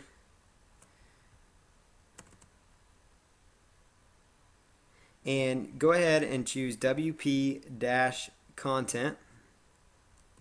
WP-content, that's the folder you're going to go for your WordPress. So you're going to go to WP-content and you are going to choose plugins. Once you've selected plugins, you're going to notice I've already uploaded these three basic ones, but I'll show you the process just so you guys know how it works. Basically, you just take this. You want to just make sure that the files are all there. But you just highlight it. You can right click and choose upload. Or you could take this file and you could actually drag it over here if you wanted to. That's another option. Or you could highlight using the control key, highlight whichever ones you want to upload. So notice how I just did that. Or you could just do control A, and that'll highlight all of them. And then you could right click and upload all of those if you wanted to. So that's an idea. I'm just going to take another one here and just plug it in.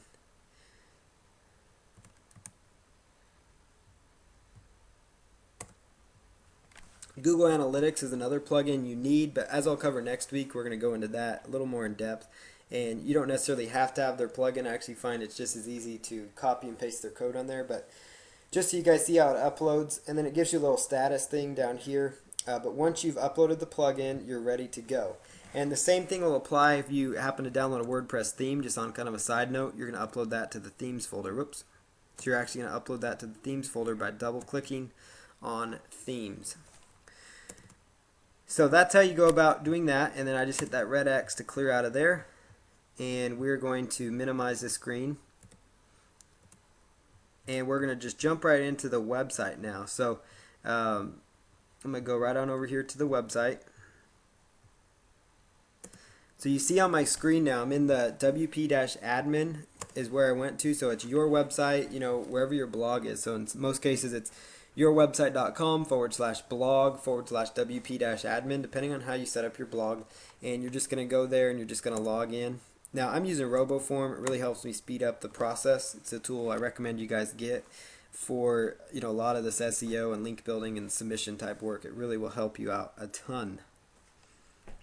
So go ahead, once you log in here, you're going to be looking for the plugins folder in particular.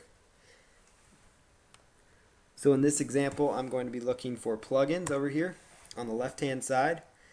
And what you're going to notice here is, let me just deactivate these for you guys so you guys see exactly how it's going to look for you. So okay, so you're over here and yours is going to say, recently active, or it'll just say, your plugin options when you first install them. And you're just going to choose activate your plugin. So just click on activate right there. It's very easy, very basic process. So what you're going to do, you first upload the plugins. If the plugins show up here, it means they were installed correctly. And then you just choose activate the plugins. And so that is that step. So you need to install and activate these 3 core plugins that I'm talking about. So the next step is you're going, and you guys kind of can sneak ahead there. So we're going to go right on to setting up your permalinks. So your permalinks is kind of how your URL structure is going to look, and that's an important search engine optimization factor.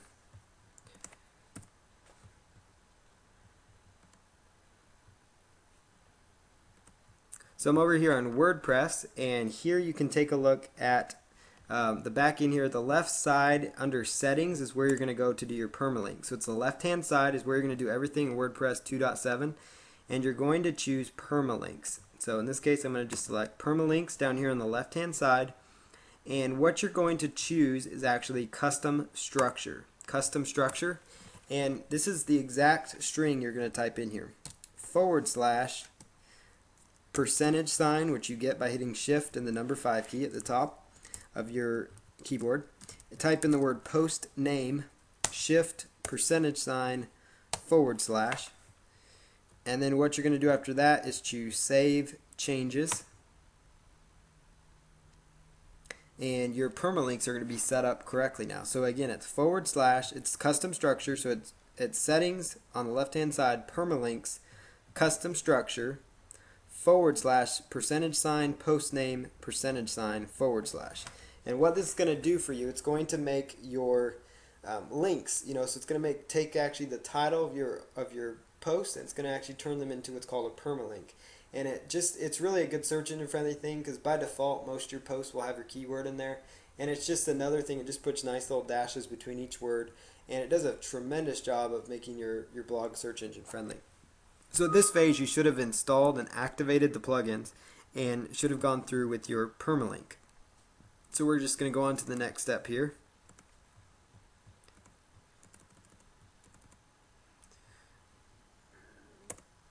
So the next thing that you're going to do in this process is you want to set up what's called a ping list. So you want to set up so that every time you make a post, it will automatically do pinging for you.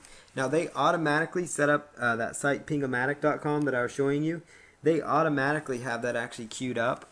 So whenever, I'm assuming that Pingomatic's the same way, but WordPress automatically has it queued up to where whenever you make a new post of any sort, it will automatically go out and ping that, ping the website so that it tells us those blog and ping places that your site has been updated and modified. So they'll go in and update their little databases.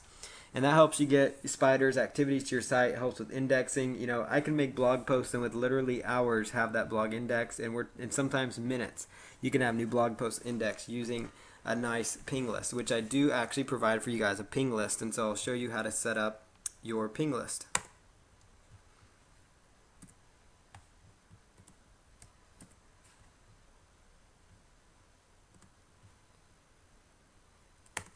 So what you're going to do right back over here under settings, you're going to choose writing,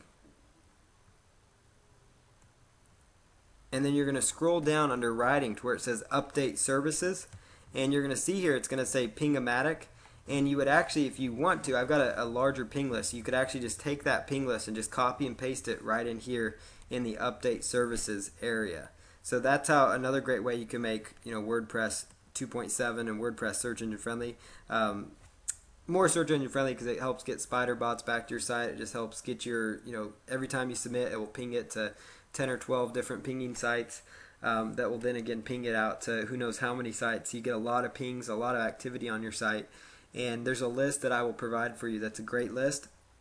All you're going to do with this list is take it and copy and paste it right in here, over this Pingomatic URL. So you would just highlight this one or just delete it and then paste in whatever I have. And then when you're done with these changes, just choose Save Changes. So again, at this phase now, you should have gone in and set up your permalinks, installed and activated your plugins, and then the next thing you should have done is set up that ping list, fix the permalinks, and then there's one final step I'll show you here in a second.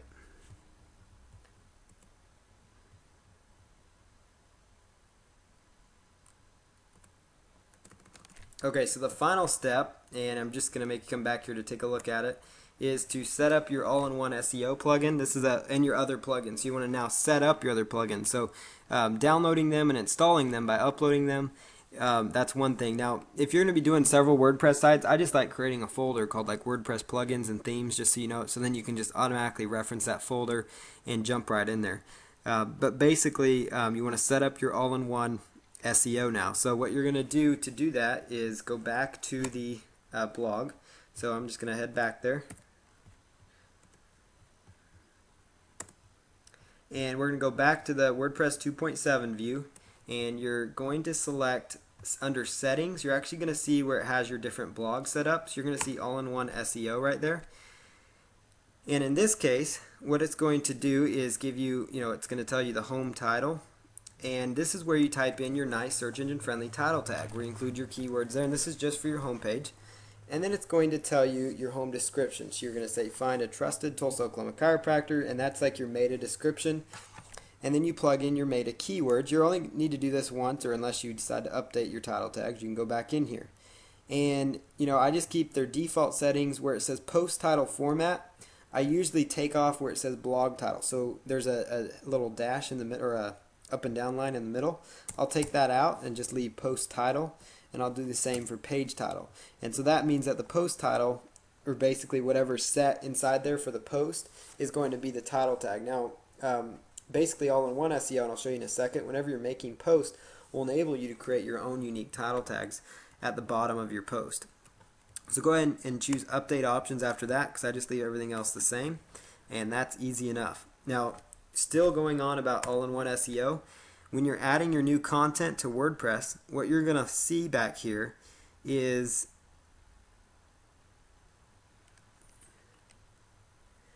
back here when you make your post, you type in your post. So we'll just say test post, and you want to just say this is a test. So you put in your post, you copy and paste it however you do it. Put in your tags for your post. That's a good thing, search engine friendly thing to do. Whatever tags, keywords related to your post, put that in there. And then scroll down until you see it say all-in-one SEO. Now, one thing you can do with WordPress 2.7 if you want to is you can actually take and grab this, and you could actually drag it up here so it's a little more accessible for you, which I would recommend doing because you're going to use it a lot. And then you just type in your title tag. So for example, this title tag is test post, but if I wanted to make my title tag keyword rich, for something related to test post, so this is a test, might be my keyword phrase. And I know that's a really poor example, so let's use something different, like weight loss tips. And so you kind of see the difference. And let's say that your post happens to do with top 25 weight loss resources. Maybe that's your article. And top 25 type articles, like I mentioned last week, do really well. Top, any kind of top type article does a great job. But so for example, top 25 weight loss resources may not be a searched for phrase, but weight loss tips might be better searched for. Weight loss resources, weight loss tips, weight loss information. So you guys get the idea. Using the AdWords keyword tool, you can identify the core keywords related to your article, use those in the title, create yourself a nice, solid, unique meta description, sell them on the click in that meta description, and include that keyword, and then put in your keyword tag right there. And then that's where you have all-in-one SEO all set up. The final thing you're going to do then is go in and we're just going to navigate away from that page. Go right on over to settings again, and this time you're going to just choose sociable one more time. And inside sociable, you could actually set this up differently if you want to. Like for example, there's some different things inside sociable that people use a little more frequently, that might relate to your site. So like if you have a business site, you might offer a LinkedIn option on there because that might help build some credibility that way. You might offer a Twitter option, so you just look around here for Tumblr for Twit this, so that's one I want to add. So I could just click on that because I want to add it. And then you could choose Save Changes. And notice how it brought that up there. And let's say that I want to get rid of Spin, which that one's actually good. Facebook, Dig. Let's say I want to get rid of Google. Their bookmarking tool isn't that great right now. I decide. So let's just plug that in. And let's say that we want to grab another popular one. Like let's say, let's just use live.com, MSN's logo. Or let's use the LinkedIn logo. And Mr. Wong, he's a good one. There we go. So we'll use Mr. Wong and LinkedIn. Mr. Wong gives you a good, Mr. Wong's a good one to write back because he does give you a good search engine friendly backlink to your site that they can follow no problem. So there you go, Diggs, Fin, Delicious. And then if you wanted to reorder these, you could certainly do that. So let's say that you want to drag this and reorder these. Excuse me, it is not letting me do that. But you should be able to drag and order those if you want to. But that's how you set up your Sociable. And then the next thing with your Google XML sitemaps, you're just going to go over here to XML sitemap, and you just need to do this once, but it says the sitemap wasn't built yet, and it says click here to build it for the first time. I'm not going to do that because I don't have content on here. But that's how you set up your XML sitemaps. That's in the left-hand side under settings, and you can watch this video as many times as you need to go back through. So this is session 5 of your traffic and SEO training. In this session, we're going to talk about social bookmarking for more traffic and Web 2.0 properties. The first part talking about Web 2.0 properties. And let's just jump right into this. And there's actually one other little thing that I'm going to be showing you guys here that I didn't put on the intro slide, and that is how to check your website statistics. I thought this was a good part to kind of teach you how to do this and how to read your web stats, because at this point you could have and should have done some things where you can start seeing some results with your website traffic. So I'm going to give you guys the tools you can use to kind of check your web stats. So the first thing you want to do is here's a list of some programs you can use to check your website stats. The first one is called AW Stats, and Webalizer is another one, and then Google Analytics. And the good news for you is that all of these programs are actually free to use. So it doesn't cost you anything to use these programs. And what's so great about them, AW Stats and Webalizer actually come installed with your hosting account about 90% of the time if you're using a hosting company that's using cPanel, which in most cases your website host will, and that is if your website's hosted with Google, or excuse me, I'm sorry, not Google, with HostGator or Bluehost or something like IX Web Hosting. A lot of the major ones use cPanel. GoDaddy does not, by the way. That's one complaint I have with GoDaddy, is that with their hosting they do make you pay a monthly fee if you want it. So for people on GoDaddy, I'd recommend you use Google Analytics. And if you are using a site or a website hosting company that has cPanel, which has AW Stats and Webalizer, then I would still look at using Google Analytics, because it's kind of nice to be able to track your website statistics all around. So at least that way you can kind of get a rough idea as to all the different options you have for traffic. So and basically the core thing here is the web host offering cPanel give you stat tracking software that you need, and that's AW Stats and Webalizer. And some of the important stats that you want to look for are the unique visitors and the length of time they stay on your website. And those are some important things to look at, among other things. Those are the core things to look at. You will see typically with website things, people will talk about hits. Oh, your website hits are up, or website hits. And hits are really actually kind of meaningless when it comes to tracking website stats. And that's why the tool that GoDaddy gives you to track stats is pretty much worthless, unless they've changed it since I last saw it in there. But they have a tool that tells you, basically how many hits you're getting. Well, basically what they count a hit as is let's say you have a squeeze or a website that has 5 images on it. Well, every time that page loads, they're going to count that as like 5 or 6 times, however many images you have. Every time it loads and calls a file, which when your websites load in the background, they're pulling up images and such. So every time it hits your server, that counts as a hit.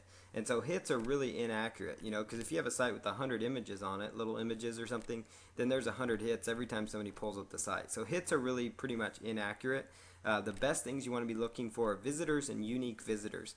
And unique visitors is most important, just because a visitor that could be somebody that comes to your site multiple times. So that's like, one person from the same household, or basically the same household in that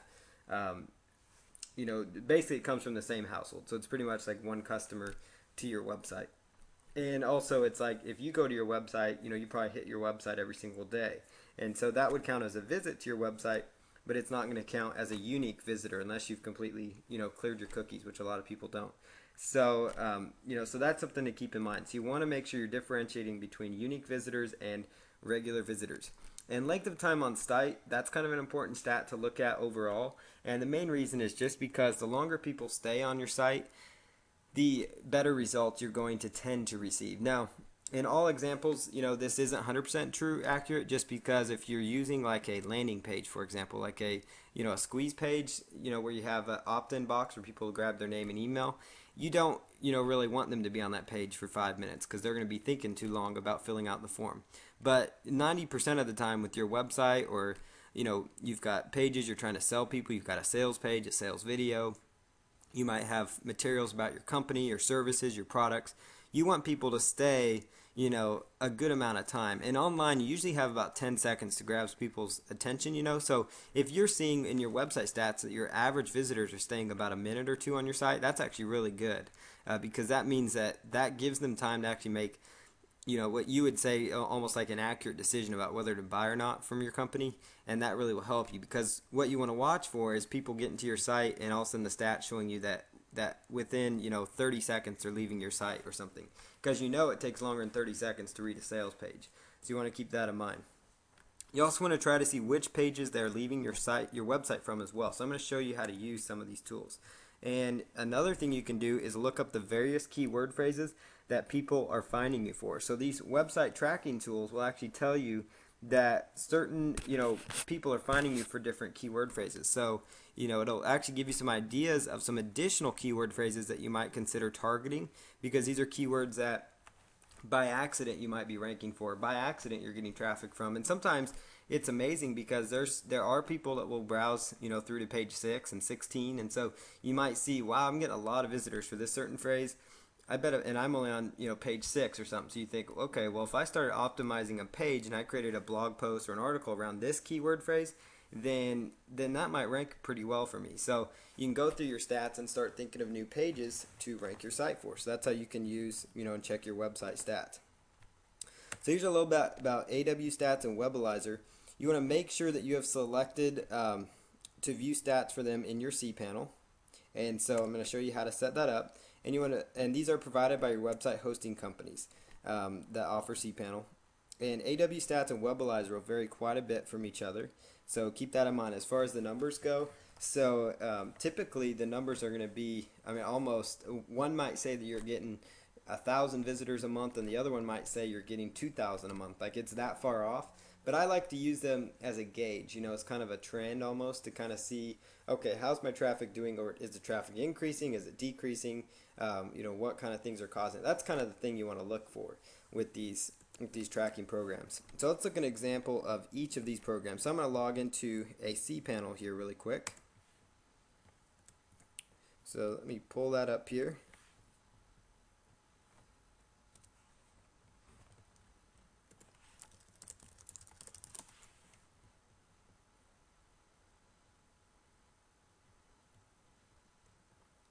Okay, so I'm logging in here, and I'm going to make the screen live here in just a moment for everybody.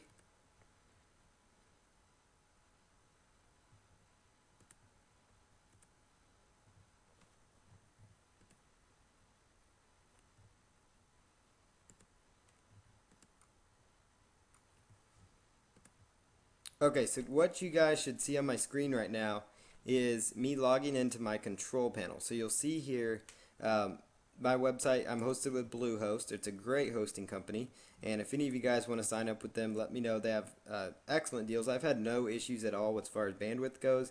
I have a lot of domains with them. Yeah, I just have a lot of things going on with Bluehost. I have all my downloads for all the different products and services I have. A lot of these are all hosted here with Bluehost, so I have a lot of content here, and the only cost is $7.95 a month. So I do like Bluehost a ton. So they are very, very good. So if you're looking for a web host, they might be one to consider. But they do have cPanel. HostGator accounts do. Most hosting companies have cPanel. So what you're going to do here is scroll on down to where it says log files, and you're going to just simply choose whichever one you want to use. So whether it's Webalizer or AW Stats. But first, when you first set it up, especially if you're with Bluehost, HostGator does it, might do it slightly different. But you want to make sure that you selected choose log programs. You want to go down here and you want to find different, websites that, like here's a site of mine. And notice all these sites are going to have .countesspr.com because that's the main domain on my account. So don't worry about that though. If you see that in your account, that's all it is, just a little subdomain.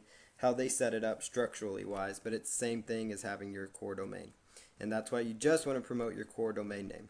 But you want to make sure that you have checked marked here inside, the box that tells you to choose your log program. So notice I just checked there because I want some of these websites, show up. I want to see what kind of traffic they are getting. So I can just click on a couple of those, and next thing we do is come right over here and you would just select, so just come right over here and then you're going to choose save changes. And if it's the first time you've done this, first time that you've saved these changes on the domain that you want to start tracking, so that might be something you want to do tonight. You're not going to be able to see the web stats for probably at least 48 to 72 hours. But if it's your default domain, which most cases, you might only have one domain, then it's going to automatically already have your first one there. Now keep in mind that what I'm showing you here is basically on the majority of website hosting companies. So if you do end up having issues with this, send me a support ticket. One of the best things you can do is actually call up your hosting company or send them a support ticket because they will be able to help you find the best web tracking program that they offer. But most your website hosting companies will provide cPanel, and if they do, they typically have these things installed. So here's Webalizer. It's the first one we're going to take a look at, and I'm just going to grab one of these sites here, one of the mini sites that I have, and we're going to just pull up the web stats here for you guys to take a look at.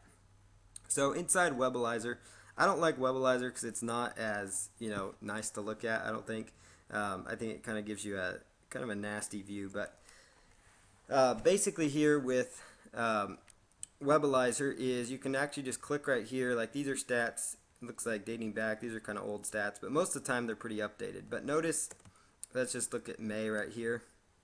And you'll notice here it'll tell you total hits, which again, that's useless. It tells me there's 106,000 hits. There was actually only, according to them, there was about 7,000 total visits of actual people that went to the site. Total pages. Now, page views is telling you how many pages people have viewed on your site. So if your website has maybe it's 10 page, you have a 10-page website, and the average person maybe looks at 3 pages on your site. So that each time they look at a new page, that's a page view. So that's a pretty important stat as well to look at. Now you're going to notice here when I get on to the next one, this one can be kind of hard to look at, but this one kind of tells you, the amount of website stats per day. So every single day it tells you how many hits, how much file usage. It just means how much, basically, how many different files they pulled from and all this stuff, like your images. So that these two you don't need to worry about, hits and files. Pages tells you how many pages it looked at. The yellow is the, like the unique visitors, and then you've got kilobytes of information that they've looked at. And it even gives you a breakdown of hourly usage, and this is all a free tool, so it kind of tells you, basically, what your traffic was looking like throughout the days, what kind of things were happening. So it tells you, on like, let's see here, and it's all on Army time here. So at 1500 hours, which would be like 3 o'clock Eastern, let's say, I was getting a lot of traffic at 1400 hours here, whatever, which is about 2 o'clock. That's when it looks like most of my traffic and things are taking place, just because. And you can track hits. Like, I don't record the numbers, but you can track hits to see how your web stats are doing. So basically gives you an idea of, okay, at this hour my site's most active. You can use that site as you will. Here is some other things you can track. The exit pages. This will tell you basically what pages that are the pages that people are leaving you from the most. So I see here that like my home page, and if it's just a / and that's all, that's actually just your home page. So that's all they're tracking there.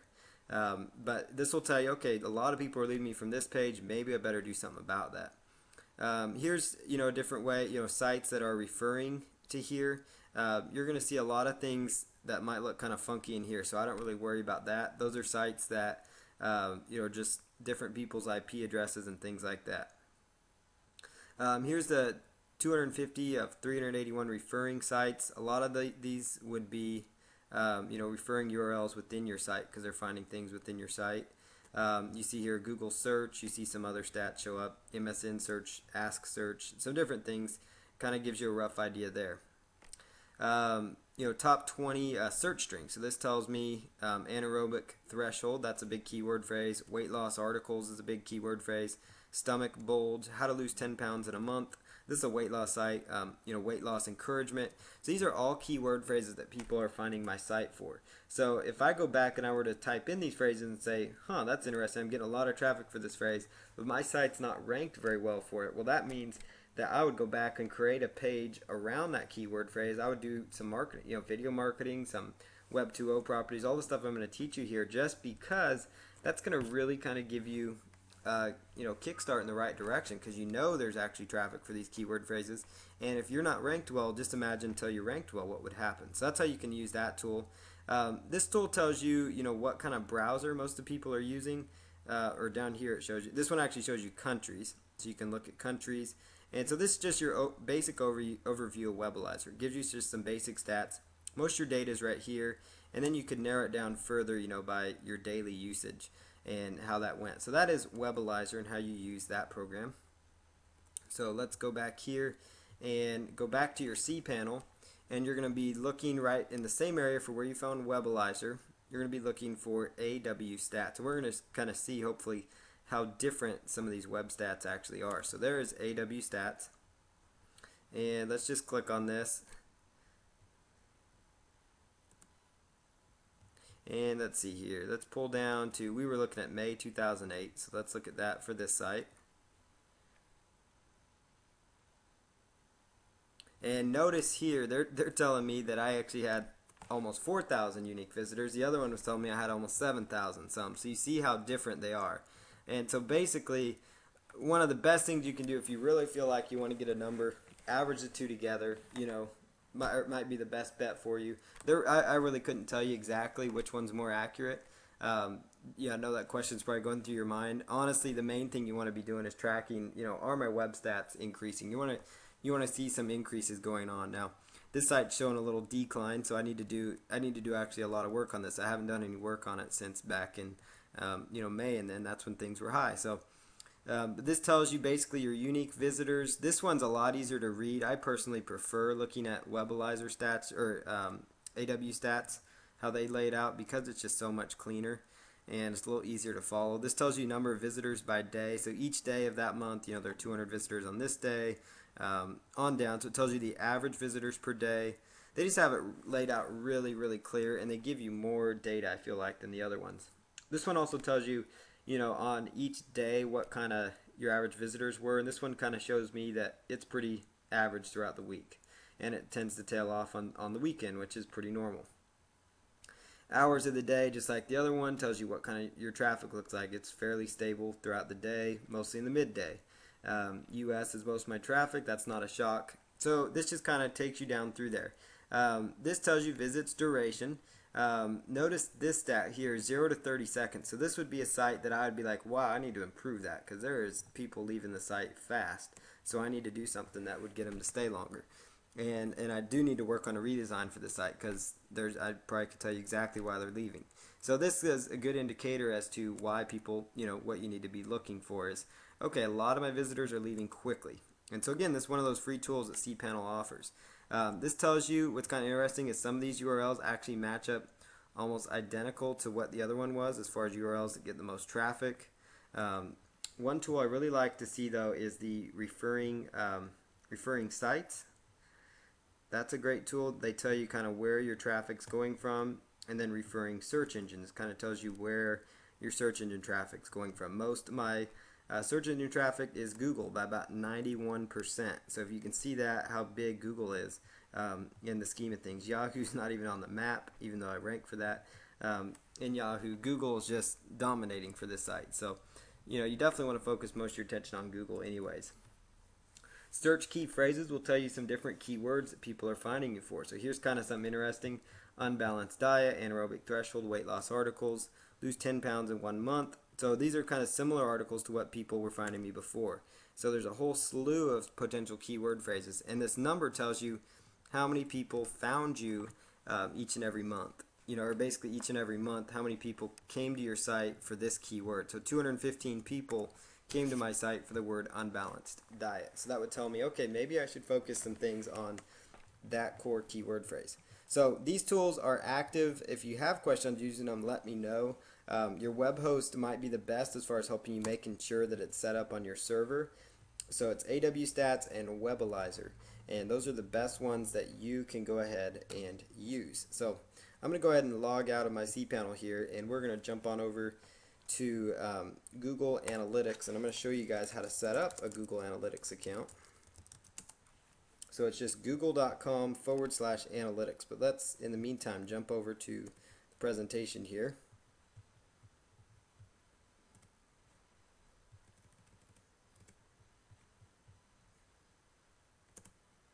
So we're back here in the presentation here, and this is the URL again, google.com/analytics. And this is a free website statistic tracking program that you can use with any site. I personally recommend that you use this in conjunction with your other tracking programs that your hosting company provides. Especially if you're on GoDaddy, I would highly recommend you use Google Analytics because there's no need to pay for their upgrade. The stats will vary from the other programs as well, so keep that in mind. So just be prepared for that your stats will be quite a bit different. All you do with this is you simply add a line of code to your website, and I'll show you how to get that code, and it's a very clean and user-friendly interface for you, so it's very simple to use. So let me show you an example of this, of Google Analytics.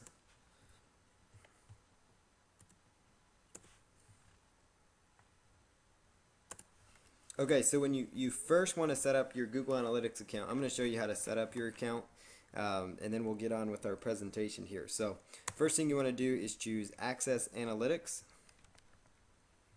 and you just want to log in with your Google account if you already have one.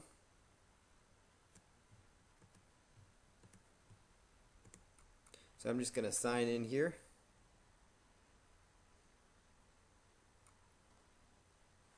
And what you're going to do inside here is you're going to go ahead and set up a new account. So for this example, we want to set up a new page. So I'm going to go right over here to where it says My Analytics Accounts. This account I just deleted. It was a test blog I had. So you can just go right over here down the right side and choose Create New Account. When you first log in, it's going to ask you to create your new account. So you want to go right here and choose Sign Up for Google Analytics.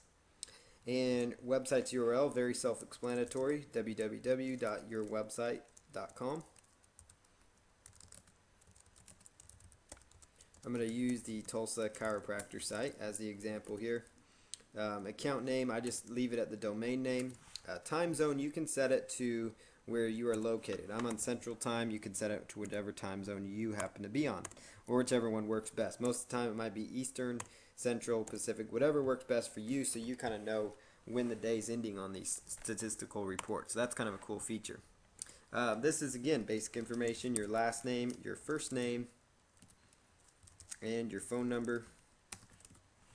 And then please select the country. That's self-explanatory. And then go ahead and choose Create Account. I've gone through their terms of service before, but when you're first there, you might want to read through that. Choose Yes, I agree, and then select Create New Account. And once you've created your new account, what you're going to get is this really nasty looking code. So before you panic and throw your arms up in the air, it's really actually very basic to install this. So what you need to do is just click your mouse one time on there. So you just click your mouse one time, right click, and choose Copy. So click your mouse one time, right click, and choose Copy. So again, I clicked my mouse once, I right clicked, and I did Copy. And now you're going to go right back over here to wherever your website is hosted. So in this example, I've got this website hosted with WordPress. So I'm going to go right on over to WordPress, and I'm just going to simply log into WordPress here. And this would be slightly different if your website, is just a static HTML site, which a lot of sites are, and that's okay if they are. So if you have just a static type HTML website, then that's how you're going to, you're going to access it with like Microsoft Expressions Web Design or Dreamweaver or something of that nature. But it's going to be the same thing. You're going to do all this stuff that I'm showing you here inside what's called the code view, inside the code view. WordPress makes it very, very convenient. They do have a plugin for it, but I personally like to just do it manually because I've had issues with getting their plugin to go in correctly. So I just do it the old-fashioned way, and it's very easy. So all you do is come right down here and you choose Appearance and you choose Editor. And what you're going to look for is footer. And when you're actually doing this in your own HTML code, you're going to be looking for the footer of the code. So you're going to be looking for like the code that comes up right before the body tag ends. So you notice here where the body tag is actually going to be ending. Notice that. And what you're going to do here is you want to just install your Google Analytics code right in here. So you want to highlight right here. So highlight your Google Analytics. So I've already got it kind of installed here, but let's just show you the example here. You can just highlight it and copy and paste it. So you're just going to copy and paste it directly before the caret to the left and the body tag. So just copy and paste it right in there and then choose Update File. And that's how you do it on WordPress. It's going to be the exact same thing. You're going to go into the code view of your static HTML site. So it's going to be the code view of your web editor. Or you could also outsource this or submit a support ticket if you are running into problems. But you're going to just go right until you see the body. There's always going to be a closed body tag, or in most there should be, on your website. And right before it, you're going to paste in your Google Analytics. And then you're going to just save that file and re-upload it to your server. Now, if you're using a static HTML site, and you happen to have, when I say static HTML site, I mean like a site that is not built on WordPress, so it's a site you manually go in and edit, which is fine. Those sites do great. So I'm not knocking those sites or anything. I'm just showing you as an example with WordPress. But if you are using a site like that and you don't have what's called an includes file, and if you have to ask what that is, chances are you don't have one. So just assume you don't have it. And what you're going to have to do is go to all the pages of your website, and you're going to have to manually copy and paste in the Google Analytics code. And the reason you're doing that is because Google Analytics will read all the pages on your site that code is installed on, and you want them to be able to read that kind of information. So, the only pages you may not have it on there would be like your download pages. You don't really need to be tracking stats there, but your sales page, your article pages, and all that. Now, if you're using WordPress, you just do it one time and it automatically goes in the footer because they have what's called the includes file. So that HTML code that I just did is included on every single page. So without getting further into HTML things, but that's how you go ahead and do Google Analytics. So it's very simple. And once you've installed the code, you just choose Finish. And it's going to load the page here. And basically you just come right over here to where it says status, and the tracking's unknown, and then I would check back and give it a few minutes and then check and make sure that the web stat is uploaded correctly.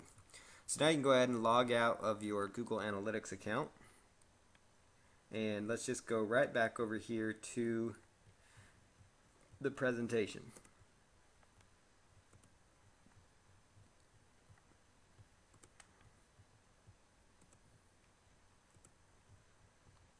So we're going to now start picking right back up here and talk about social bookmarking, a little bit about social bookmarking and what it is and how it works for you. So the first thing we're going to do is talk a little bit about social bookmarking, then I'll show you some examples. So basically, social bookmarking is a method for you to share, store, and organize websites, stories, or things online that you appreciate. This would also include things like articles, videos, on video hosting sites, whatever it is. It's a method for you to share it. It's a method for people. It's a social thing where people can share things. Well, in this example, we're using these social bookmarking sites as a marketing tool as well. So this is how you use them. So it's more of a way to share your favorite websites with the world, which in most cases is going to be your own sites, your own articles, and things like that, typically. Social bookmarking websites get a lot of traffic, so that's why they're great to use, because they are, pretty high authority websites. Most of them are. They get a lot of traffic, so they're good to use that way. And submitting to these websites helps you build backlinks and exposure for your own website. And even if it doesn't give you a direct backlink, which Digg doesn't give you a direct backlink like it used to. But what it does is it gives you exposure, it gives you more exposure. And what I found with Dig and some of these other sites is if you use your core keyword phrases when submitting to them, most of the time your site could actually start ranking high in the search engines for the particular keyword phrases that you're trying to rank for. So that actual page on Dig, because when you dig something or you socially bookmark something, most of the time they create a separate page for that particular bookmarking action that you just did. So what that means is that they are automatically creating new pages. Like some of these sites have literally millions of new pages because they automatically generate a new page as you do your dig on it.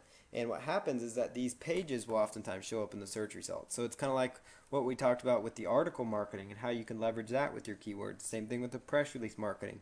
And now we're talking about social bookmarking, and later on in this presentation we'll talk about Web 2.0 properties.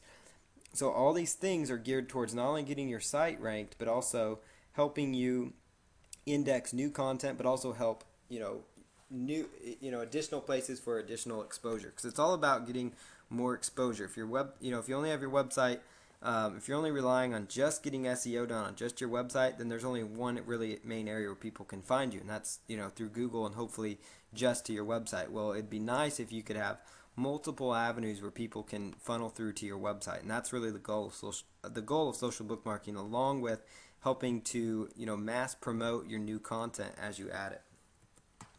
So here's some social bookmarking tips. You want to bookmark both your home page and your internal pages as well. You will also bookmark your blog page and other Web 2.0 properties like Squidoo pages or online videos. And so those would be things like you create an online video, which we'll cover next week or next lesson. And in that lesson, after you've created your video, you would go back and bookmark that video, or you would bookmark the Squidoo page, which I'm going to show you how to make here in a bit. Or maybe it's your own website, or it's your own blog, or whatever it is. It's your squeeze page, whatever it might be. You can bookmark that. You want to use your keyword phrases as the title for your bookmark. And as you'll see in a moment, when you do a bookmark, they will ask for your core keyword phrases. So you want to keep that in mind. You might consider setting up several social bookmarking profiles as well with each website.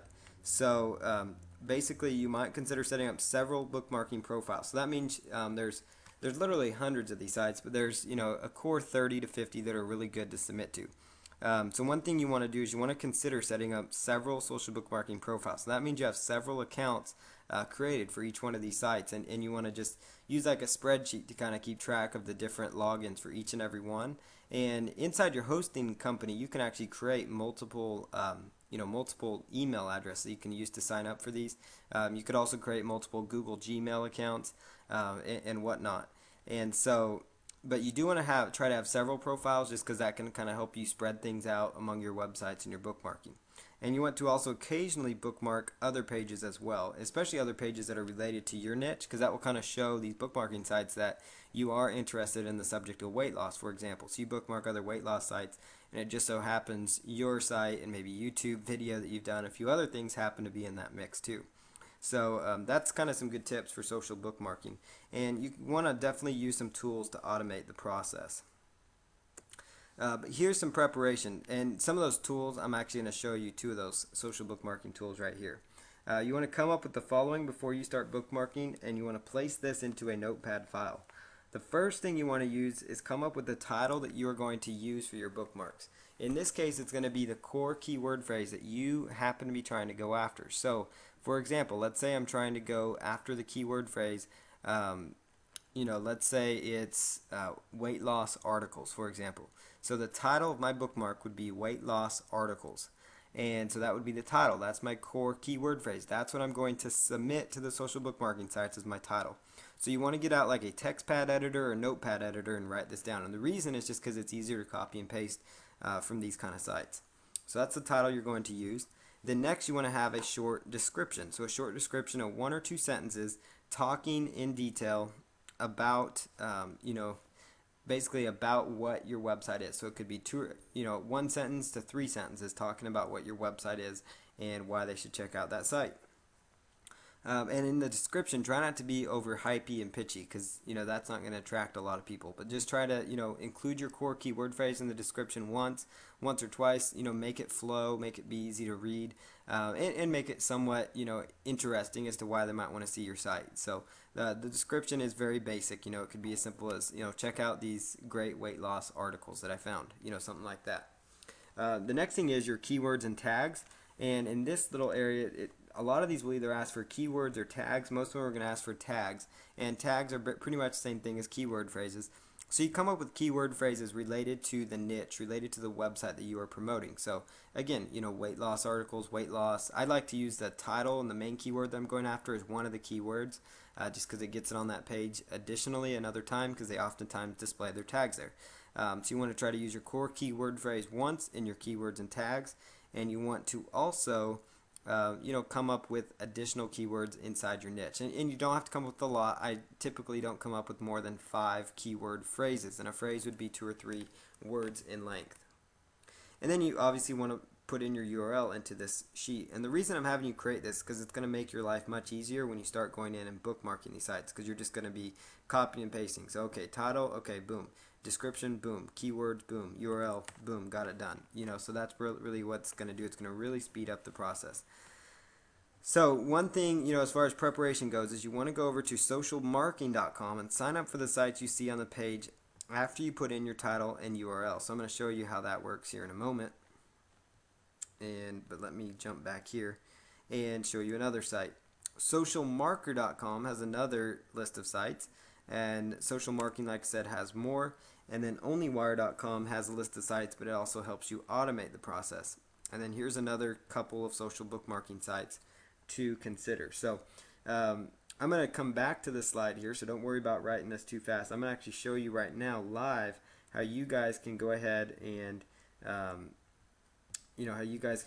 start bookmarking.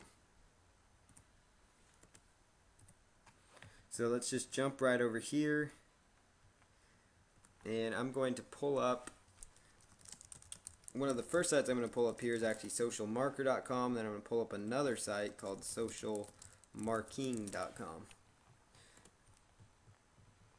Okay, so right up here on my site is socialmarker.com. That is just SOCIAL marker.com, just like you see on your screen here. And basically what socialmarker.com is, they do have a tool that kind of helps you automate the social bookmarking process a little bit to 160 bookmarking sites. So they do help you automate the process a little bit. So now I tend to like Social Marketing Service a little bit better. I know some people might disagree there, but I like how Social Marketing does it. But what I like about Social Marker is that in a nice clear area they give you a variety of different websites to check out. And I typically go with all these sites, but you notice here if you go to their icons, you can actually click on each one of their logos here, and you could actually go right on over to the website and actually do a bookmark of it. So just so you guys know how basically the social bookmarking process works, I'm going to show you how that functions. So I'm over here on a site called propeller.com. It's one of the sites that I clicked on from Social Marker. And what I want to point out to you is you want to try to set up an account with each and every one of these. Obviously, you guys could avoid Twitter because that's not really a platform for social bookmarking. Technorati's one you guys could avoid as well. So Technorati and Twitter you could kind of do without for this process. The other ones you could go ahead and set up accounts with each and every one of these. So all you're doing is just clicking on the logo, going through the process, choosing register, and you just basically are putting in your name, your email, and make sure that I like to have like a spreadsheet open so you're recording all these usernames and passwords so you know exactly where you can go to find all these various passwords. And I like what they offer here on Social Marker as far as giving you a good glimpse of all these sites. They have some options too where they say just the best sites, just the best social bookmarking sites, and they bring them all to the top. That's kind of up to them because I still like a lot of these other ones. They also have one that says do follow, and these are sites that only pass a direct link onto your website. So those are ones that you could consider as well if you were just trying to do this from a link building, perspective. So you could just sign up for those ones. But I like to do them all just because Propeller, Dig, Delicious, Reddit, all those are really high traffic and high authority, so they rank well. So I like to do them all. Same concept as with article marketing and press release marketing. The more you do, the more results that you're going to get and the more beneficial that it is going to be for you. So let me just jump back here to propeller.com and I'm going to kind of go through the steps here of submitting a site. So we're going to go right over here to where it says submit. Most social bookmarking sites will say submit news or submit information and whatever the case might be. So I'm going to first sign into my account though. So let me go ahead and do that really quick.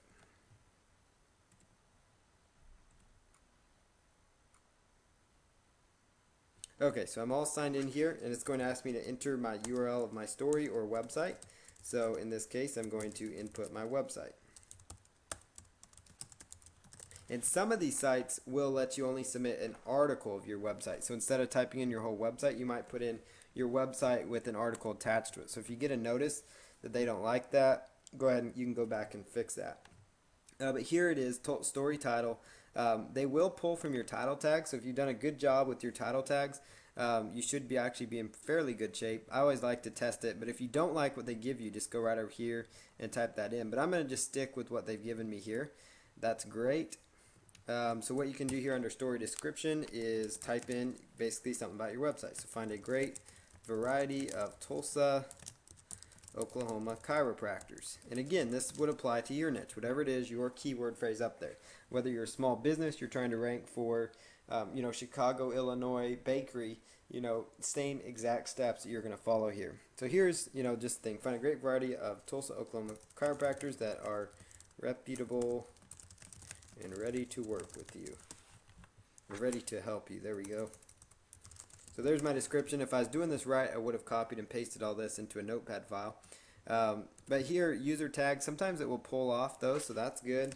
So you could try chiropractors Tulsa, you could try Oklahoma chiropractors. So yours would be, like bird watching, weight loss, whatever your niche is, goes right there. Story category.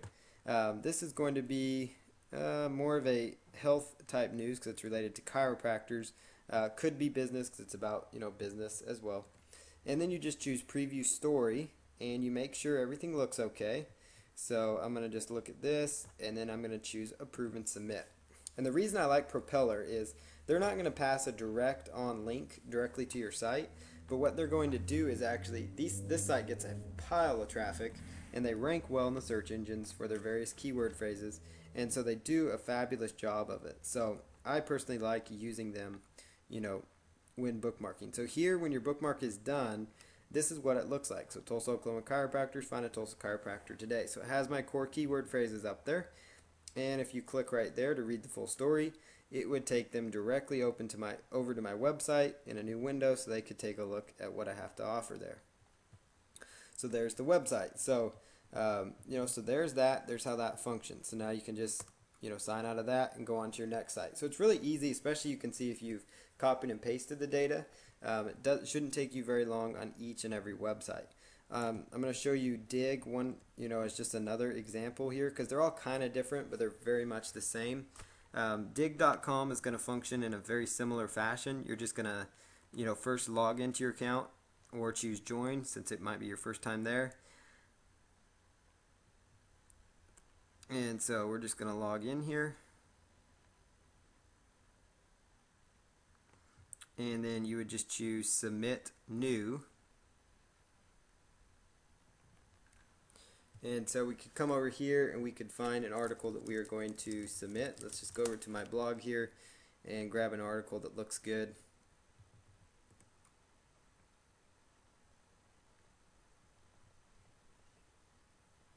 Okay, so this article looks good to me. I'm going to go ahead and bookmark this. I don't think I might have already submitted it to them, so they will let me know. You just notice their URL there. Whoops. So you just enter the URL. News and articles most of the time is what it's going to be, or video. In this case, I'm actually got 2 links to videos that they could actually watch. And if it's like a YouTube link, obviously that would be a video as well. So it's digging through my submission for a title. I would come up with the keyword phrase. So my keyword phrase is, niche research, find a profitable niche market.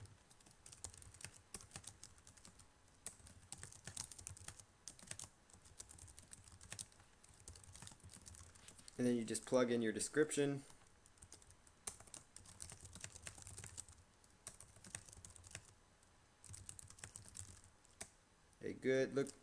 Learn how to find a good, profitable niche market in these 2 short and powerful videos.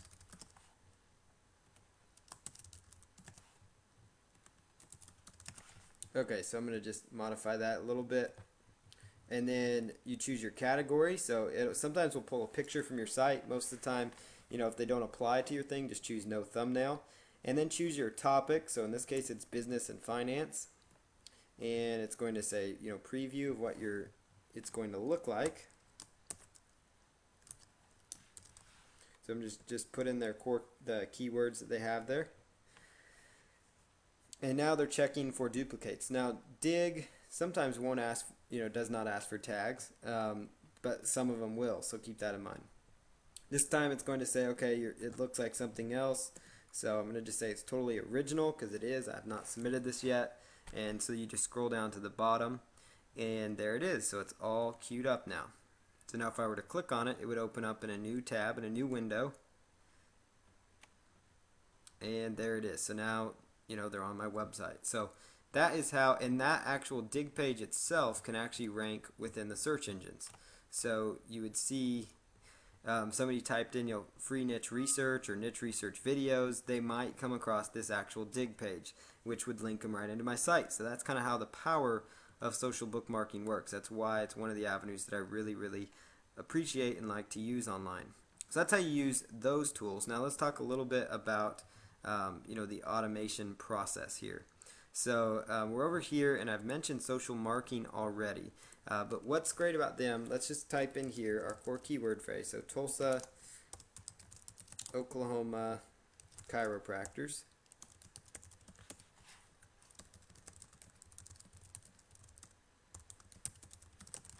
And you want to just choose bookmark this. So when you're first starting out there, just choose to bookmark this. And that's what I meant when I said put in your username and your title.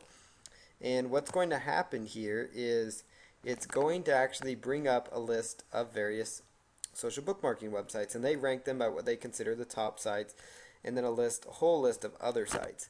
And so you can go to socialmarking.com to find a huge list of other websites to consider submitting to. So you can just open up these projects or open up these sites, follow the instructions, and go through and set up your account. So but notice what it did when I actually clicked on that link right there. This is one of those tools that kind of helps you automate the process. Notice how it pre-filled my title and my URL, and then you can just copy and paste your description in there if you wanted to. So that's how that would function. So if you find another one that you want to submit to, so let's say we're going to use Furl, maybe.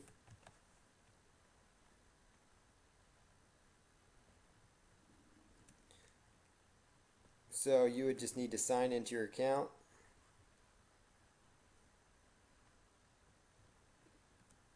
And I may have clicked on the wrong one. Okay.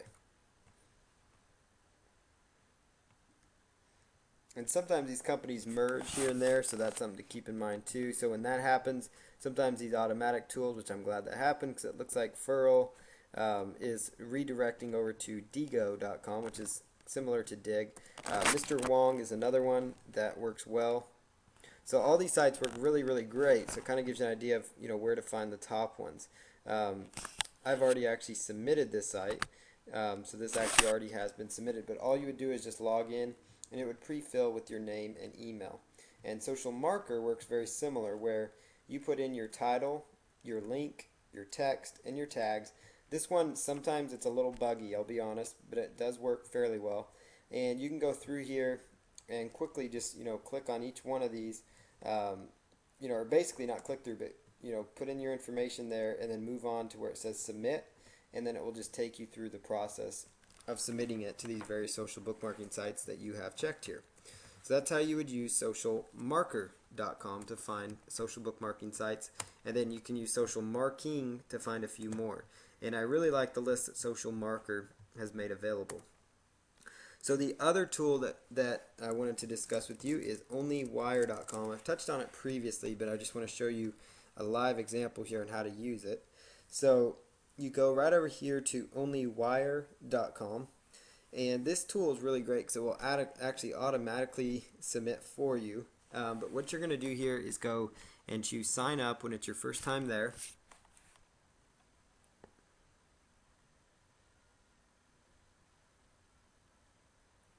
And it will take just a moment here.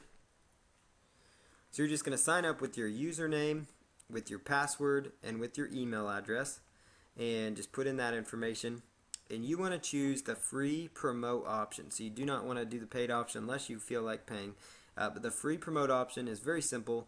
It's basically you just copying and pasting a code onto your site that would, basically make your basically all it's going to do is you just need to add a line of code, just like I did with Google Analytics, to the footer of your website, to somewhere on your website, so that the bookmark and share icon like this displays. And it actually can be beneficial because people can go to your site and potentially bookmark and share. So then read through the terms and conditions and then choose Start OnlyWire. And so I'm going to just log in though because I already have an account with them. So we're just going to go over here to log in, which is what you would do when you come back to them. And so I'm going to just log in here to my account, and I'm using Internet Explorer for this example just so you guys are aware. Okay, so what you're going to do here is go right on over to set up your bookmarking sites. So when you first log in, and what you're going to find here is a huge list, or a good sized list, of social bookmarking sites to consider submitting to. And so it gives you an opportunity to put in your username right here and your password. So that's my username right there, is Fast Cash Counts. And if you don't have accounts with these sites, you would just click right there, and it's going to, for some reason, open up in two windows. It's just how they set it up, but you only need the one window open. So it's taking me over here to Bebo.com, and I would just choose, when you're ready to set up your account, just go through the steps to setting up your new account, which is, right here, sign up now. So put in your full name, your email, your password, and your date of birth. So I'm going to just do that right here because they just added that to that site. So let's just do that.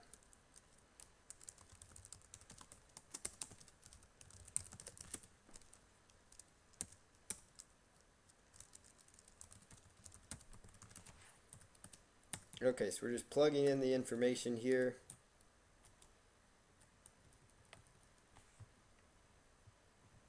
And I just had a birthday just last weekend. So, alright, so we're just going to plug in the information.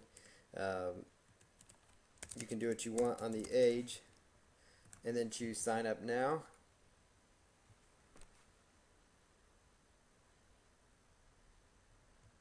And I usually skip this next process. Most of them will try to get you to invite your friends. This is the basics, information about who you are and what you do. And if they give you a chance to have a website, I would try to put it in there if you can. But that's just me, so try to put in your website if you can at all possible. And then just choose save, and you can always change your profile later.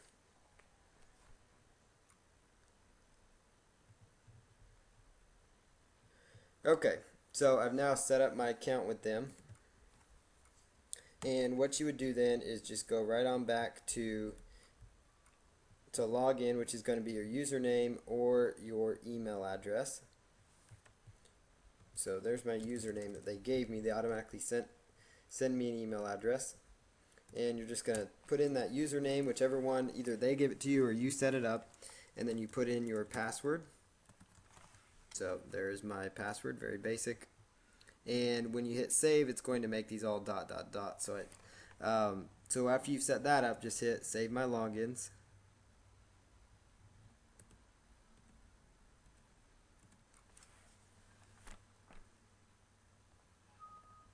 So it says your login information has been changed.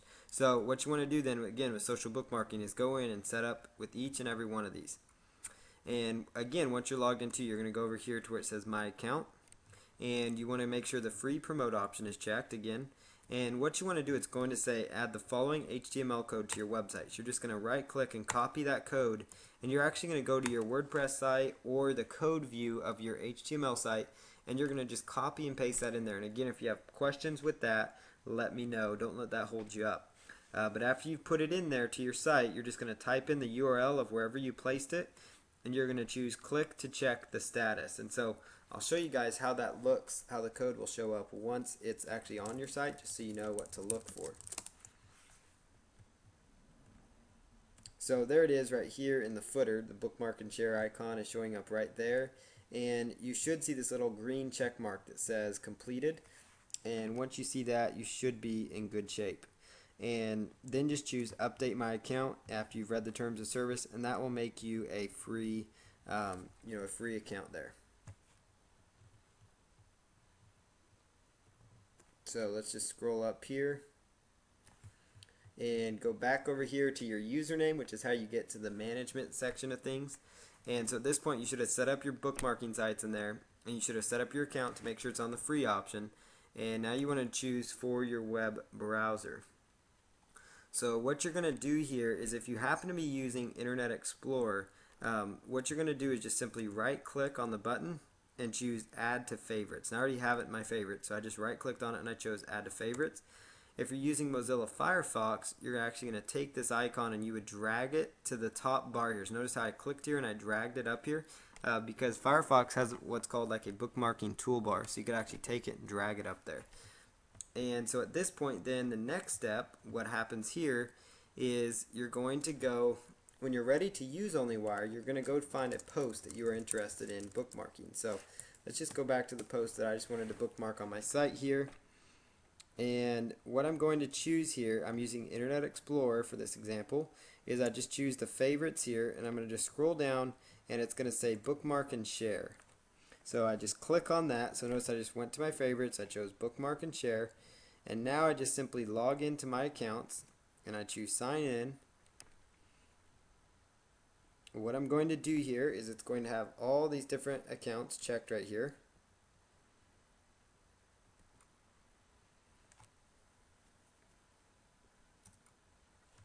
Okay, so all these accounts are checked, and I'm going to just put in my tag. I'm going to put in my notes, so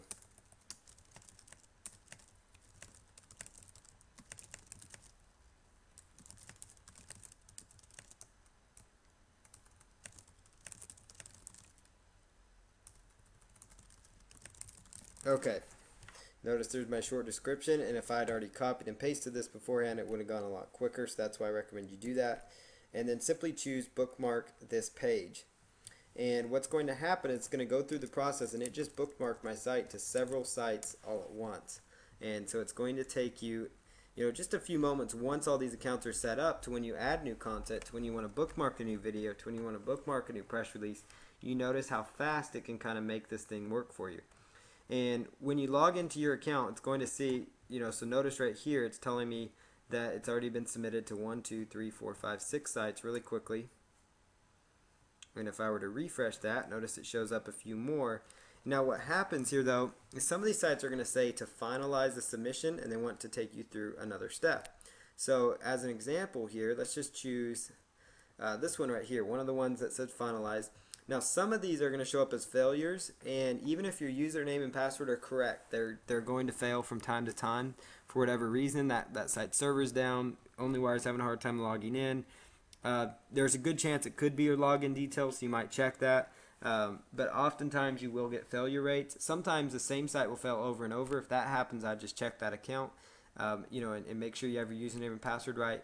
But sometimes it'll be one site one time, and the next time another site. So if you find one that keeps failing, you might go back and manually submit that. So keep that in mind. It is going to happen from time to time. These tools are free, just like any kind of software and web type program. They are human, and they will make errors from time to time. The humans created them, not the programs are human, but you get the idea.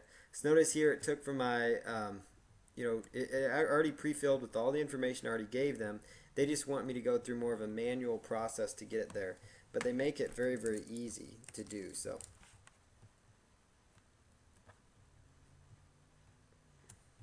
So let's just choose submit, and let's make sure that internet is selected as well.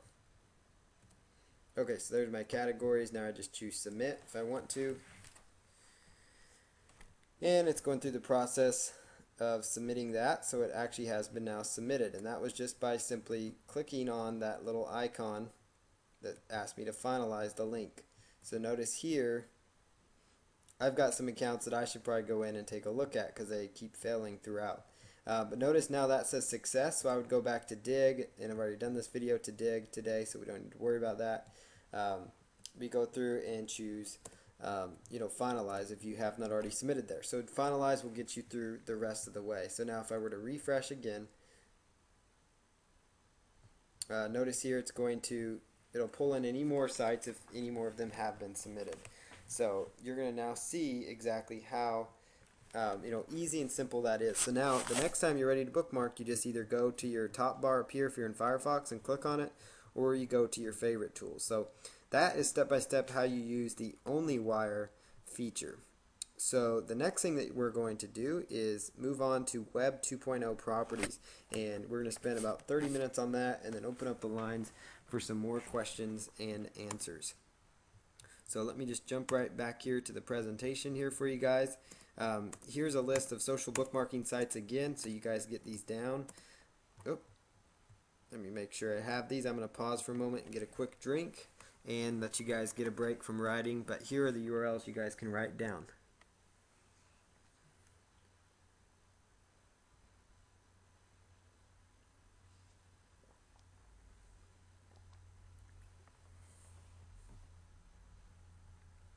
And these 4 sites here: Digg, Propeller, Mix, Reddit. Another one I should have added here was Delicious. That's another really good site. That's good as well. So, but here's a few more social bookmarking strategies before I jump right into Web 2.0 properties for you. Again, you might consider setting up multiple social bookmarking profiles, and that's just because you want to be doing a lot of bookmarking, like as you add new articles and things like that, like I'll talk about. You might ask friends to bookmark pages for you, and maybe you do the same thing for them. So kind of I help you, you help me, that kind of thing. It kind of helps, makes bookmarking look slightly more accurate in things, or more a little more kosher, because you're not just bookmarking all your own sites. So you might filter in some different sites as well into your account. Same thing is you want to also bookmark other sites as well.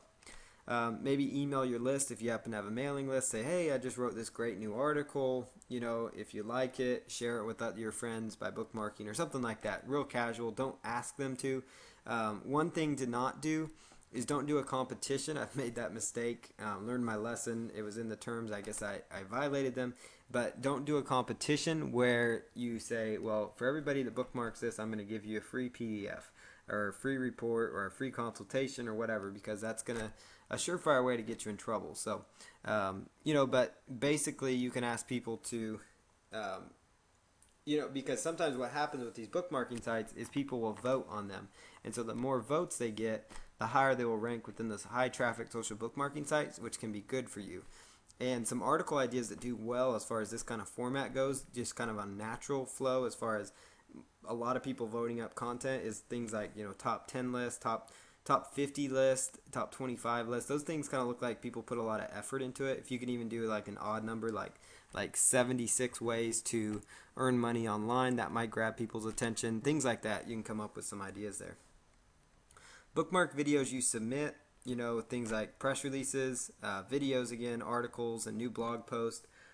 Articles that you submitted to sites like Ezine Articles and Article Dashboard and stuff like that. Digg.com and a few other bookmarking sites won't accept Ezine Articles links just because they've been spammed. So you might consider, okay, so I've submitted my site to Go Articles, so I'll submit my link from goarticles.com, as well. So, but set up multiple profiles and do a lot of bookmarking, because it can be really effective for you as far as getting the fresh content indexed really quick, as far as getting you more exposure. It can build a few links into different things, but it's also just another exposure tactic. That's really the core element there. And so when you have new keyword phrases to target and go after, do an additional bookmark. Bookmarking helps build backlinks, exposure, and helps get your new content indexed quickly. And building links to article, video sites, and Web 2.0 sites will help them rank as well, because what happens is a lot of these Web 2.0 properties, video sites, article directories, they're already considered high authority sites. And by you building a backlink into them from social bookmarking or another element, it will tell the search engines that there's more votes for that exact page for that exact keyword phrase, and so that will potentially help your other Web 2.0 properties and things like that rank in the search engine. I've had this happen. I kind of coined the phrase, build links to your links. So you have backlinks going into your site, build links into the sites that are linking into your sites. So, for example, if you create, let's see, a great article and you have it posted on articledashboard.com or articlesbase.com, another article directory, and your article was done right, it has good keyword phrases, and you would go and bookmark that exact article, so do a bookmark on that exact article as an example. Or let's say you take example from the press release that you learned about in the previous lesson and you do a bookmark on your actual press release. That's another great example of how you can make that function for yourself. So now we're going to jump right into Web 2.0 properties. This is actually part one of at least one other one about Web 2.0 properties, because there are a lot of them to use, and I want to make sure I have time for questions at the end. So we're going to jump right into Web 2.0 properties here. So Web 2.0 sites are basically social type websites where most of the content is user generated, and you can leverage Web 2.0 properties for more backlinks, exposure, and traffic. There are many different Web 2.0 properties that you can leverage for more traffic. You simply add your content to them. And link to your website if applicable. So, a lot of these Web 2.0 sites, they're set up to where all their content is really user generated. So they don't have an in-house content development team, but they rely on people like yourself and a lot of other people that are out there creating content to submit, to these various sites. And a lot of them don't mind if you're adding backlinks back, because you're actually helping them by adding content. They get a lot of traffic by having more content, because really a basic thing of SEO, and just a quick SEO tip is, the more content, more keyword-rich, relevant content you can add to your site, the better off you're going to do in the long run. It really comes down to being, simple in simple terms. That's kind of how it is. But you want to use your core keyword phrases as the title of these properties as well. Just like with everything else, focus on those core keyword phrases. So here is a few websites. 4 Web 2.0 sites I will show you and how to use include squidoo.com, hubpages.com, weebly.com, and issuu.com. That's a new one. So issuu.com you've probably never heard of before. So it's a really cool tool. But here's some 4 Web 2.0 properties I'll show you how to use right now. And I'm going to jump right in. It shouldn't take me too long, but we're going to just dive right in here and get to work. So first one we're going to go take a look at is squidoo.com. So let's just jump right in there. But you guys can take notes on these as I go over there to start working on Squidoo.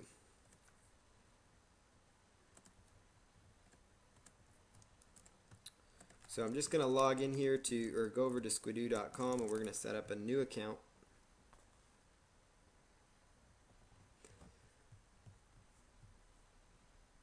Okay, so I'm over here on squidoo.com. Now, before you're ready to do anything with Web 2.0 properties, and I should have mentioned this in the slide here, but I will say it right now, you need to have an article of some sort ready to go. So you need to have an article that you're ready to submit, because otherwise it won't do you any good to have these Web 2.0 properties if you don't already have an article that you're ready to submit. So what I'm going to do here is go in and I'm going to set up some Web 2.0 properties. So here is an example of an article. So I've already got an article up.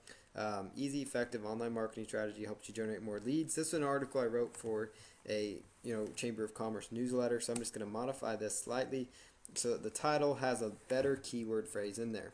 So I'm going to show you really fast again, like I think I've showed you in every single video, the AdWords keyword tool. And again, the core thing there is keyword research is such an important element of any marketing campaign, so you want to make sure that you are utilizing it.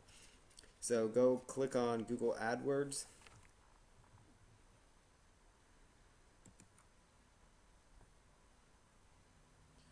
So we're going to open up the AdWords keyword tool here and do a quick look on some keyword phrases that might be good ones to target.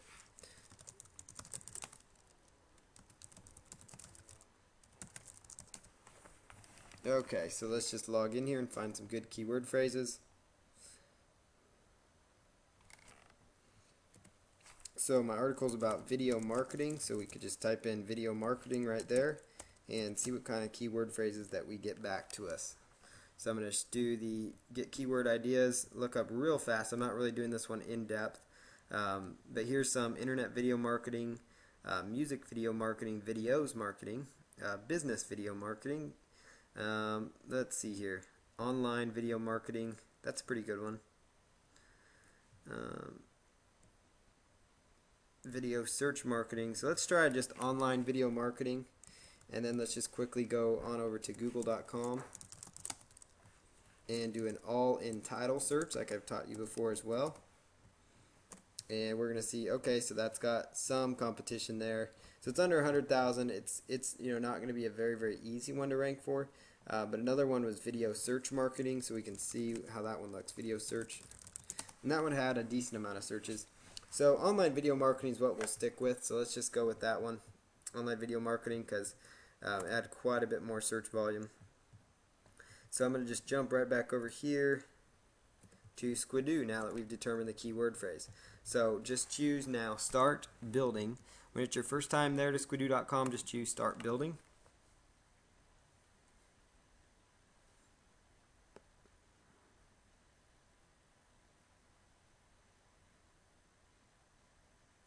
So what you're going to do then is choose, either yes, I already have an account, or not yet, this is my first lens. So I'm going to choose not yet, this is my first lens, because I do have a Squidoo accounts, multiple accounts, but I'm going to show you how to set up your new one. So my lens is about online video marketing,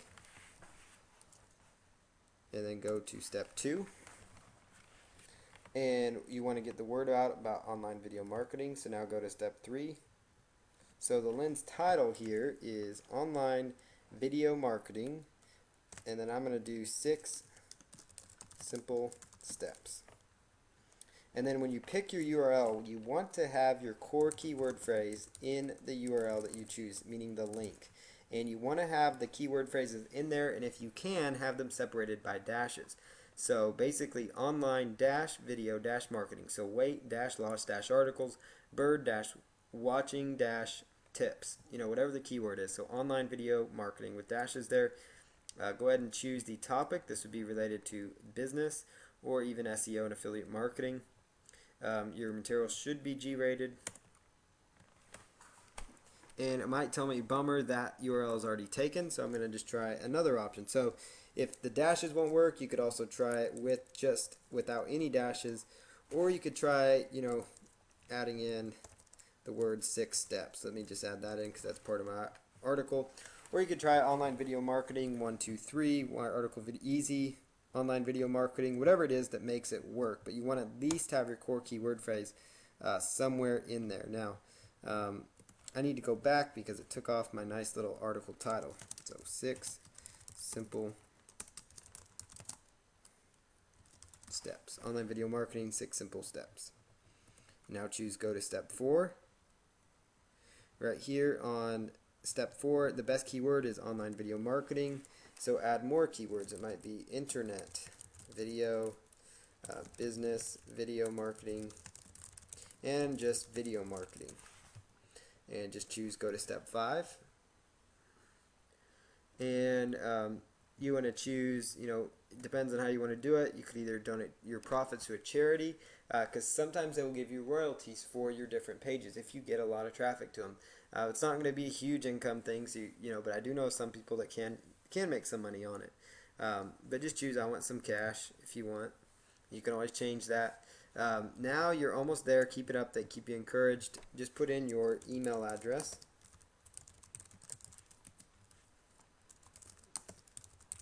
So put in your PayPal there, your username.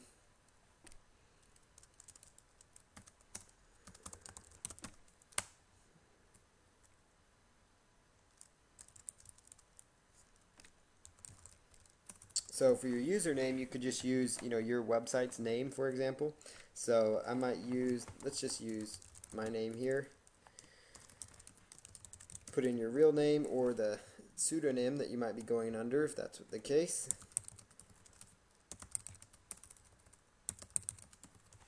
Yes, you accept the terms of service after you've read them, of course. You don't have to get the lens of the day, but that's not a bad report to get just because It could maybe tell you what some hot lenses are doing, so you maybe know what to do. Squidoo pages are called lenses, just so you know, in case you're wondering why they keep saying lens. You don't really need to worry about the newsletter unless you want to get it. They do have some good tips in there, so you might need that. So let me just put in that keyword and then choose done.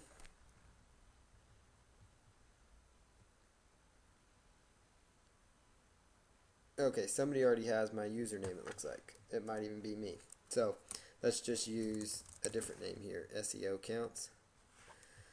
Let's just use the same password.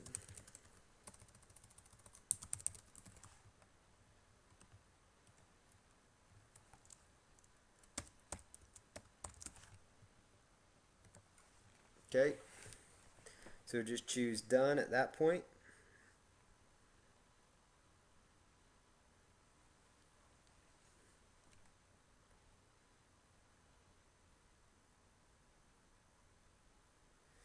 Okay, so what you're going to do now is you're now ready to start adding content to your Squidoo site, to your Squidoo lens or page.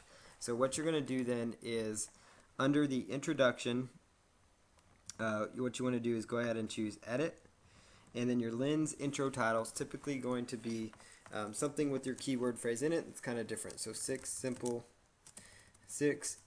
easy to follow video marketing strategies. And then the lens description, you could put in just a brief description, about your lens if you wanted to. So if you want to just type in, some core components of your lens, so you could just say just a brief summary of what you're going to cover. So the following is an easy to implement and simple strategy for getting more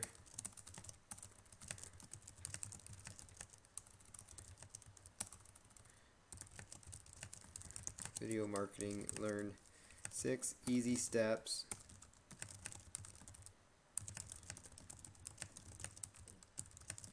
Okay, so there's my lens description. It's just a short little description.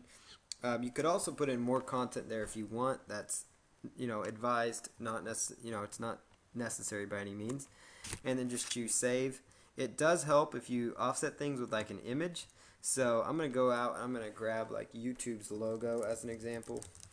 Just for example's sake here. Or actually I might, better yet, I'm gonna just use my own picture, because that's going to build my credibility up. So I'm just going to use my picture, Paul Counts of Count.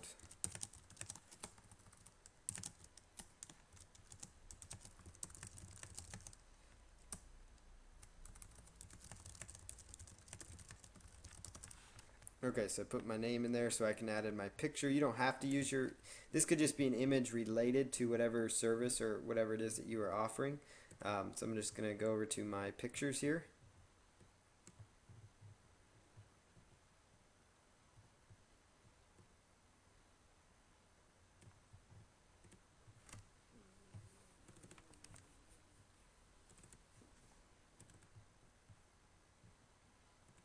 And then just choose upload photo. Okay, and then just choose save.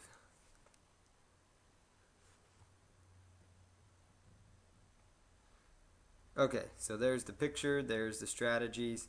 Okay, now the next thing that you want to do is you want to go to the text module, because you're going to be using an actual, what you're going to be using is an actual article. So you want to take the text module and we want to move that up.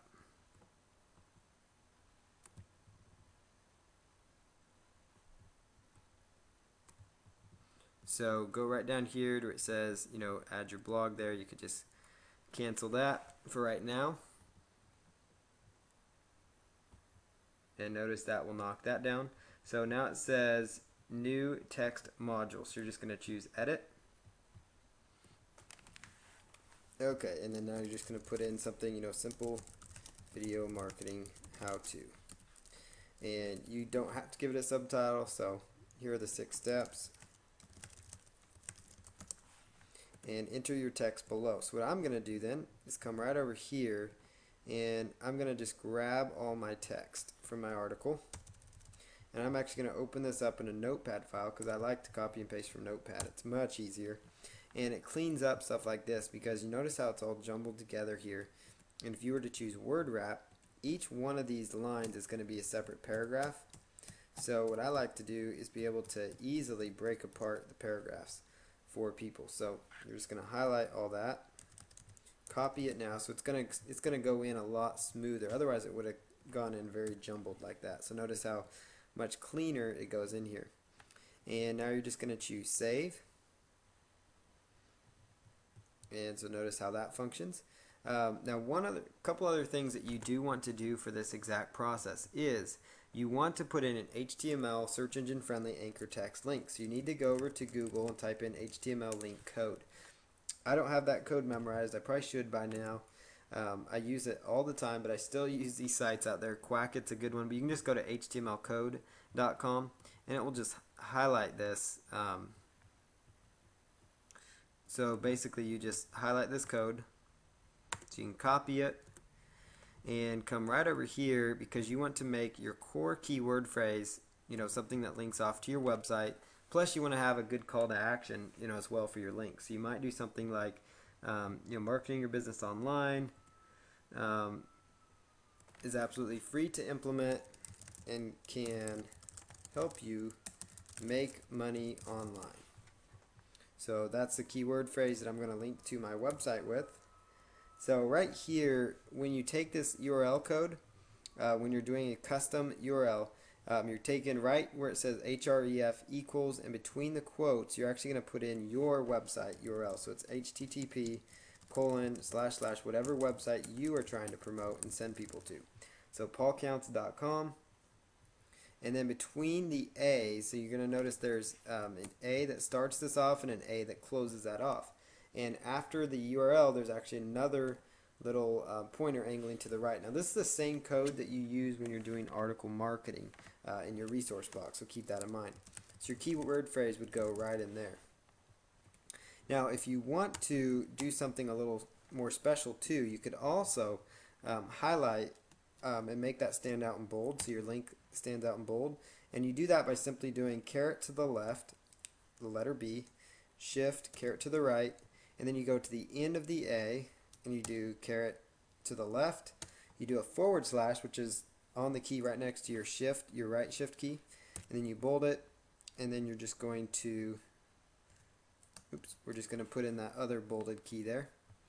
And then you can highlight that same URL string, and you could use it as kind of like a call to action to get people to go onto your website again. So you can copy that, and then we can come on down here and say, here are the steps, boom, boom, boom.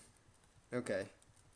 And now we say, let's put in our link there, and then let's change out the clickable part that says, for more, click here for more internet marketing tutorials. And then I'm just going to save that, and notice now that my link is now clickable. So now I have an anchor text search engine friendly link up there. So now I've got that module in there. The next module is they might ask you for Amazon. So if you had something to sell on Amazon, you could put that in there. Otherwise, I don't really worry about that. Maybe you have a Flickr account, so you could do something there. Or you have a YouTube video. Well, I actually have a YouTube video that corresponds with this. But if you don't, you could find a YouTube video related to your niche, because you want to add a few content modules on here. So I'm going to go to YouTube videos, and this is all just how you do squidoo.com. So I'm just going to go over here to YouTube, and we're going to choose, video marketing YouTube.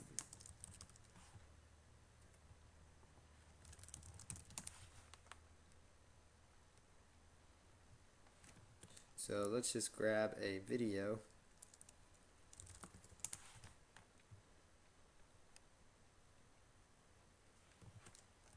I'm just looking under my username for a particular video that I was going to use.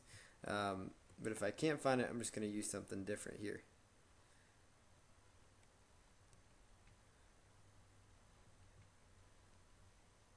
Okay, so let's just jump right over here to another video. So let's just grab this video here, new free keyword research video. So I'm just going to click on that, and video marketing YouTube videos. And you don't have to put in a subtitle or description. It's going to say select your videos. You could either have YouTube pick or you could pick. So I'm going to choose let me pick. And then I'm going to choose show full size video, or you could show the thumbnail video, so you could show 3 videos, but I'm going to just show 1 video. So I'm going to just open up my video here. I'm going to copy it, and I'm going to go right over here to where it says enter YouTube video URL, and then I'm going to hit save. So notice now that brings up my nice little YouTube video right there that integrates quite nicely with all this. So the next thing you're going to do is, you want the guest book one to show up. Now where it says new delicious bookmarks, you could edit those. You could actually take bookmarks by username if you wanted to, and you could enter your Delicious account, your URL. Delicious is a social bookmarking site. So let's just do here, how many bookmarks would you like to show? Maybe it's just 5. You could also choose show popular bookmarks. I'm going to just choose the ones from my account. So notice now it's pulling these videos directly from my account. So now it's linking directly into all these pages that I've linked into. So now here's another little feature here. If you want to do Google blog search and you wanted to pull in more relevant content related to your topic, so maybe it's more content related to video marketing, so you could type in video marketing. And then you could just type, do search for blogs. Number of posts to display, let's say it's 3. How much to display, let's say headline and abstract to add content. And you want it to update every day, and then just choose save. And that's going to just pull in these new articles every single day, so it's going to add some fresh content here. Now if you want to add in another module, what you want to do is you can come right up here, and maybe you want to add in a new text module at the end, or you want to browse all modules. There's a module on here that I would recommend that you add, and that is the RSS one, because you want to grab your RSS feed from your blog if you can. So you want to just choose that little green button and add that one. And let's see here, you also want to take this link list one as well, and just choose done adding. And then you can scroll on down here, and new RSS, add your blog, just choose edit, and you're going to new RSS, you could call this a keyword phrase. I'm going to call it internet marketing blog. And what URL would you like to pull from? So put in your URL. How many headlines would you like to display? I'm going to just choose 5. And would you like an excerpt? I will put excerpt 100 characters. And then how frequently should this be displayed? I would say every other day. And would you like to be HTML friendly? I'd say yes. And then I'm going to just choose save. And this is pulling my RSS feed from my actual blog. So now they can link into my blog. So now you can really see how powerful this is becoming. So now under link list here, type or paste your link here. So let's just put in my link. And I'm linking into my blog. You could also link in to your video if you wanted to. So let's just, add in another link.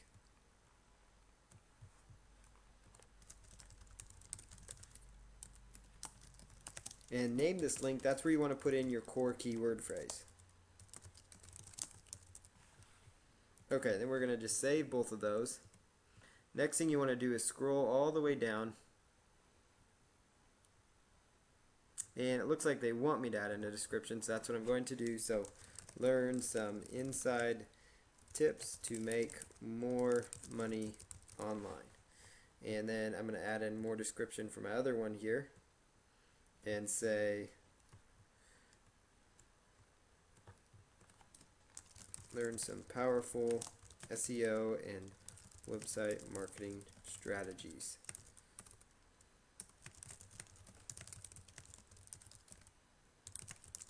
Okay, Now I'm going to choose save and close out that module.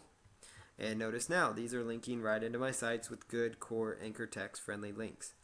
So the next thing is, if you want to go in and say you want to reorder these. So say you want to reorder these different modules. So let's say I want to bring my RSS feed up there.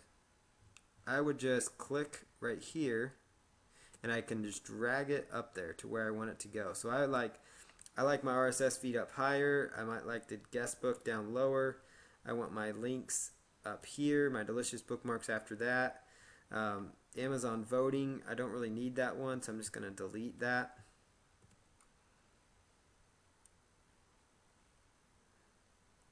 And so at this point, you should have a nice clean page set up with some good solid content on it that's fresh and that's upgrading. And so I need to go back and reorder this though, because I did not hit apply. So I'm just going to be simply dragging this up here. So there's the RSS feed from my blog. And my link list, I want it up here. And I want my guest book down at the bottom. And then I'm going to just choose apply. Okay, so now that I've applied this, notice where my RSS feed is showing up. So at this point, my blog, it is all completed. Now, one other thing you want to do is under your bio, you want to make sure you put in a bio. So, so Paul Counts is a full-time internet marketer.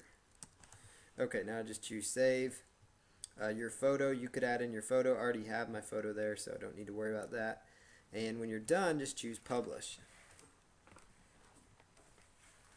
And the reason you want to have all these modules, or quite a few of them, is because that's going to make sure that it gets published. So you just publish your first lens ever. That's a special one. Here are 3 things you might like to know as you get going. So now you could actually already Twitter your lens. You could sign up for the lens of the day. If you're on Facebook, you could brag about it. So I'm just going to choose tweet it, and right away send an update to Twitter. But I have not set up my Twitter account, so if you had set up your Twitter account for your profile, it would automatically go through there. So there you have it. So what you're going to do then is you can go ahead and log in.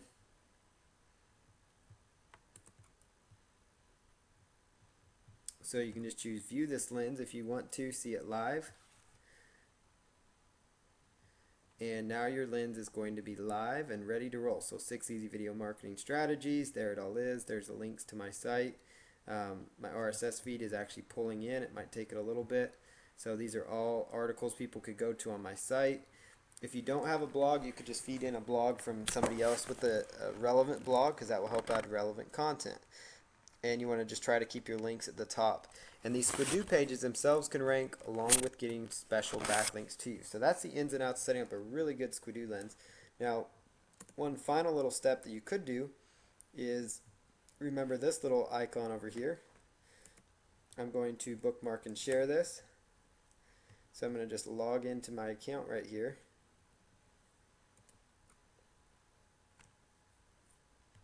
And online video marketing. So video marketing. So notice how I'm just leveraging what I just taught you how to do.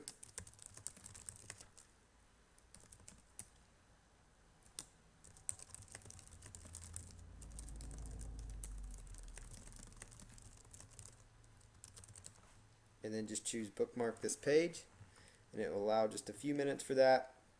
And the final thing to do is go over to pingomatic.com, and this is going to help the search engines pick up this content. So by bookmarking this and doing the Pingomatic thing, now I have the search engine spiders coming to this page really quickly. So for the page, you're just going to copy and paste the entire URL up here and ping that, paste that in there, and then choose check all services and choose send ping. So now I've created my Squidoo lens and I have pinged it out there for you to go see.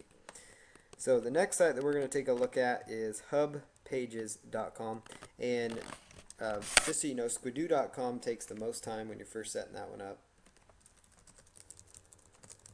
So I'm going to take you over to Squidoo.com, or excuse me, to hubpages.com.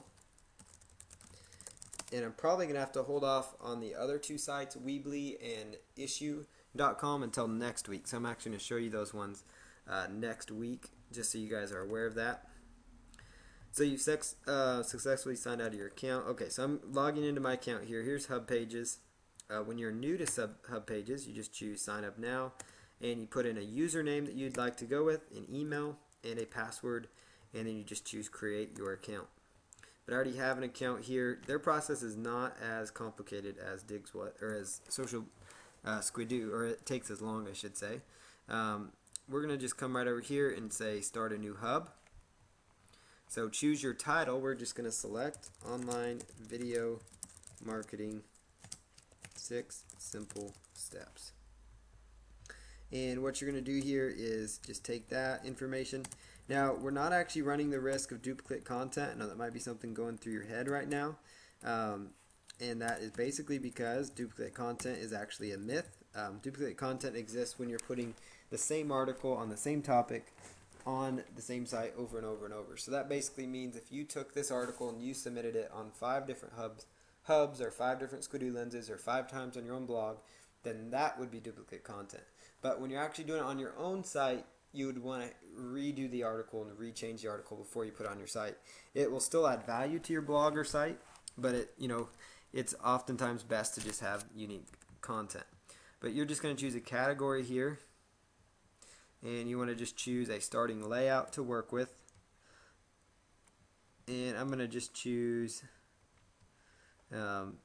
text, and then you want to add 2 tags. So we're just going to choose video marketing and internet marketing, and we could choose online marketing and website marketing. And notice as you add them, it keeps adding more tabs. So you can just choose continue. They're going to say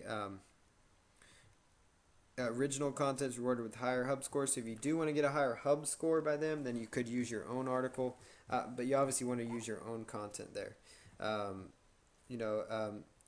No deception. So your title tags must match what is there. Make sure you're following these, and then put in the information here that because they're preventing spammers, and then choose continue.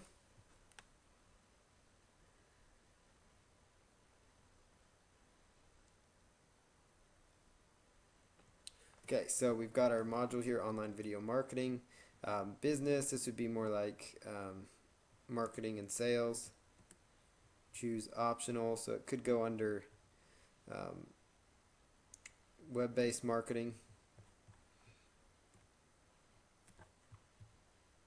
So it depends on how you want the ads to show up. You will actually get paid for the advertisements. So right here you've got your text modules. And where it says text, it says click to edit. So you choose this little edit button right here. Excuse me. So I'm going to actually go to this one first and choose edit.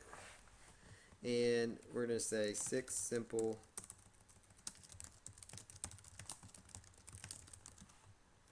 and what you're going to do here is come right over here to the content right here.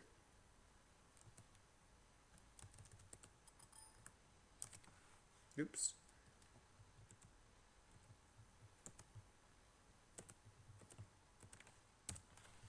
Okay, so here is our content. Here are the steps. Free to implement and a great way to make money online. So that's going to be our core keyword phrase again, make money online. So notice how this one's a little easier. You don't have to know HTML code. So you just highlight the code right there. You just highlight the word, and choose insert link. So choose that little link button and type in your link right there.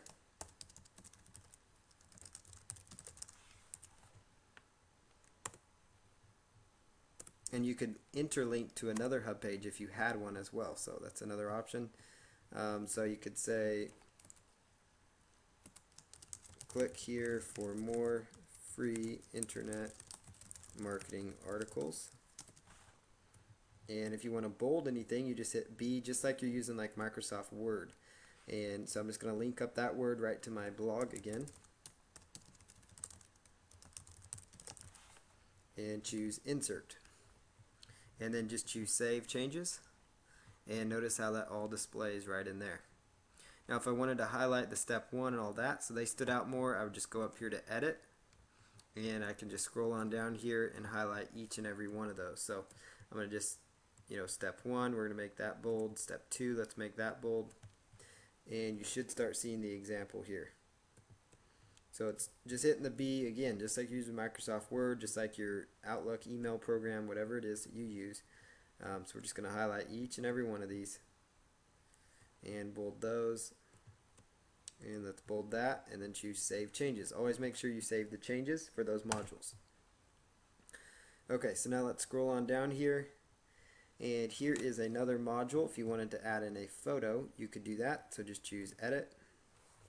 And you could actually throw in your picture if you wanted to. I'm going to just choose Discard Changes, and you could just hit this little red X if you want to delete that capsule. Comments, you can keep that open as well. And if you want to add in more modules to the right side here, like let's say you want to add in the RSS module, and let's say you want to add in the links module. All you do is you just simply click on them, and let's say you want to add in a video. So let's just add in those core elements here.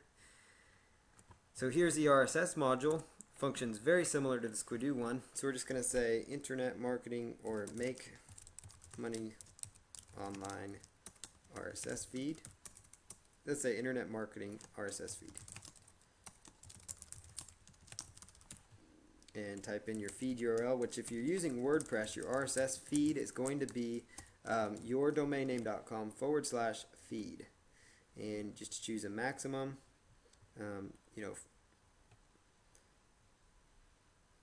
Shorten description, and then choose preview RSS. So there it is, and then choose save. So the RSS feed is now working. The link module, internet. So just type in your link.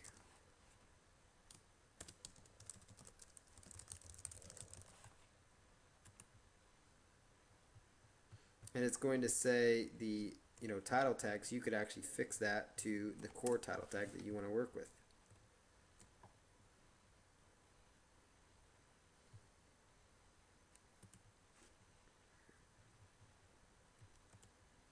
And then you can add in another link as well. So I'm just going to add in one more link.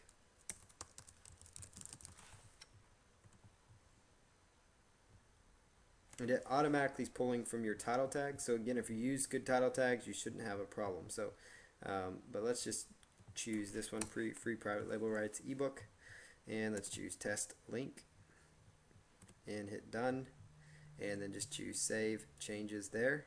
And so notice now we've got nice links right there. And finally, we're on to the video module, which is very simple. There's a module we don't want, so we hit the X. Here is the video. So I'm going to just choose the video URL, so we could go right back over here to YouTube, and we can find a random video that we've created or one on internet marketing.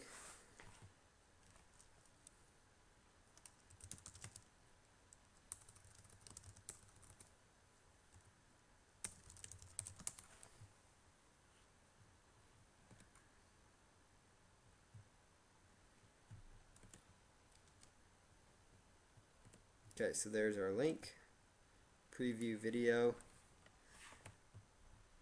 and if all looks good, just hit save.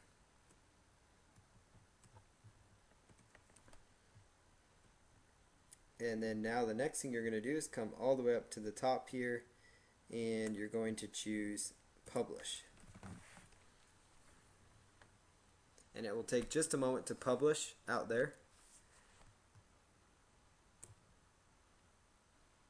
And it looks like it went through okay. So you could tweet this if you wanted to, or you could use Start a New Hub. I would recommend that you do a Twitter post on it, because what that's going to do is help the search engine start indexing it and finding it. So you could use the tweet this option, because that would actually start getting that picked up and indexed.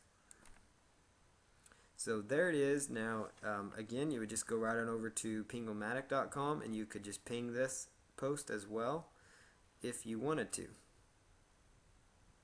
So there's everything. There's the video. There's how it all functions. So that's how you use hubpages.com now as well. So I'm going to jump back over here to the slide here, and we're going to close this thing out. So Squidoo.com and HubPages.com, I was able to show you how to use both of those. Weebly.com and Issue.com, I'm going to hold off on those until probably 2 more weeks when we go back over some additional Web 2.0 properties. Those ones are important, but we can hold off on those for right now.